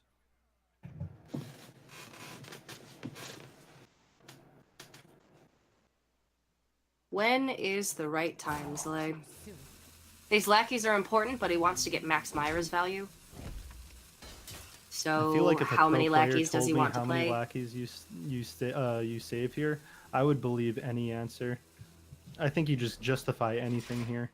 Just hope you save 2 lackeys because you want to maximize the chance. You save 4 lackeys because the only way you're going to win is that many boards. I'd believe anything. Yeah. I certainly don't have the reps in to know any better, so just trust him. Are you trying to tell me that you didn't play 13 hours of Rogue in the Open Cups? I know. It's shocking. I expected better of myself, too. And you consider yourself a member of the community? And you don't even know what people are going through out there? If I had any pride, I would have declined my invite to the Masters Tour in Las Vegas. But here's the thing. I have no pride, but I do have a lot of free time. And I'm okay with that. That's a very reasonable way to act in our current It's a pretty system. sweet trade-off. Ooh, Shadow Step is pretty good. That's very good. You go for a daring escape. We joke that we have never seen it been played. But we are going to see it. Get all those lackeys back. Zalae is a lackey-only gamer. He doesn't need Togwaggle. I don't see much reason to play any of the other lackeys here. Yeah, Faceless, I guess, is okay. Ooh, that's the spell damage Bring guy. them all back. Yeah, Celestial Emissary. I was really hoping for a And special go animation. again. Blizzard really likes to do that. They give the cards that they know nobody's going to play really sweet animations. An example of that is that 1-mana rogue card that just discovers the card from another class. What's the name of that? The one that they added to the classic set. Yeah. Anyways, that thing has a sweet Yeah, animation. yeah. I know which card you're talking about. They did it with Mage too.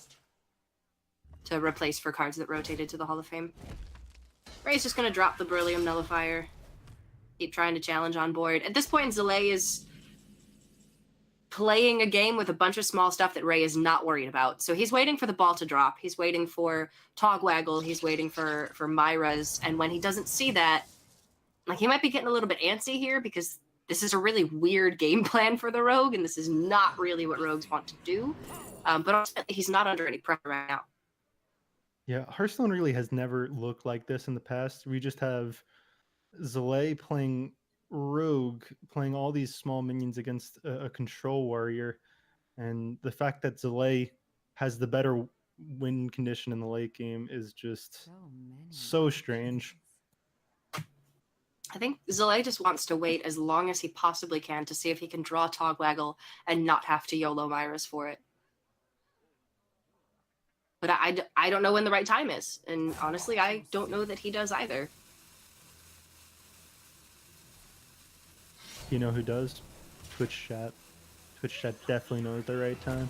In 15 minutes, Ike and Crane and Insom are going to be telling us exactly what's up. I'm very excited to see it. Ike's just going to be upset that he didn't send every minion face this game. Hit them so they have less life, Zalae. I'm convinced that's going to turn into a cult, though, for sure. That's cult the of only thing they Ike. say. It will just a going face. And then, you know, the reasoning, they'll all say together, they're closer to dead. This is the future that we have. You know, This there's is 3 what of we're them in living with. Grandmasters. There's Firebat, Zalae, and Ike. Oh, actually, no, maybe Ike's not in it. Maybe I Ike just isn't in roasted it. Ike. Whoops. But it's actually not a roast. Dang I it, assume that he Bob! was in it is actually sort of the opposite of a There are roast. 3 of them. Patch was in it. Oh, true. But Sorry, that's like Ike. that's the opposite of a roast because I assume that he would be in there. That's assuming Exactly. someone's so good that how could they not be in the top You're giving him the 16? benefit of the doubt. Right, like, because you're in Grandmasters, right, Bob? Oh my god, no, wait, I'm so sorry. It's just, I just assumed because, you know, I think that's You're a pretty Bob. reasonable assumption. Not all great players like me, you, and Jace can be in it, unfortunately. I know. Sorry, Jace. You know you got your DreamHack win in 2017. You got your second place finish in a DreamHack in 2017, and the championship in 2017. I'm out of cards. Unlucky, Jace. If they were in 2018, you would have been okay, but now you're forced to cast with people like us. Oh, stop kicking him. He's already on the ground. Man. What you Zoe? talking about? I dominate the collegiate commentary scene. They love me over there. I mean, why wouldn't they?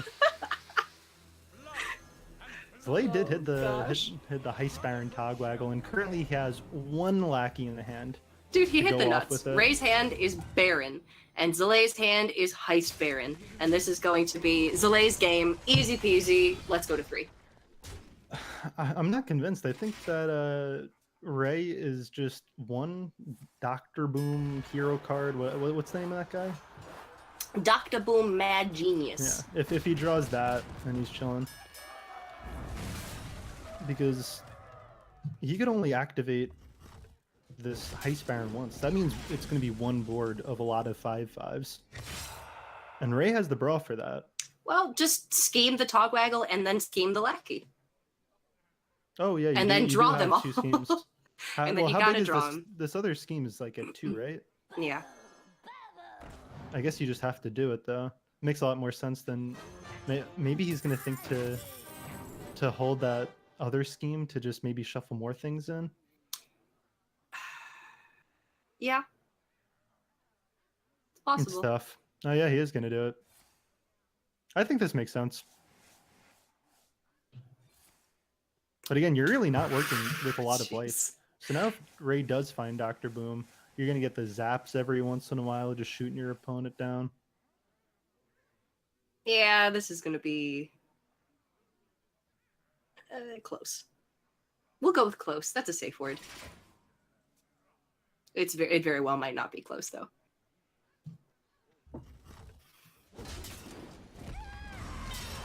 I'm trying to think how many boards he's actually going to be able to make. Well, it's actually a huge issue that he cannot deal with this Mechathune at all. No, he cannot. But then again, how the only way that Ray would get more damage is through Ziliax, and we've already seen him use that. So he whiffs on the lackeys. Of course, it was 12 Togs, 2 Witchy lackeys in the deck. So Zalae now can play 4 5/5s this turn. And he could force out the Brawl, which would hopefully kill the Mechathune. So many options. Yeah, I think you got to do it. Maybe play a Life Drinker and just some 5/5s and hope for the best and hope that you get to develop first again. It's just so unlikely that you hit one of the lackeys off the top to make even more 5/5s. Zalae went very hard into playing out his hand of lackeys before he played Myra's. And I guess he should have held on to more than one of them. Well, this is part of the reason that I was joking that I feel like you could have justified anything, because the more lackeys that you hold, the less likely it is that you actually get the Heist Baron Togwaggle, but then you can make the justification that you need to hold all of them to even have a chance of winning, or maybe you have someone saying that you could win with just 2. Yeah. I think that if you're already in a situation where you're very unlikely to win and you need to get a little bit lucky, then your best possible win condition is to find the Tog off of the Myras and have an ample amount of lackeys to go with it. In which case, I think Zalae was maybe cheating himself out of a chance to win this game. Because he knew if he found Togwaggle and only still had the 1 lackey, because I think at that point he'd played both of his Miscreants and both of his Cable Rats, then he just wouldn't have the boards necessary to win the game anyway. And now with that Warpath off the top, I'm actually not convinced that Ray can lose. Just, that is the perfect day. Oh my Ray is the god! best. This is incredible. The amount of brawls that he's won today. He is the And best that draw off brawler the I've top. seen since Kit Kats in 2015. This is absurd. All right, I'm gonna make the claim that I don't think it mattered too much how many lackeys Zalae saved, because that Mechathune was always going to win that brawl. Well, And yeah, that's knowing Ray that, just- I mean, for sure. Obviously, there's a can't world lose. where we could have seen Wondrous Wand into Zerog's Crown discovered off of Togwaggles if there were lackeys, and then maybe Zalae would have gotten really busted legendaries, but maybe he would have gotten really bad ones too. That was just a really weird sequence of events. Why did all these people bring Rogue when they could just, win brawls with Warrior? Great question. I mean, I'm know. very surprised, because I was expecting a pretty 50-50 split of Rogue and Warrior going into this tournament, just because Warrior does do pretty good against Rogue. But I was just so surprised to see that Ray was the only one to bring it, and it is, doing well for him here. I definitely understand that there are only 3 different classes, and I understand why there are only 3 different classes what's the third? represented. Oh, There's 1 I thought you warrior, were 2 saying- hunters, and 9 rogues. I thought you were saying like in the metagame that Hunter's Oh, the third, yeah. I guess. Hunter's third, I guess, in this tournament. But I Yeah. get, and I understand why there are only 3 classes. I just thought it would be, and I agree with you, a more even representation between the warrior and the rogue. And it does seem like maybe a lot of these players who brought rogue were at the Grandmaster Summit together discussing this tournament and discussed what they should be bringing, and all decided on rogue. And Ray and Deathstar were not involved in that conversation because Yeah. they were not there, and they brought 2 of the different decks. And maybe Justsaiyan was just like, hey, you're all bringing rogue, I'm going to bring hunter to beat you. That's probably not right, but somehow that ended up happening. The real question is this making you hyped for Vegas? Are you ready for some Warrior and some Rogue? Oh no, did I just drop the call? Can you hear me? No, we're still in here. Okay, we're good. Sorry about that. I'm having internet issues. I am optimistic about Vegas. I think with a wider field of players, there's going to be more variety naturally. But I do think that this is a good example of at least what the pro players will be bringing and what their mindset will be going into this, because pro players are going to naturally try to have their percentages be as high as they possibly can across the board. And I think Rogue is probably the most flexible class to do that right now. But Las Vegas isn't for more than another month. So there is just a very good chance that we see changes within the game in that time. Is that an inside scoop? Are you leaking right now? No, I know absolutely nothing. Trust me when I say nobody tells me anything. I don't even know what I'm going to be doing for the rest of this year. But are you I mean, that you're not casting everything? I don't know what I'm doing for the rest of this year. I'll leave it at that. Hard life, Bob. So many I don't know. great players and casters going unnoticed. Not me. I'm not one of them. Bob, you're one of the greats. I You're think one of the that greats. I would say that's debatable, but I actually don't think it would take too long to debate that. Bob, when you message me in game and I bop on over to your stream, because the only time you message me is when you're streaming, it brightens my day. There you go. Because I know you're probably being mean to me with Frank and Flo, and I get to go and listen to it, and it's so much fun. And I really enjoy it. I really enjoy that time. Oh, my cat's awake, so that means it's time to go to a break.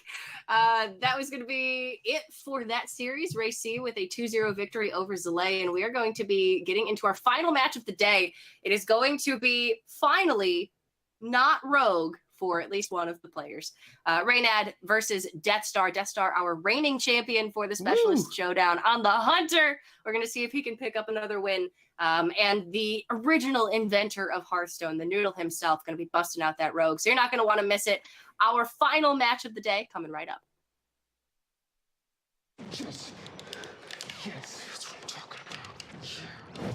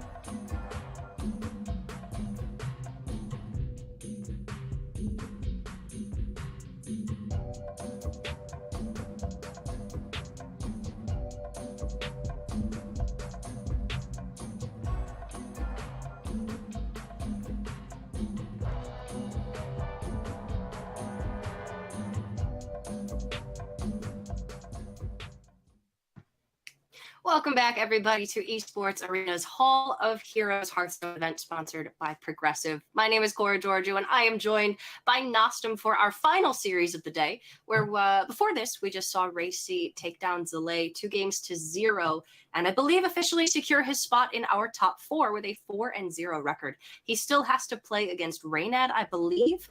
But even with a 4-1, he would currently be the first place player in his group. So congratulations to him. And I have not seen an updated group as to whether Muzzy or Zalae are going to be in that second place spot. So as soon as we have that, we will get that to you and let you guys know how this is going to play out. Because our final match of the day is going to be between Reynad and Deathstar. Reynad currently 1-2, Deathstar 1-3. So they still have Deathstar's got one more match versus Reynad, and then Reynad, of course, has to play Deathstar and RayC, and then we should be all done with all of our matches. I'm just excited to see Deathstar again. Just the absolute perfect hunter lists somehow are 1-3 right now. It's hard to figure out exactly how that could happen. Not even to go into the brilliance that arrived at this main deck right here. There's a lot going on. We have scale hides, we got dire frenzies, we got some mech stuff, you got some insane AoE removal with missile launcher and venomizer. Just some real creative stuff. And rotten apple bombs. That's pretty cool. The issue is it's the still issue is that it sucks. No, I was not That's going good. to say that. I would have been very mad. It's still just sometimes not going to be good enough against Rogue. I'll hedge with that statement. Rogue That's is very pretty quick, reasonable. and Hunter is just naturally going to be at a disadvantage, even though Deathstar is doing his best to try and make that matchup as good for himself as he possibly can, with his secondary deck primarily, with 2 copies of Ooze, 2 Vicious Scale Hides, a couple of Spring Paws, and some Animal Companions, and it worked earlier today. He did pick up his series versus Feno, I believe, so our third match of the day, he did win, and Feno was playing Rogue. So he's done it before, it is possible, and we're going to see now if he can do it again. Reynad, he's been having not the easiest road himself today, but he has a very standard primary deck, and then his secondary, which is his anti-warrior deck, is a little bit unusual. He's gone for a death rattle kind of list. Yeah, I just wish we got to hear him make this deck on stream. He would have looked at the Myra Rotspring and been like, I don't understand why people don't play this card. This card's good. And then he goes to Mukla and Karen. He's like, these cards are still good too. Just start tossing them in, just cutting eviscerates. He was in a good place when he made that deck. Reynad was in a good place. Well, we're not going to see that deck be played right now. Reynad and RayC will be playing off stream, so unfortunately we're not going to get to see his Death Rattle techs in action. But we are going to just jump right into game number 1 here. Of course, with the specialist format, both players have to play their primary decks first. After game number 1, my cat would like to remind you, both players can switch to either their secondary or tertiary decks if they so choose, but they do not have to. And I didn't take too close of a look at what deck from Deathstar would actually be the best against just Reynad's rogue lists. It looks like his second list is going to be more of an anti-aggro, anti-rogue. Whereas his tertiary list is very much anti-warrior. It did not, however, beat warrior. I gotta say that if he's not putting his rogue list as the primary deck, it just goes to show that he probably was pretty sad to see the turnout of what this tournament ended up being, just the 9 rogues out of the 12 players. Again, I don't think I would have predicted to be that extreme. I would have expected a decent amount of warrior, and if you expect a decent amount of warrior, I think it's pretty reasonable to have this deck with the Elix that is shuffling so many copies of beasts into your deck. Yeah, absolutely. I think Deathstar was on the right track. I think he had the right idea, and it just ended up being a really horrible field for him. Far too aggressive. All he has left to do is make the perfect play every turn. And I feel like one of the saddest things about Hearthstone now is that you cannot tune in and watch Deathstar build beasts anymore. You used to be able to do that at any time of the day because he was always online 24/7. I'm going to go watch Deathstar build some beasts. He always had such joy in his face. Look at that face. Don't you want to see it happy? He built the best beasts. He's just not as happy now. And now he's just it shooting hurts. people as Zul'jin. Throwing axes compared to building beasts. It's not even close. It's not even close. I mean, you can be the best axe builder in the game, or the best axe thrower in the game, and it's never going to get you as far as beast building. Man, when the Captain Greenskin actually hits the Waggle Pick, that's a card that I sort of said early in the tournament that I think would have been pretty reasonable to remove, and I still stand by that just because the just amount of rogues that have the weapon destruction, it just seems pretty unlikely to hit this weapon upgrade. But man, when it hits, it is so insane. Just, he's gonna smack him for 5, because how could you not? This list from Deathstar does not have weapon removal. After game 1, wait, I lied. He has 2 oozes. Never mind, he's good. And I gotta say, that was the perfect card off the top, and I'm gonna go back to my point saying to cut Greenskin. I nailed it. Genius, Bob. Genius. But yeah, Deathstar, his only real game plan, I feel, is just stall, and then just play Zul'jin. I still can't figure out a way that this deck would win against Rogue outside of Vicious Scalehide plus Dire Frenzy and just starting to rip those off the top. Or just playing Zul'jin and getting back some 5/5s and having that lead to enough tempo and life gain that you're able to just pull ahead. It's cool that Reynad could just end up upgrading his weapon again since that Greenskin got bounced, and it's just 3 mana now.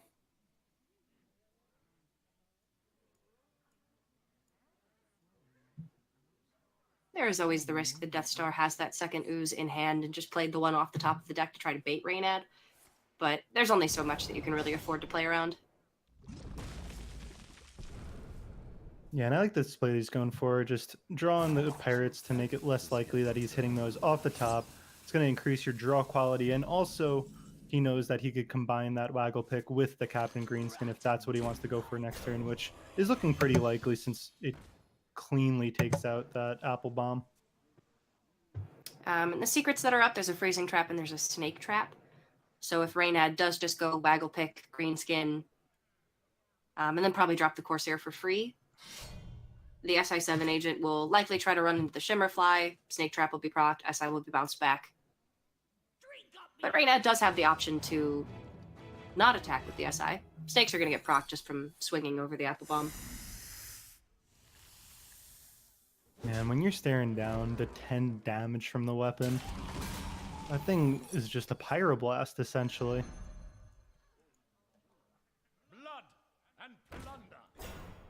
Pyroblast that turns your Leroy into 12 damage. Oof. I just That's hope at pretty one good. point this tournament we just get to see the missile launcher plus the Venomizer. That's just combos, 2-card combos that you're only going to see coming out of Deathstar V3. We saw it versus Ray earlier on today, but of course Ray was playing Warrior, and I think Deathstar more so played it just to have a 6/6 on the board than to actually clear anything. Unfortunate. I want to see Yeah. it just clear Chef Nomi as the only way to win. That's the dream. That's the way he needs to go out of this tournament. He can't build beasts, but he can still have style. Yeah.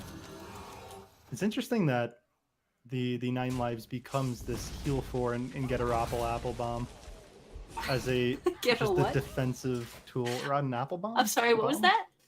Well, how do you say it? You said Bomb. Rapple Apple Bomb. Oh, I'm so sorry. Pull the Jace. I'm so sorry I didn't pronounce it to your liking. You should be. It's okay, I'll let it slide. Thanks. Because that's what friends do. Well, you know, Deathstar has a decent amount of healing with this and the Zul'jin, but man, with the Shadow Step in hand right now, I wouldn't blame Reynad if he just connects 2 Leroys to the face right now. Well, I guess just one of them, and then maybe go for the double Leroy next turn. Yeah, I think that's what I'm looking at as well. Well, I guess it's a little bit awkward because if you do this, you can't play the Leroy first and then break the weapon because you just know that he has the Rotten Apple Bomb. Yeah, it's a good point, because then the weapon would break and the Leroy would go back without being able to connect face. That's kind of awkward. Reynad's so maybe saying this is he's gonna just going be to top a- deck an Abyss or something to clean up that taunt. Reynad's main deck does not run saps. But he does have... Actually, he doesn't have sap in any of his lists. That's a little bit unusual. Sap is a rather obvious tech choice. Against Mage in particular, but I guess if Reynad wasn't expecting to see much Mage, then probably sap's just not worth it. Yeah. The big reason that I want like one sap is just, you see time and time again that players that run none, their opponent, when they have Edwin, they just get to go in as much as possible. And even if you have one sap, they have to consider that so differently. Well, maybe Reynad did this knowing that Life Drinker combined with this pick would be pretty good here.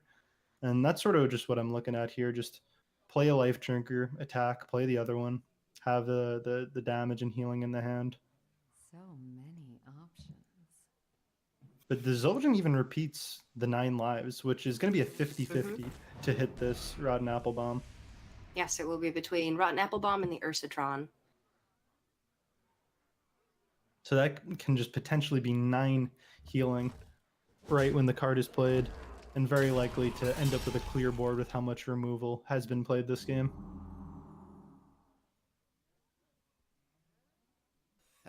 This guy's toast. But Reynad here is still setting up for the 2-turn lethal. Leroy Jenkins plus double Life Drinker next turn. They can all be played. Does he want to make some attacks first? Nope. Yeah, he's pushing everything face. No trades. Well, I don't really remember too much of exactly what's shooting out of this. Maybe he's just pretty confident that it will die off. And let's see, he did not... Oh, no, he did hit the 50-50. So that 4 health is huge. There's going to be a freezing trap generated from the Zul'jin. Oh, the deadly shot was repeated. So he knew, guaranteed, that minion would die. Well, this makes it pretty rough for Reynad, because he has to be able to proc this freezing trap before he could go for lethal with Leroy. The Eviscerate was picked up for Reynad, though, which means... I think Reynad knows that he just can't really win, because this Rotten Apple Bomb is guaranteed in the hand. He saw the 4 healing. He knows that Deathstar has this card. And without having Sap in the deck, it seems like this just might be too much for Reynad to recover from. 9 lives is 3 mana. Discover a Death Rattle minion, a friendly Death Rattle minion that's died this game. Put a copy in your hand and activate its Death Rattle. So with 9 lives being triggered off of Zul'jin, Deathstar gets the copy of Apple Bomb in hand and also gains the 4 life from it. Ooh, he could discover Sap. He could discover Sap. I mean, the Leroy would still get frozen, so it still wouldn't be lethal, but at least the Apple Bomb would be out of the way. Eviscerate and Vanish, as well as Daring Escape. He could swing with the Leroy, have it be frozen. I have no Pick up clue. Vanish? He knows there's a freezing trap, so he's going to swing with Leroy. Can you rip Sap next turn and play expensive Leroy and do all that? I think so. He doesn't. No, that's too much mana. Well, you could rip the Abyss this turn and then attack with Leroy, and then go for the Sap, maybe. I mean, how would he get the Sap? He's not playing it. Oh, I thought those were 2 Discover spells. I didn't realize the other Lackey was the one that discovers the 2-drop. Yeah, it's Take Face the it Sand all Ethereal. back. Well, getting a charge minion was pretty insane. BRB, gotta let my cat out. Getting a charge minion is super insane. Oh, it's actually the Jazz Rush. I forget its name. Henchclan Hogsteed coming in hot. Well, I guess Myra's is going to be a Reynad's draw, but there's just no draw because good old magnetic missile launcher. Turns out he's not playing that thing for the combo. He's playing that thing for the 6 mana, 4 damage burst. And I'm just glad that we got to see this deck win a game on stream, because so far on stream, Deathstar has been 0-4 in a pretty sad fashion. And he was the player that I was looking forward to the most.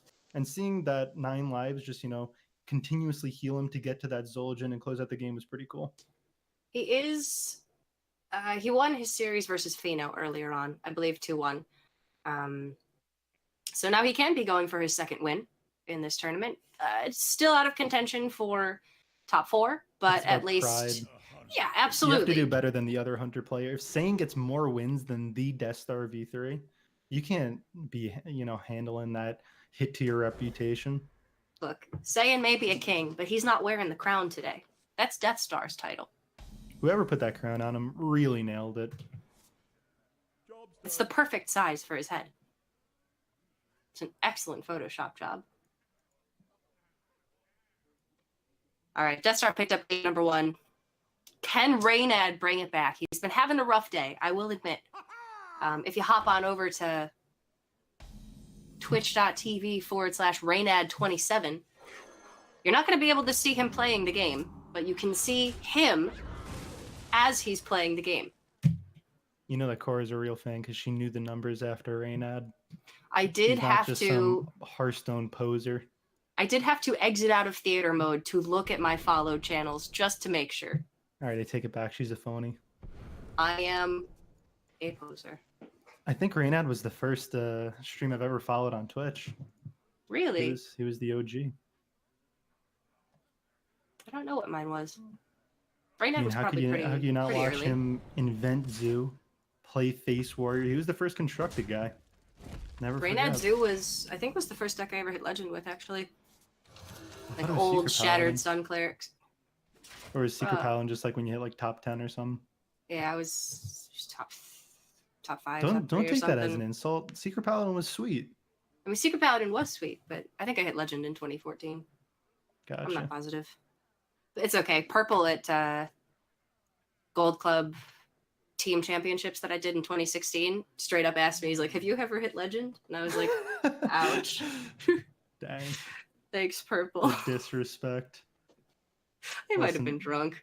The very first time I ever hit Legend, Reynad was my final boss to hit Legend.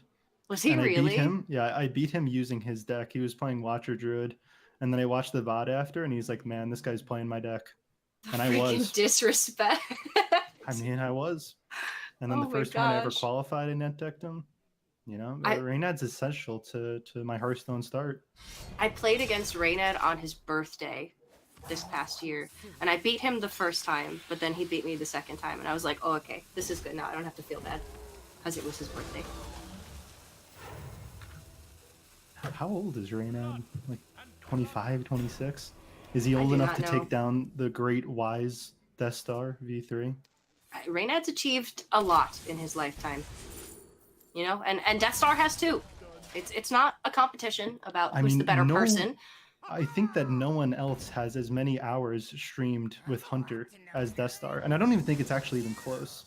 No. Everybody talks about, Fibonacci has 20k warrior wins. That's great and all, but my man Deathstar V3, he probably has 40k wins. You know why? Because he never loses, except wouldn't be in this surprised. tournament to people playing Rogue. And also, his actually- games don't take 45 minutes each. Yeah. I actually asked, I was talking to Amnesiac in between the series, and I asked him for his coldest take on the tournament because he didn't want to give me his hottest take. And he Sure. said his coldest very take was well. that the people playing Rogue are the ones that want to win. And I agreed that was a pretty cold take. That was is the absolute, furthest useless thing from insight hot. from Amnesiac. But that's what I was asking for, so I guess he nailed it. But I mean, it's still Amnesiac insight, so you could tweet it and Look smart. and people would still like it, as long as it's followed up with a tweet about like the girl from English class or something, or like prom, He's not even because that's like a able to high do school that boy anymore. thing. Is he But graduating Deathstar- this year? Yeah, he's graduating. Deathstar coming in my. hot with that weapon destruction. It's so important against Rogue. Waggle pick is just, it's either all or nothing. It's either just enough damage to instantly win you the game, or it's just this awful 4-mana play you ended up doing because they just hit you in the face with an acidic swamp ooze. Some of these classic cards just feel like they're from the new set when they make such a big comeback like this. There's just so many weapons that need to be destroyed that it just feels like acidic swamp ooze is a new card again. I mean, Raid Leader might as well have been released in the same set as Baku again. It Yeah, might and as they well. rotated at the same time. Yep. That was a really strong turn for Reynad, though, being able to Whoa. full clear the board from Deathstar and be able to present his own threats. That was wild. He just shot that mark. He mark shot at a 1-1 rather than trade the Hound. He could have set up that that 3-3. What's the name He of could it? have Ursatron. Ursatron. I'm pretty surprised by that. Maybe he's just Well, saving I'll that tell you in what, hand Bob. for the magnetize to get more healing. That is what he's doing here. Being able to Ursatron and Ziliax to clear up Captain Greenskin or to clear up a Hench Clan Thug, maybe. This is the most healing that Hunter's ever had. He has Ziliax. He has the Rod and Apple Bombs. He has Vicious Scale Height and Dire Frenzy. My man Deathstar, how did he even lose any of those games with this much healing? The answer to Muzzy was just one Chef Nomi. Turns out no amount of healing can save you from that. We even saw Ray die from 30 HP to a Chef Nomi board, so these things do happen. Evidently 32 was greater than 30 in that game. All he needed to do was press the button. But it's okay. Ray ended up not losing a game, so no real reason to critique it. Ursatron for the rogue player. And that will pull out Ziliax. This guy's toast. But he's not playing it, so it's a 3-3, and that's okay. Yeah, I bet you Reynad was feeling good for half a second, and now, boom! Ziliax, Wing Blast come down. Go from 16 HP. You might as well just be at 30 again. What are you supposed to do? He's gonna be at 30 really soon. Because Reynad needs to still kill this Ursatron. Yeah, as we keep saying, there's no saps in Reynad's deck. It looks like he's switched to his Burn 2, as he's labeled it, which has 2 copies of Blink Fox, his signature copy of King Mukla, the Myra Rotspring, and the Karen Bloodhoof. So he's gone for his slower, somewhat anti-control strategy here, although it is much less of an in-your-face anti-control strategy than Muzzy's Chef Nomi or Zalae's Togwaggle Scheme and High Spare and Togwaggle. I think if you ask most people what Myra Rotspring does, if you had to write down its mana cost, text, and stats, not many people would be able to do it. That's fair. You're probably right. But King Mukla, everybody knows that guy. Purple had a phase this year where he was trying to put Mukla in every deck. It was fun to watch. I really liked his, oh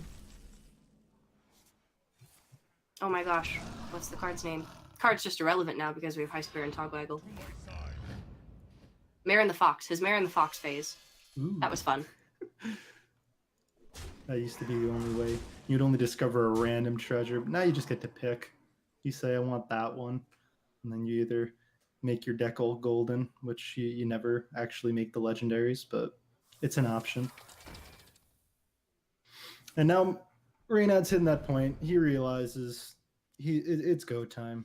Draw all the cards, hope to hit the pick, get some Dread Corsair down. Wait, what did he just play? Oh, he played the raiding party. I thought he ripped the Myers. It's go time, but it's not go time. All right, next turn is go time. Yeah. Oh, the Kill command. That's got to be good here. It's just Reynad's just gonna have a hard 13 time damage. because even if you just go for the Myers now, you're just a couple fatigue points away from dying. Yeah, Reynad's Especially gonna with die. the hero power. This was a rough go for Reynad. I don't want Reynad to not play Hearthstone. I'm a huge Reynad fan, He'll but never stop. it does seem like sometimes Deep down, the he game loves just seems like sometimes the game just doesn't want him to play Hearthstone, you know? it. Now, Deathstar, on the other hand, I don't think if you're trying to incentivize him not to play Hearthstone, he would still just be there, just queuing up Hunter. He's in it for the pure love of the game. When he loses a game, he's queuing up the next one within half a second. And that's why he was able to be victorious here. It's just the perseverance, despite losing 3 series today. I'm out of cards. All right, Reynad, play that hot spring. Best death rattle in the game still isn't going to cut it. Actually, can he play Life Drinker and stay alive and then maybe Shadow Step in next turn? Is there lines here? What? Well, if there are lines, there's not a lot of time to find them. What Betrayal's a exactly start. was he hoping for when he didn't go for the Life Drinker? But what spell was he saying? Oh, maybe Togwaggle's Scheme? Was that what he was hoping for? Off like a random spell? But how were you planning to live this turn? I mean, Togwaggle's scheme doesn't deal with the board. Yeah. You need to clear up, at least well. 3 of the minions on the board to not just die to the hero power outright. I'm glad we at least got to see Deathstar's deck do what it was supposed to do for the most part, even though despite him not playing Kill Command in his deck, he just ended up with it anyways, and he just killed his opponent. It turns out Hunter can do that, even if it's not designed to do that. I mean, Hunter is always going to have an inherently aggressive nature because of the steady shot hero power. And, rolling Huffer off of Animal Companion and finding the kill command off of the Shimmerfly, or off of the Marked Shot, was just sort of the icing on the cake. It looked like Deathstar was going to be able to kill Reynad over a number of turns just because of the hero power. It just sort of sped up the clock a little bit there. So congratulations to Deathstar, picking up another win today. He's going to end up with 2 wins, I believe, and 3 losses, beating Reynad and Feno. And Reynad, a little bit rougher of a go today, but that's okay. Everybody has those days. It happens. I was pegging him as one of the people to hopefully not bring Rogue, but that also happens. How could you blame someone for wanting to win? I mean, that's what Amnesiac said. If you brought Rogue, you're actually trying to win. But, Ray's trying to defy that. Absolutely. He's trying to beat down on the people who are trying to win. And you know what? You got to respect him for that. That's okay. But for Reynad, he tried to win, and unfortunately, it just didn't happen for him today. We can, I believe, go ahead and check out tomorrow's matches and see what we've got on the table. There we go. All right, so we saw one half of the group of 12 players today. Tomorrow, we're going to have the other 6. It's going to be RDU, Firebat, Justsaiyan, Strifecro, BoarControl, and Orange. So our first couple of matches, we're going to have Firebat versus RDU, Justsaiyan versus Orange, Justsaiyan versus Strifecro, and then Firebat versus BoarControl just as our first 4. And of course, we're playing up to the top 4 total. So 2 per group will be advancing on to Sunday, where we're going to have semifinals, a 3rd place match, and then the grand finals for a total of 4 matches on the day. So tomorrow's basically going to look exactly like today did, with just a different group of people. So final thoughts on the day, Bob. Obviously, it's a very heavy group of Rogue players. And actually, do we have production? Do we know the second player that is advancing out of the group other than RayC? Ray, of course, being our only warrior player in the tournament in a field of 9 rogues, did very well as a result. We do not know the second player who will be advancing. So when we find out that information, make sure you stay posted to Esports Arena on Twitter. We're going to be updating as soon as we know which of, I believe, Muzzy or Zalae are the 2 that we're going to be tie breaking. They're both 3 and 2, whereas Ray is 4 and 0. Having to play Reynad, even if he ends up at 4 and 1, he will still have the best record in the group. So congratulations to him.